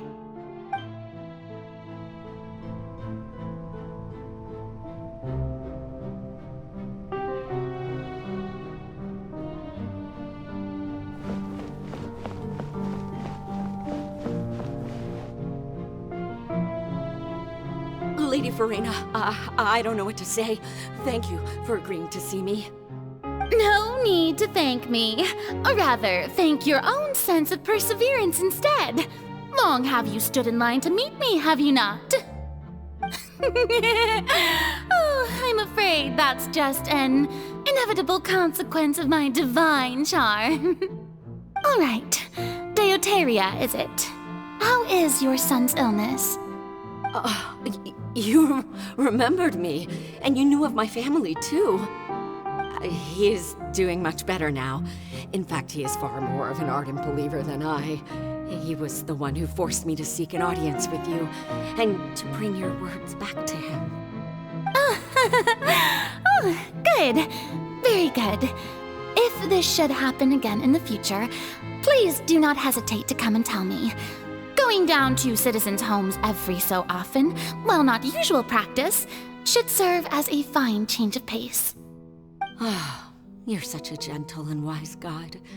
Thank you once again, on behalf of my son.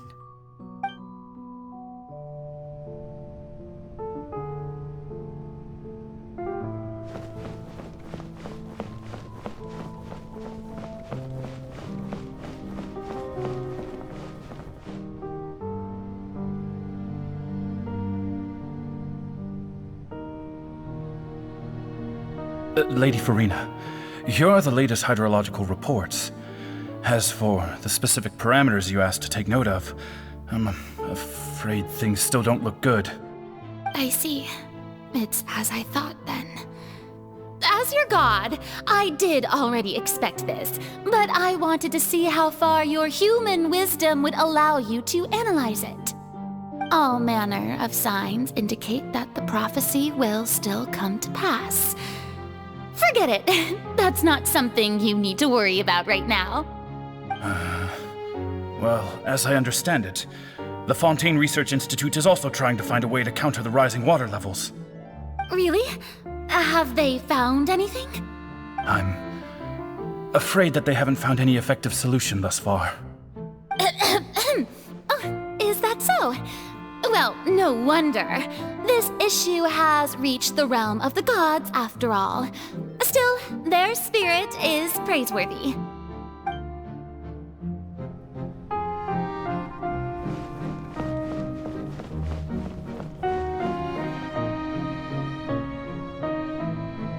The day is finally over.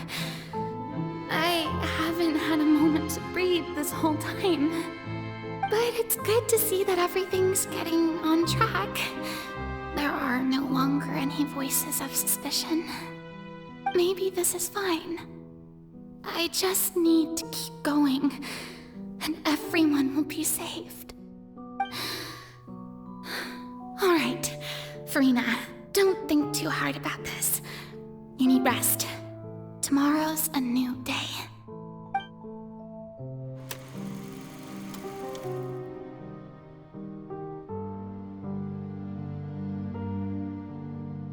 Lady Farina, here are the new trial reports for the latest cases, as well as a summary of the follow-up. There'll be no need for that. I've seen them already. There's no need to go back over scenes I've witnessed in person before.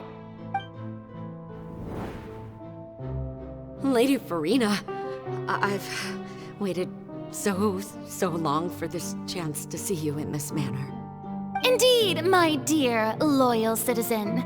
This joyous moment is an honor for us both.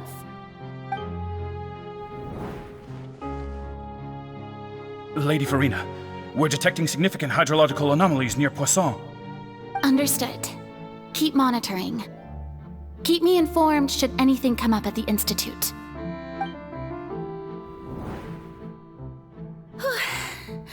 I don't think I let anything slip today. I must show the people that there is nothing to worry about. I just don't know when these days will end. I feel utterly exhausted. Best to rest early today, too.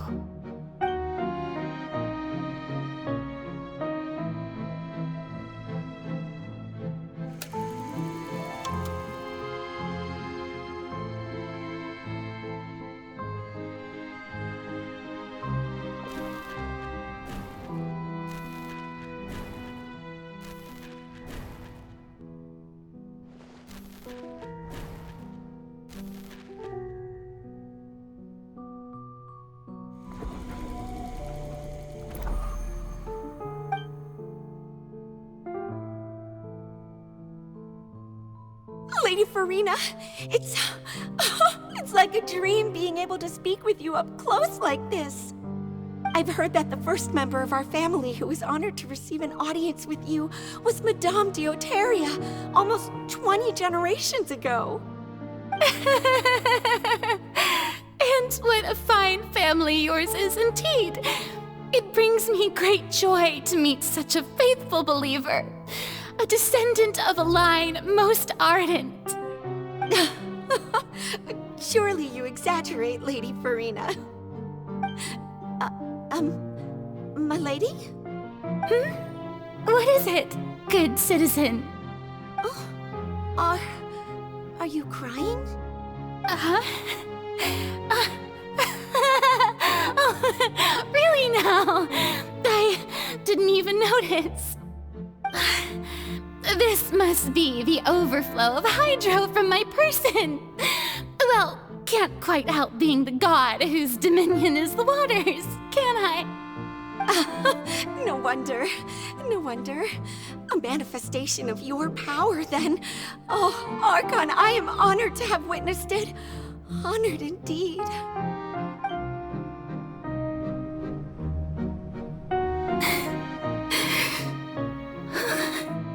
So interminable. So lonely. Just how much longer? Hundreds of years must have passed by now. Perhaps the show must go on for hundreds more. I never imagined that it would hurt so much. Have I reached my limit? No. Perhaps I reached it long ago. Today I didn't even notice my own tears. I want to tell someone, anyone, about this. But would that not destroy all I've done so far? I've conducted so many investigations across the centuries. But there's not even a sliver of hope that we might break the prophecy.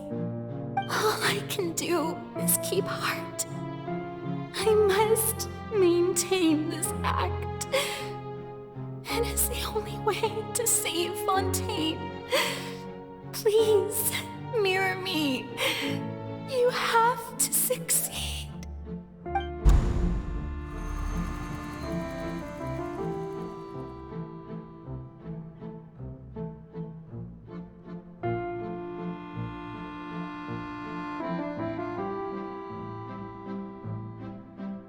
Farina, you don't have to shoulder this burden alone. Although I don't know what you might be keeping from everyone, your people are more than willing to share your burden with you.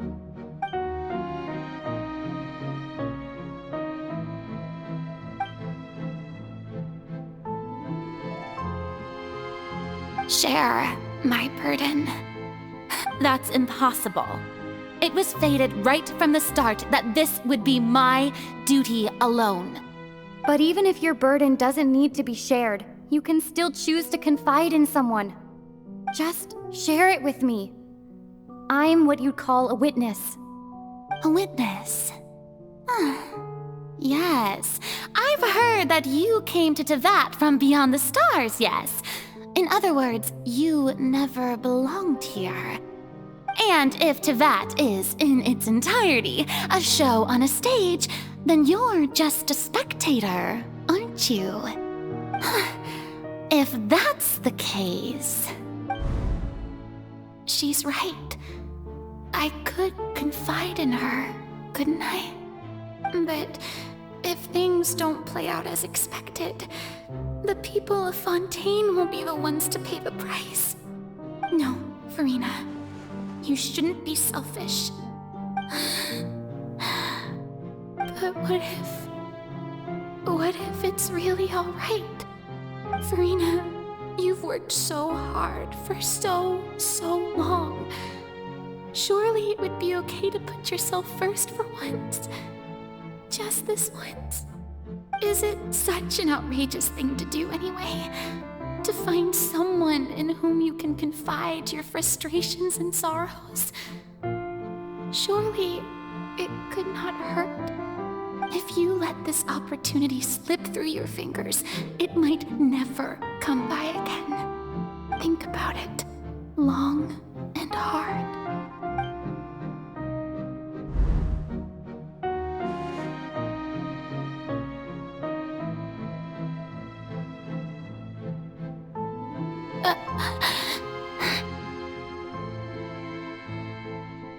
No, I have nothing to say. I am Farina, the Archon of Fontaine. Everything will surely get better. All you need to do, dear spectator, is to witness my performance until the curtains fall.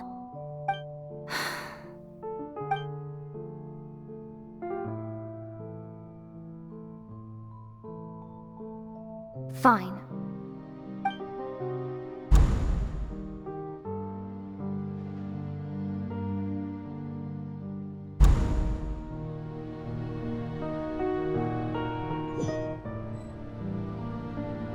So even Farina doesn't know the truth? You've never once let her in on the full plan? Yes, it had to be done. To deceive the heavenly principles, you must first deceive yourself. She did very well. If she had let her resolve falter even once in these 5 centuries, Fontaine would have been doomed to the most tragic fate. It seems that trusting humanity was the right decision after all. I believe that I understand how your deception works, but that is only half the truth, is it not? How would you build on this foundation to save the people of Fontaine? That is the most important thing.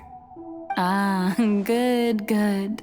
Of course, the Iudex of Fontaine has pinpointed the crux of the issue. I'm sure you've long sensed that the Oratrice is no simple machine, yes? I've always suspected that it had its own consciousness, and Lenny did mention that he heard a human voice within the core chamber. It now seems that that person was you, hidden within the machine all along. Am I right? And then I became one with the Oratrice, taking Fontaine's gnosis with me. Yes, it would seem so, wouldn't it? Alas, your understanding of this device still lacks sufficient depth. In truth, it is no enactor of justice. It is, in fact, a device created to kill the god of justice. I beg your pardon? Oh, you have it. And to be more precise, not only will the Oratrice take down the god of justice, it will also take down the divine throne upon which she has been placed. I mean, did you think I would be the sort to enjoy peaceful repose while Farina suffered? My work over these last 500 years has been to constantly accumulate indemnitium within the Oratrice. But really, some have already discovered that only a small fraction of the energy generated by the device was ever used to provide power to Fontaine. The vast majority had to be, accumulated to enact this death sentence. It was all a part of your plan then? Both the trial and the sentence? Indeed. This power, accrued over 5 centuries, could have sustained Fontainians for millennia had it only been used for that purpose. Almost all of it has now been stored within the Oratrice. But only power of this magnitude could hope to destroy the Hydro Archon's divine throne, shaking the rules established by Celestia and breaking through the institution that is the Seven. So the Oratrice's call for death was for neither Farina nor Focalor, but for the Hydro Archon. The destruction of that divine throne. If I do not misunderstand your intent, you must be... returning what's rightfully yours to you, of course. In other words, this was all done to return the authority of the Hydro Archon to the Hydro Dragon of this planet. But...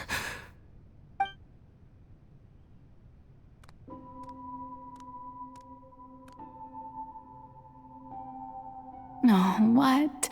Getting sad again, are we?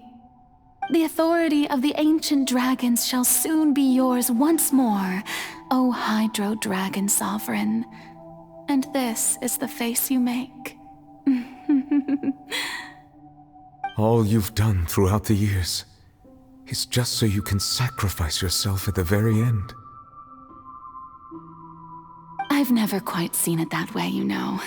Even now, I'm quite pleased at how well my deception worked.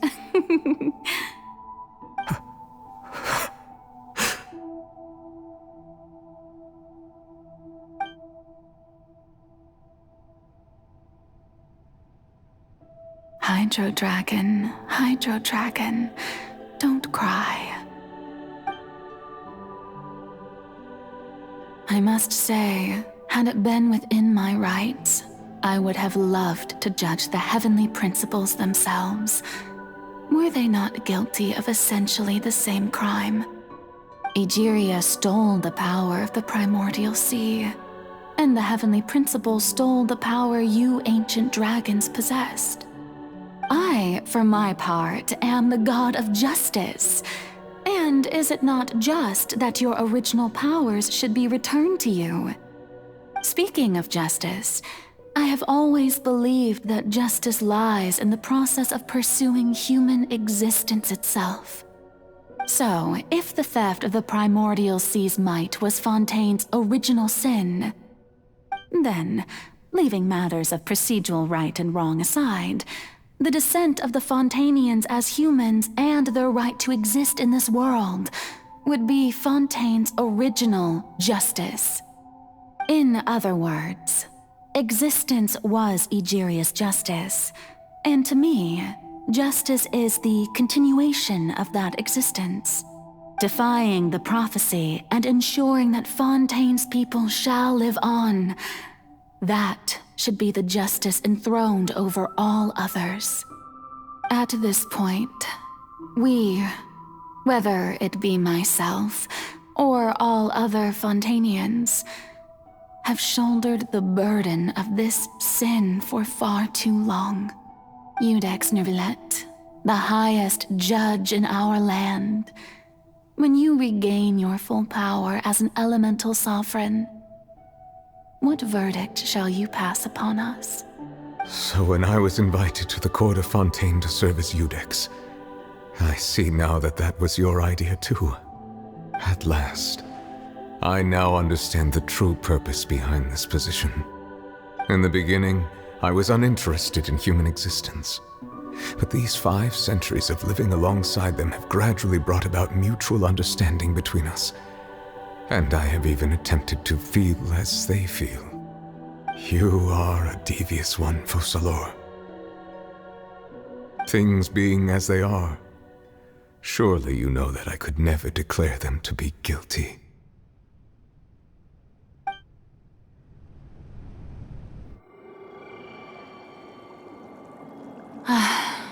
The hour of my execution is almost here. For the sinner, the curtain call has come. I know I may not sound it, but faced with death, I find myself a little afraid. Perhaps this is one thing both gods and humans have in common.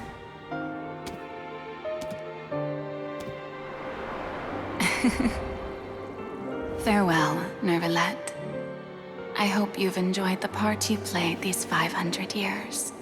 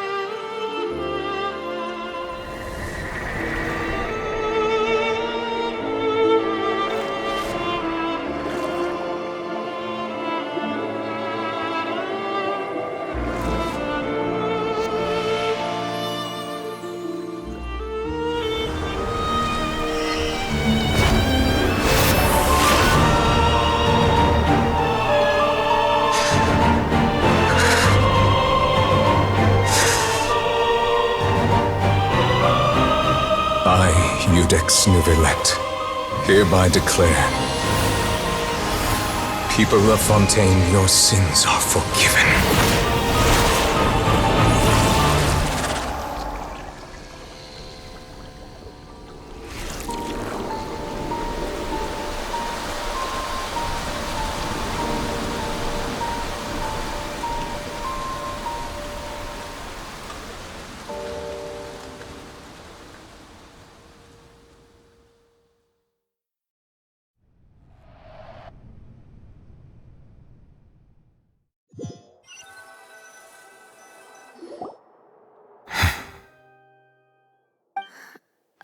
What just happened? Has the death sentence been carried out? Was that bright light some sort of misdirection? I have a feeling that something huge just happened. But since we're all still alive and haven't been dissolved, I assume whatever happened was good for us. It's time to end this. We must mete out punishment to that beast. Didn't you say just a moment ago that it can't be defeated? I have gained the strength sufficient to deal with it. Through certain means, I now have the ability to separate the power of the Primordial Sea from that creature. We should seize the opportunity to pursue our quarry. Traveler, now that the oratories can no longer function, I require an executor to help me mete out justice. The root of the calamities befalling Fontaine, the beast that enacts the prophecy. Its name is the all-devouring Narwhal. Come with me, traveler. The hour of execution has come.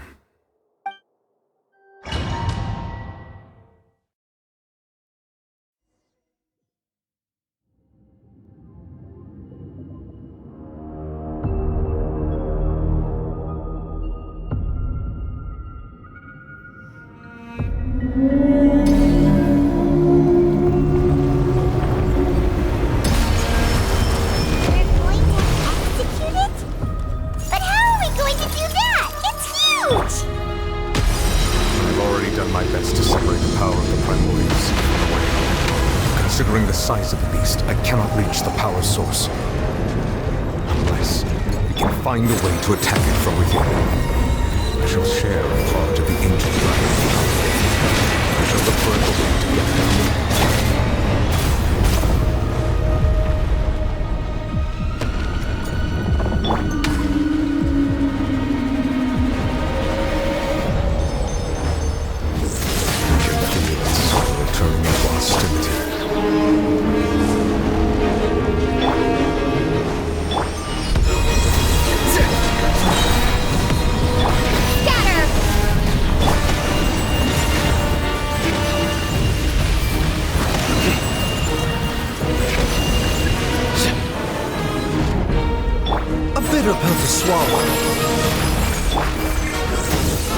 The all-devouring narwhal cannot resist its instinct to devour. Continue to trigger its hostility. The chance will present itself.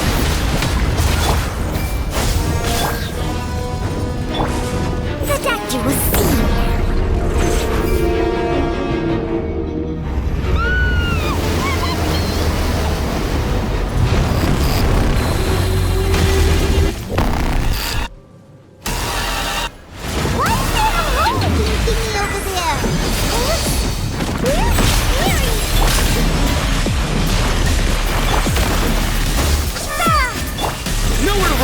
Judgment is upon you.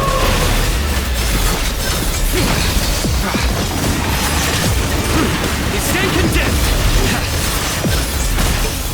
I have granted you my wish. Do not fear. Seize the moment and use my power to suppress the root from within. Like an emergency. The doctor was seen.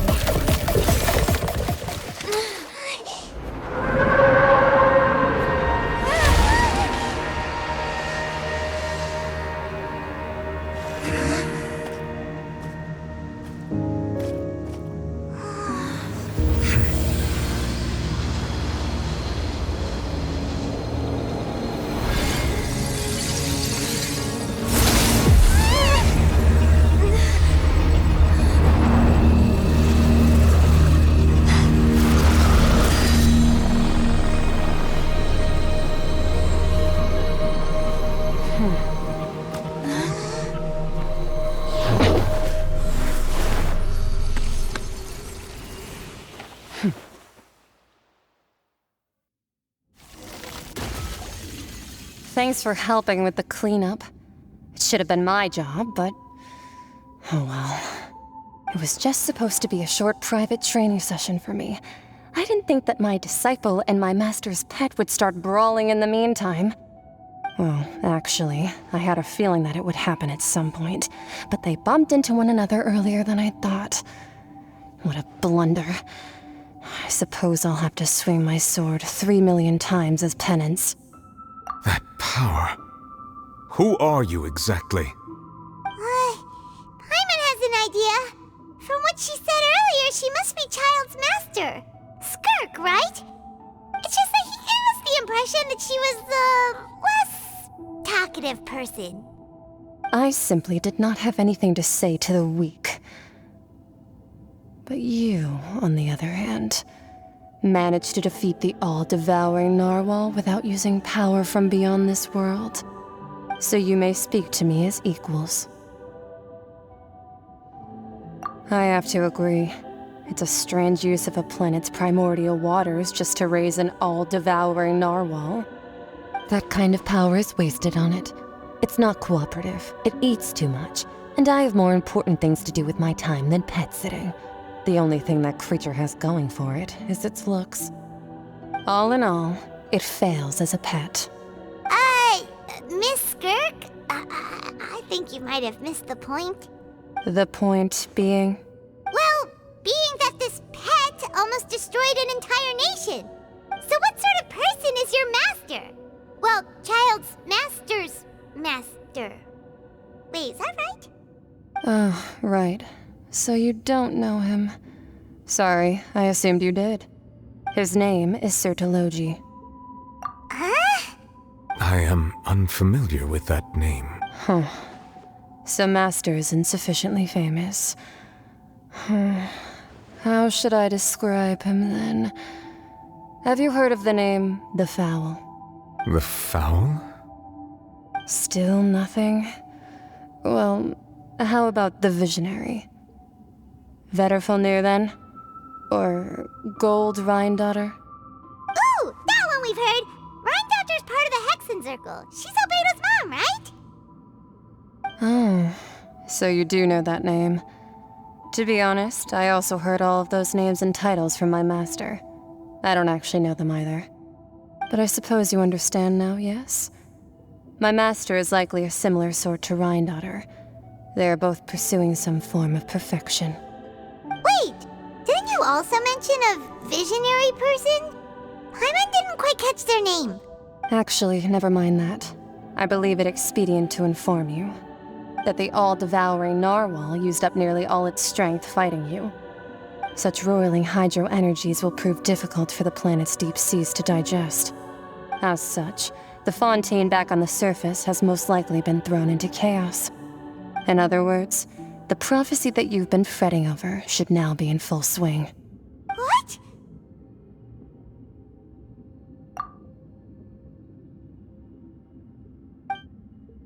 Not to worry. Focalor has already managed to deceive the heavenly principles.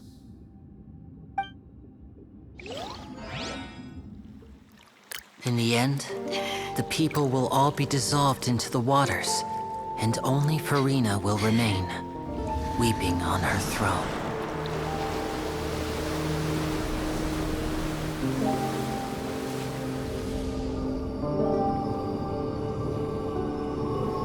Only then will the sins of the people of Fontaine be washed away.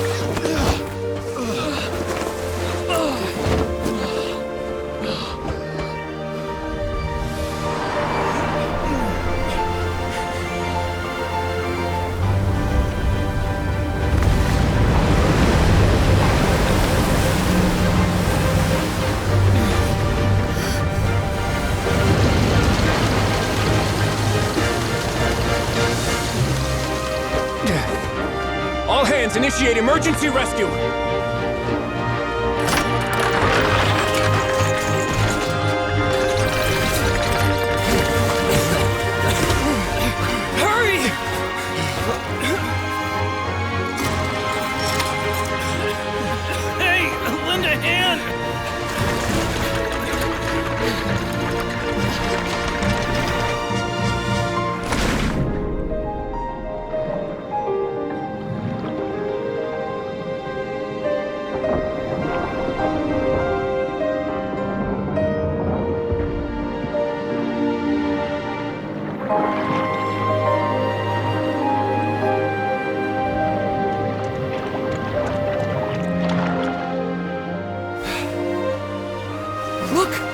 water's receding!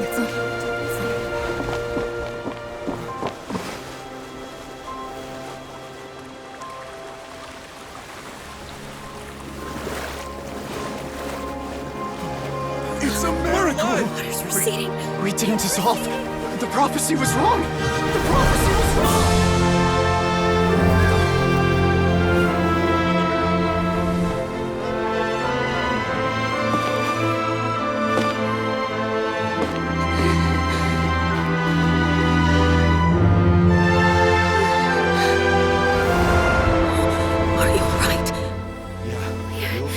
We're saved. The prophecy was wrong.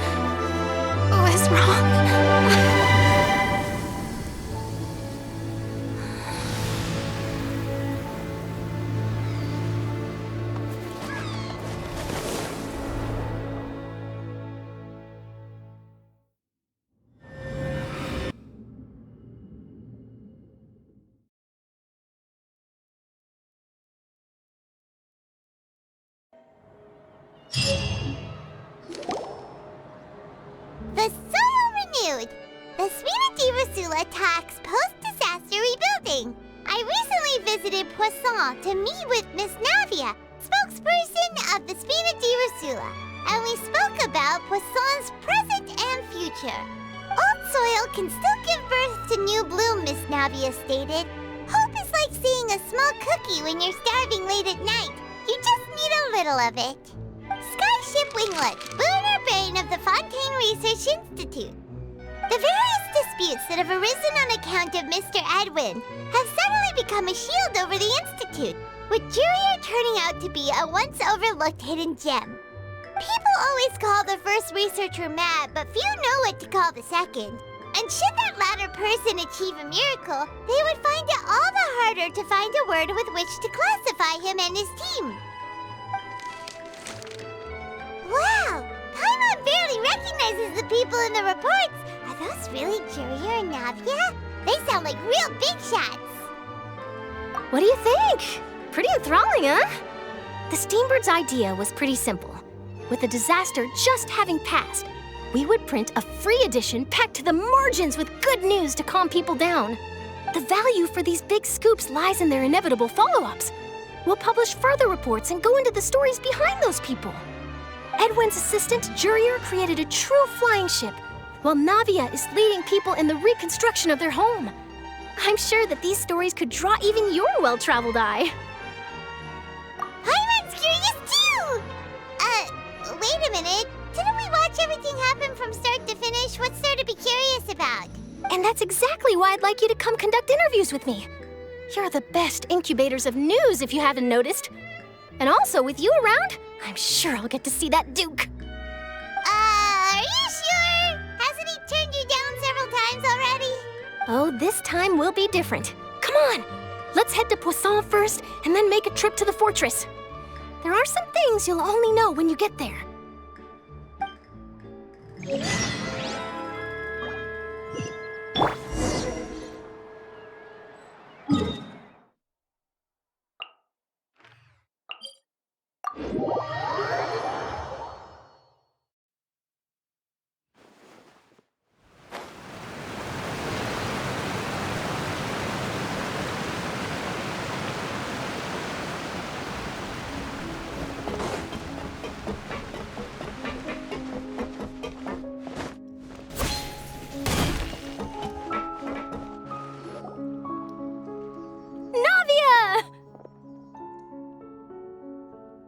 Oh, it's you.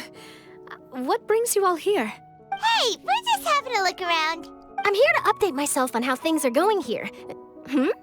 Oh, the Fatui are here too. Let me introduce you. This is Mr. Garunt Snežević. He represented the Knave in sending us a large amount of supplies, and is helping with our work. Our residents are hard at work as well. Thanks to everyone, work is progressing nicely. We've lost a lot of people, but we're moving forward. That will have to be enough. Hello, Miss Charlotte. I'm a big fan of yours. I especially like that article you wrote last year about Fontaine's stray cats. But if you don't mind, could you not emphasize our role too much in your report? It's not charity we're doing here. We just happen to share the same interests as Despina. I get where you're coming from. I'll keep it as simple as possible. Or would you be willing to feature as friendly neighbors? That would be fine. Thanks. Oh, you're back too. How are things? We finished laying down the construction materials. It'll be another hour before the workers are able to go over there. Huh? You're here too, Clorinde? Well, her reputation's greatly risen after that whole duel business with Miss Farina. So she's here in Poisson to wait out the heat. All right. She really came here to help me out. There's too much to consider in the reconstruction of Poisson. The Spina has need of more decision-makers. And, well, I do already happen to be connected to Mr. Callis. Oh, wait just a moment. Do you mind me asking a few questions? You know, about how you felt before the duel, about what it was like facing down a god. There's lots of exciting material there, I bet. Forget it. I'm sure you can find a better theme than that, Miss Charlotte. I see you're the same as always. Couldn't you do me a favor, for Navia's sake? Well, if we're talking about doing things for my sake, you might as well just take a few more photos of me. Or of the Traveler. It's better than wasting time persuading Clorinde, at any rate. Of course I will. I'm not gonna let her off that easy. All right, then everyone who wants to be in the photo, gather up. And smile.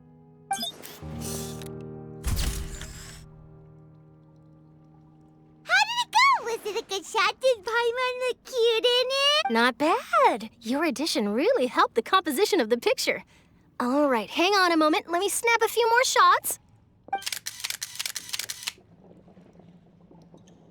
All right, that should do it.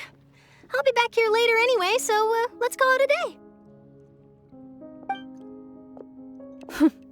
You're very quick. Speed is of the essence when it comes to the news, and freshness is the key. Also, not to brag, but I'm pretty good at building connections. Who knows? I might eventually get that interview with you after all, Miss Clorinde. Wow, you really do have that never say die spirit. I'm impressed. I'll hazard a guess that this is how you got that interview at the Fortress of Maripede. Whoa, you're well informed. Let me make a guess too. I asked Sijuin who told Monsieur Nervillet, and he told you, right? That's a very complete information chain. In truth, all Monsieur Nervillet asked me was, when did the fortress become so friendly towards the media? I told him that it was best not to speak too soon. There's no guarantee that Ridesley will make a personal appearance. You're right. I've got to treasure every moment I have with them. In which case, I'll be making a move first. Stay safe now. And tell me if you hear anything interesting.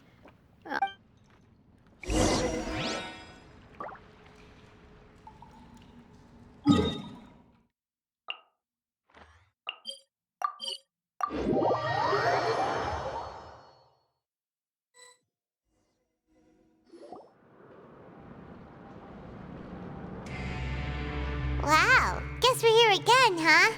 There's a real nostalgic feeling to this place. Looks like you've been missing us.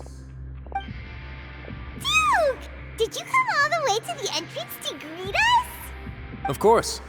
I'm here to welcome you and our dear Miss Charlotte, whom our good head nurse recommended to me. It's an honor to finally meet the much-rumored Duke. Thank you for consenting to my visit to the fortress, sir. No need to thank me. But that said, I shouldn't be the focus of your interview. I trust you recall our agreement? Of course, of course. All right then, this way.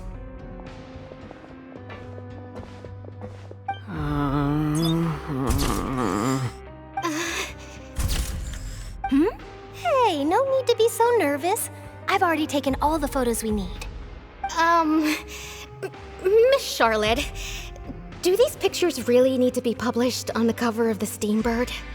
It would seem that Miss Lorvine doesn't want her face to appear beside that of Mr. Jurier, Sir, please don't say things like that. But it looks like dear Mr. Jurier denies it. Might this interview be very important to you then? No, I just... This is my first time being interviewed, and I'm very thankful to the Steambird for... Now, I might not look it, but I actually did meet Mr. Edwin once. And I'll be honest, I enjoyed chatting with you more. You've definitely got more of that genius vibe going on. The boat that brought about a miracle, the ark that saved the people. Why, you recreated a myth back there, like an emissary of legend. Still, if I might ask, where's that flying ship now? Ha! Looks like Charlotte's trying to get herself another exclusive scoop. I have to apologize, but that ship is presently in the bowels of our factory. I'm afraid it won't be easy for you to get a shot of it. Really? Well, then in that case, could I have an interview with you to make up for that loss? You already know my answer, I'm afraid. Best you interview our head nurse instead. Or perhaps you'd like to take another photo of this couple of researchers? Did you really have to use the word couple? Well, then 2 solo photos will do. Is my hair messed up? Please, someone help me have a look. Things sure are getting pretty lively here. We've seen this kind of thing before. Oh, seems like everyone's here. Would any of you like to try this new drink I came up with? Ah, Siegeween. Hey, Miss Charlotte. Why don't you, take some pretty photos of our head nurse? Sure. Come on, Miss Siegeween, over this way. Let's find a brighter spot. Huh? Sure. Do I have to smile? So, how have things been at the fortress? Same old, as you can see. Fontaine's undergone some changes, but this place is still more or less the same. Other than that flying ship, it got a tad too much attention, I think. That's why I decided to let the interview go through. We should direct more public opinions toward the behind-the-scenes heroes. Am I right, Mr. Jurrier? Miss Lurvine? You're too kind, sir. I believe that you too should have your day in the sun. Not that you would want that, which is a pity. I'll just leave the spotlight to you two.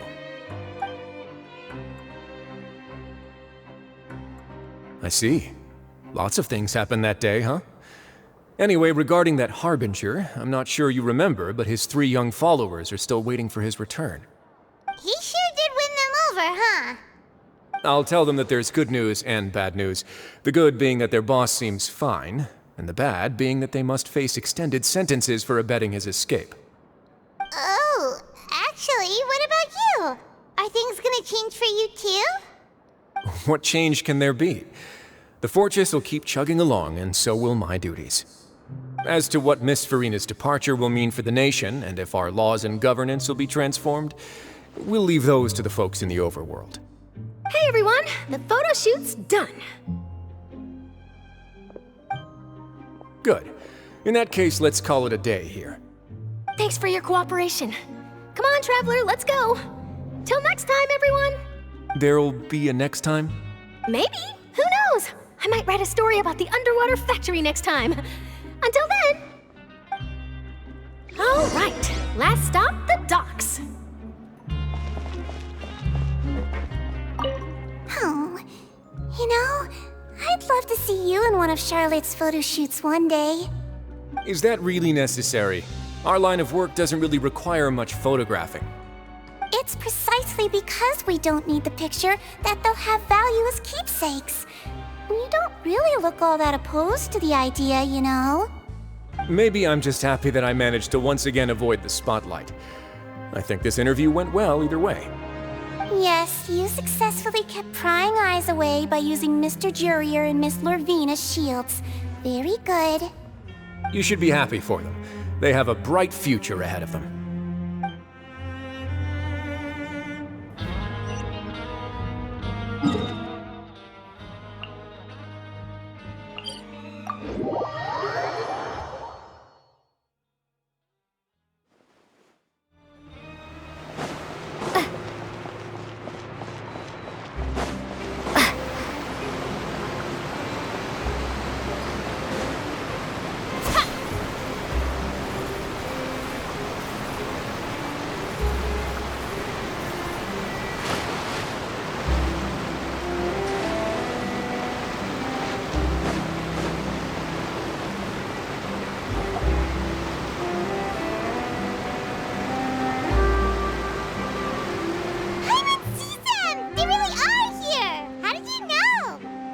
Flavia mentioned that she stayed in touch with Linny and the others after working together. Apparently, they've been at the docks distributing these strange pockets the whole time since. Traveler, Paimon. And Miss Charlotte, too. Would you like a magic pocket? What sort of gadget is it? It's a wondrous bag that can be used to carry many things. The water level has returned to normal, but if you see any of your things floating around, you can use this to carry them. Or you could trick a friend into doing it for you. Trick a friend? I wonder which of my friends would fall for that.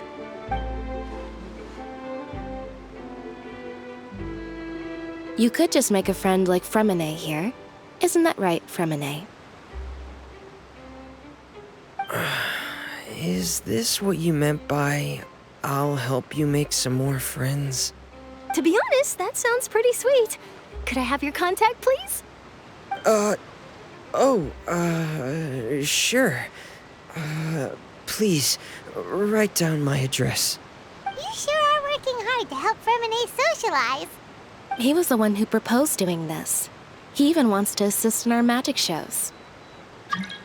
Yes, I was planning to first introduce Pear as an assistant, and later Fremine himself.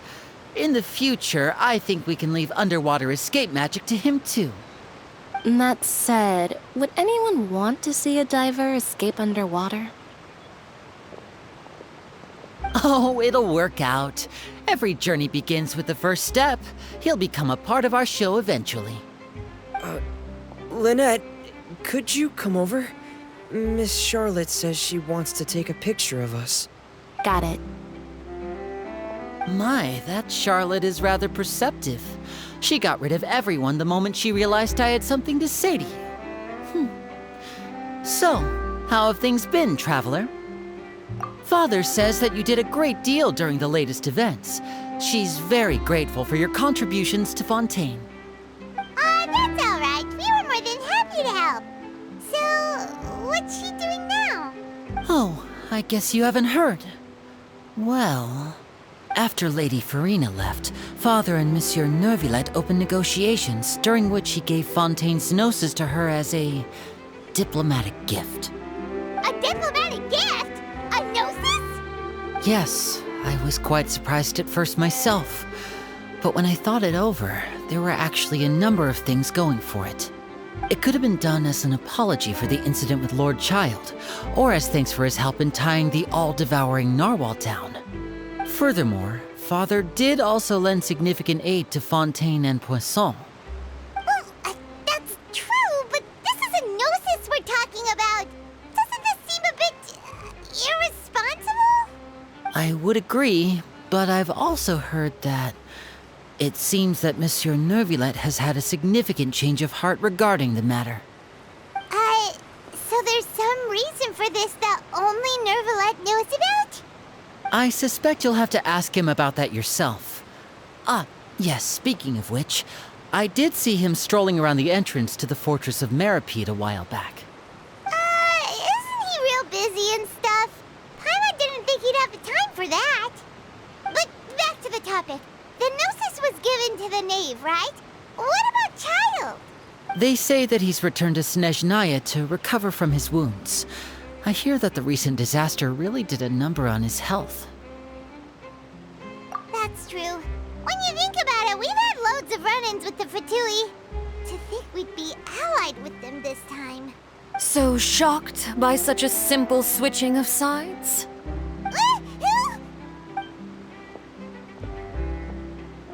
Father! Well, what do you know? Come to the docks to see how my children are doing and meet the Traveler by chance. Please do not pay my accomplishments in Fontaine too much mind. I would have done them regardless. Are you going to take the gnosis back to Snezhnaya? That is our duty as harbingers, yes. Don't be too preoccupied with sides. The goal of the Fatui concerns not a single place or person, but the entire world.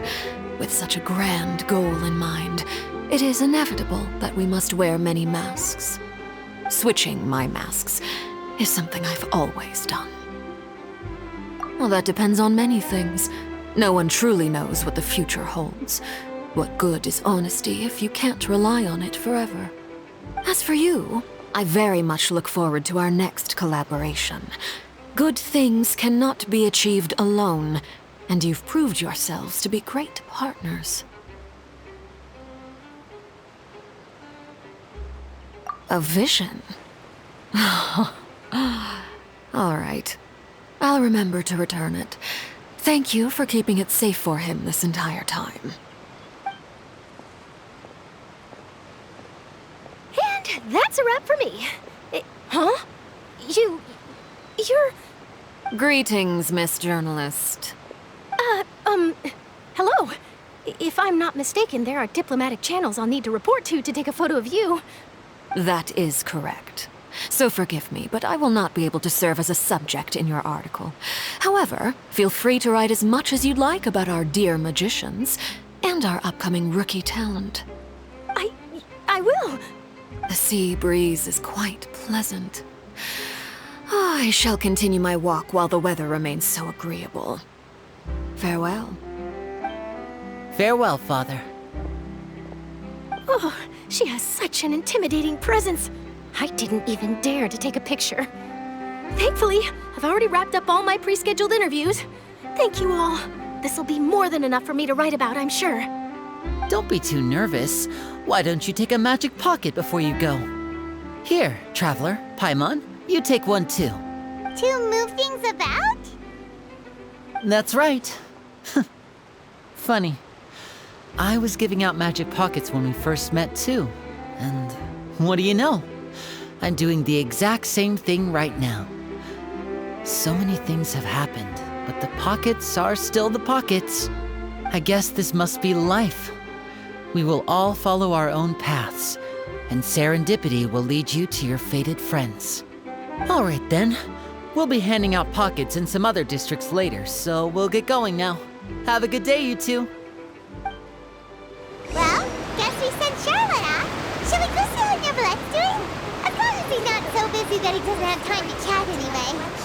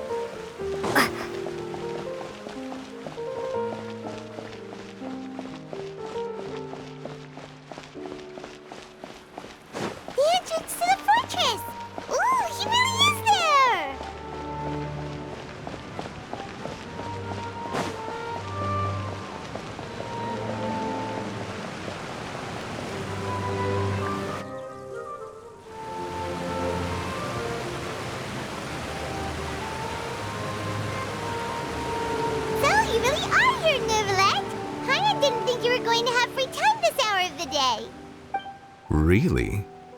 Oh, I suppose you must have met Mr. Linney. He took the time to greet me earlier when he passed this way. In any case, you came at a good time. I was just considering reaching out to you to set up a meeting, so I may explain some things that I haven't had the time to before.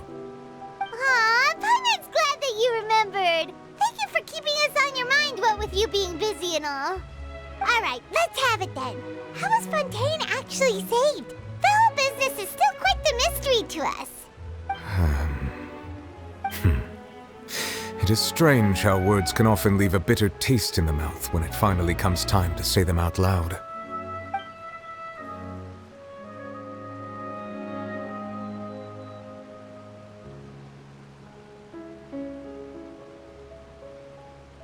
Whoa. So that's what happened? Focalord destroyed the divine throne of the Hydro Archon and restored your power to you, transforming you into a fully fledged elemental dragon sovereign. But Paimon still doesn't quite get what you did to save the Fontanians from dissolving. For me, The authority of the ancient dragons refers to absolute control over the hydro element. Fontanians were incomplete humans born of Egeria's use of the power of the primordial sea, with constitutions similar to that of mimics. But so long as those primordial energies remain within them, I could use the ancient dragon's authority to grant them true blood, after the fashion in which life was first brought into being on this planet. In other words, when I gave my verdict, Fontanians became true humans, and thus would naturally no longer be dissolved by water from the primordial sea. Focalor must have counted on you to make that decision as well. Your verdict was the key to making the prophecy appear to have come true while saving everyone. Yeah, and in a manner of speaking, Focalor finally managed to fulfill the original Hydro Archon's wish to turn Oceanids into real people too! It seems from your expressions that you still have more things you wish to ask. Ask away. I will tell you the truth as I know it. Yeah, about that. Risley said Farina has already left. What's that all about? Ah, Lady Farina. The people are only aware that her death sentence has not been carried out. She abdicated the post of Hydro Archon and left affairs related to that title to me, before leaving the Opera House. I related Focalor's words to her faithfully and completely. After hearing them, she seemed neither saddened nor comforted. She simply said that she was tired and needed to rest. Having said that, she then packed her things and moved out of the Opera House, not unlike how an ordinary person might. But she's still got a place to stay, right? You need not worry. I will make arrangements to ensure that she will not want for food, clothing, board, or travel.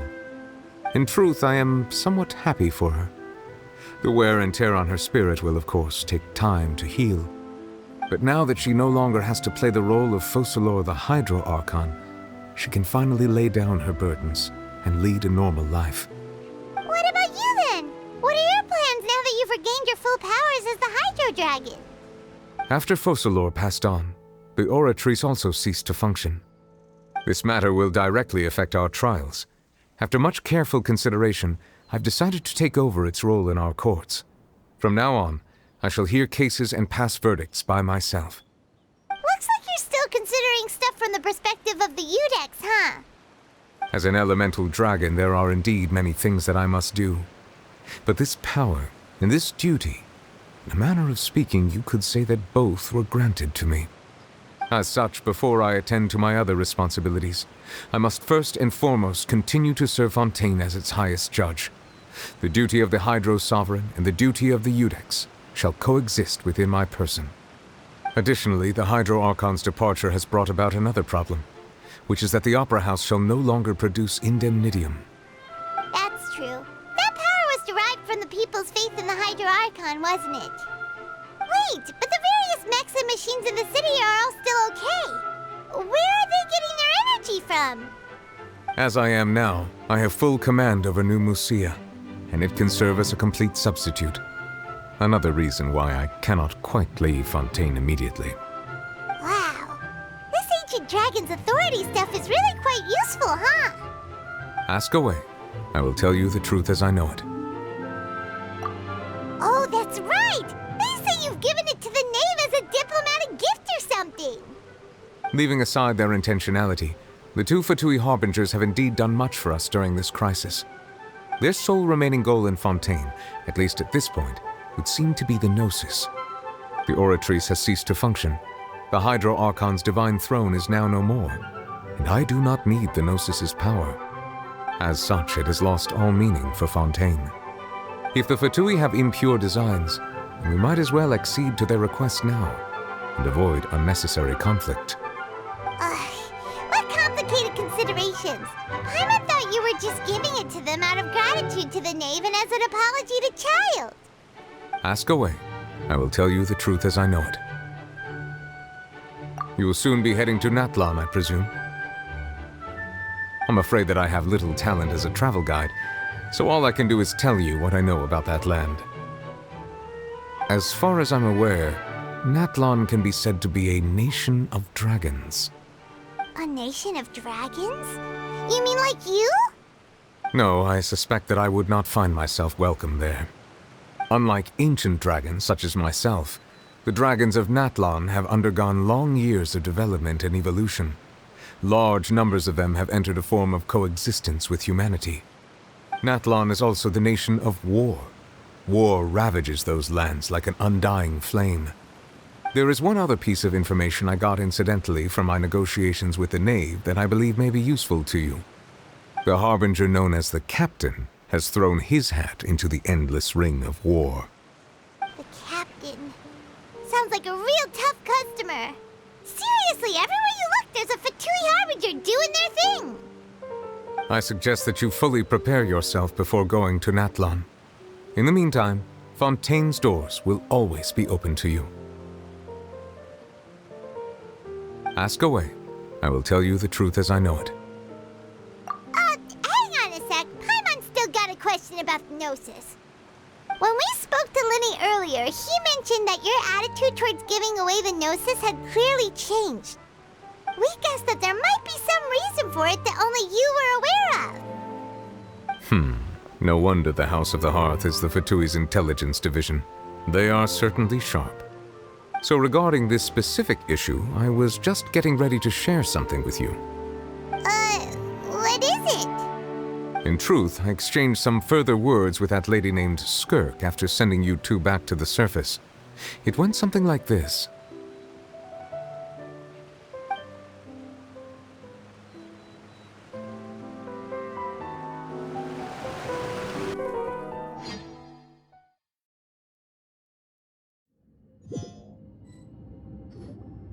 Well, we're going to head topside to see what's going on. You hurry over soon as well, all right, Nervalet? What next?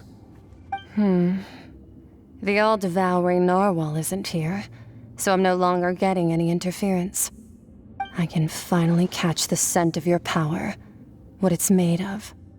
It is the authority of the planet's primordial dragons, but with something very similar to a god's curse mixed in.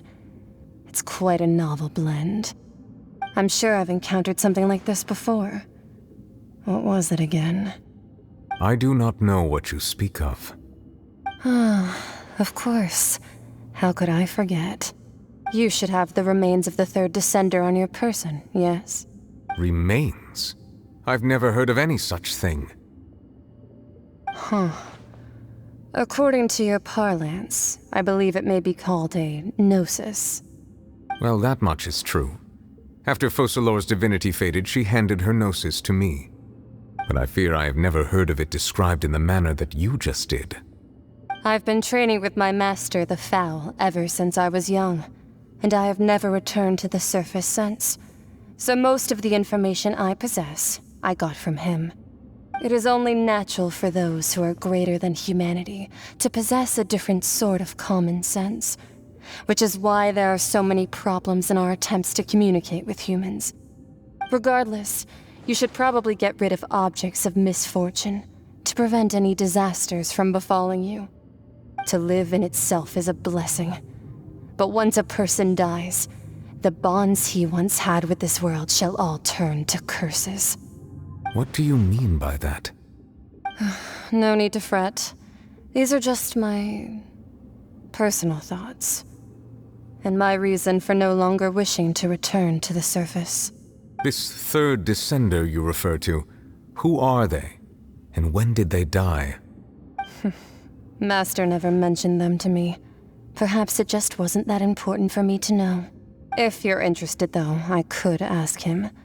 I'll be sure to pass the answer on to you next time. Next time? You believe we will meet again? I do. Wait. I have a disciple of my own, don't I? He can be the messenger then.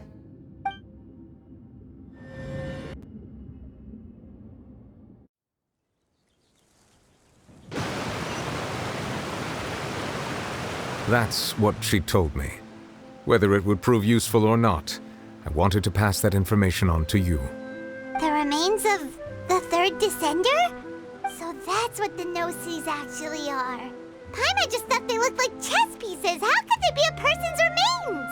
All the same, assuming that there was no misunderstanding or special metaphor at play, that is what she meant to say. And she said that it would bring misfortune and that you should check it, which is why you gave it to the Fatui. If she speaks the truth, then I would simply be putting Fontaine at unnecessary risk by keeping it here.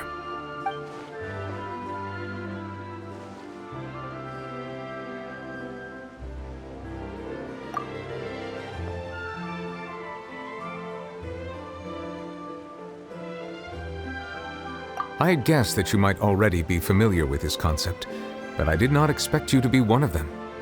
That means that the Gnosis, which are exceedingly element-compatible and can even enhance elemental abilities, do indeed come from the third descender. I wonder, does your body also possess similar properties? Like being able to use elemental powers without a vision! That does sort of count as special compatibility, right? No, let's not think about this stuff right now. It just feels creepy, comparing the Traveler to the dead third descender and all. That's what you say, but this topic still feels like bad luck. Once Child recovers, let's get some more answers out of him. Or go look for his master and get the answers that way. I too believe it unwise to make too many blind guesses when information is lacking. The same is true of being at court. All right. Whatever the case, it seems like the crisis here in Fontaine's over for now. Yes. All of Focalor's efforts were for this moment as well. But she sacrificed herself in the end as a god, and she suffered through all those years as a human. Was that really what she wanted? I suppose that would be the mystery of a god's will. I suspect not. But once in a while, I too would guess that if wishes were like the clouds in the sky, they will one day return to the earth as raindrops. Life flows like water, and rain is the final answer. The water levels may sometimes tilt one way or another, but the rain falls fairly upon all. And what, ultimately, is the difference between the rains that fall upon all of us?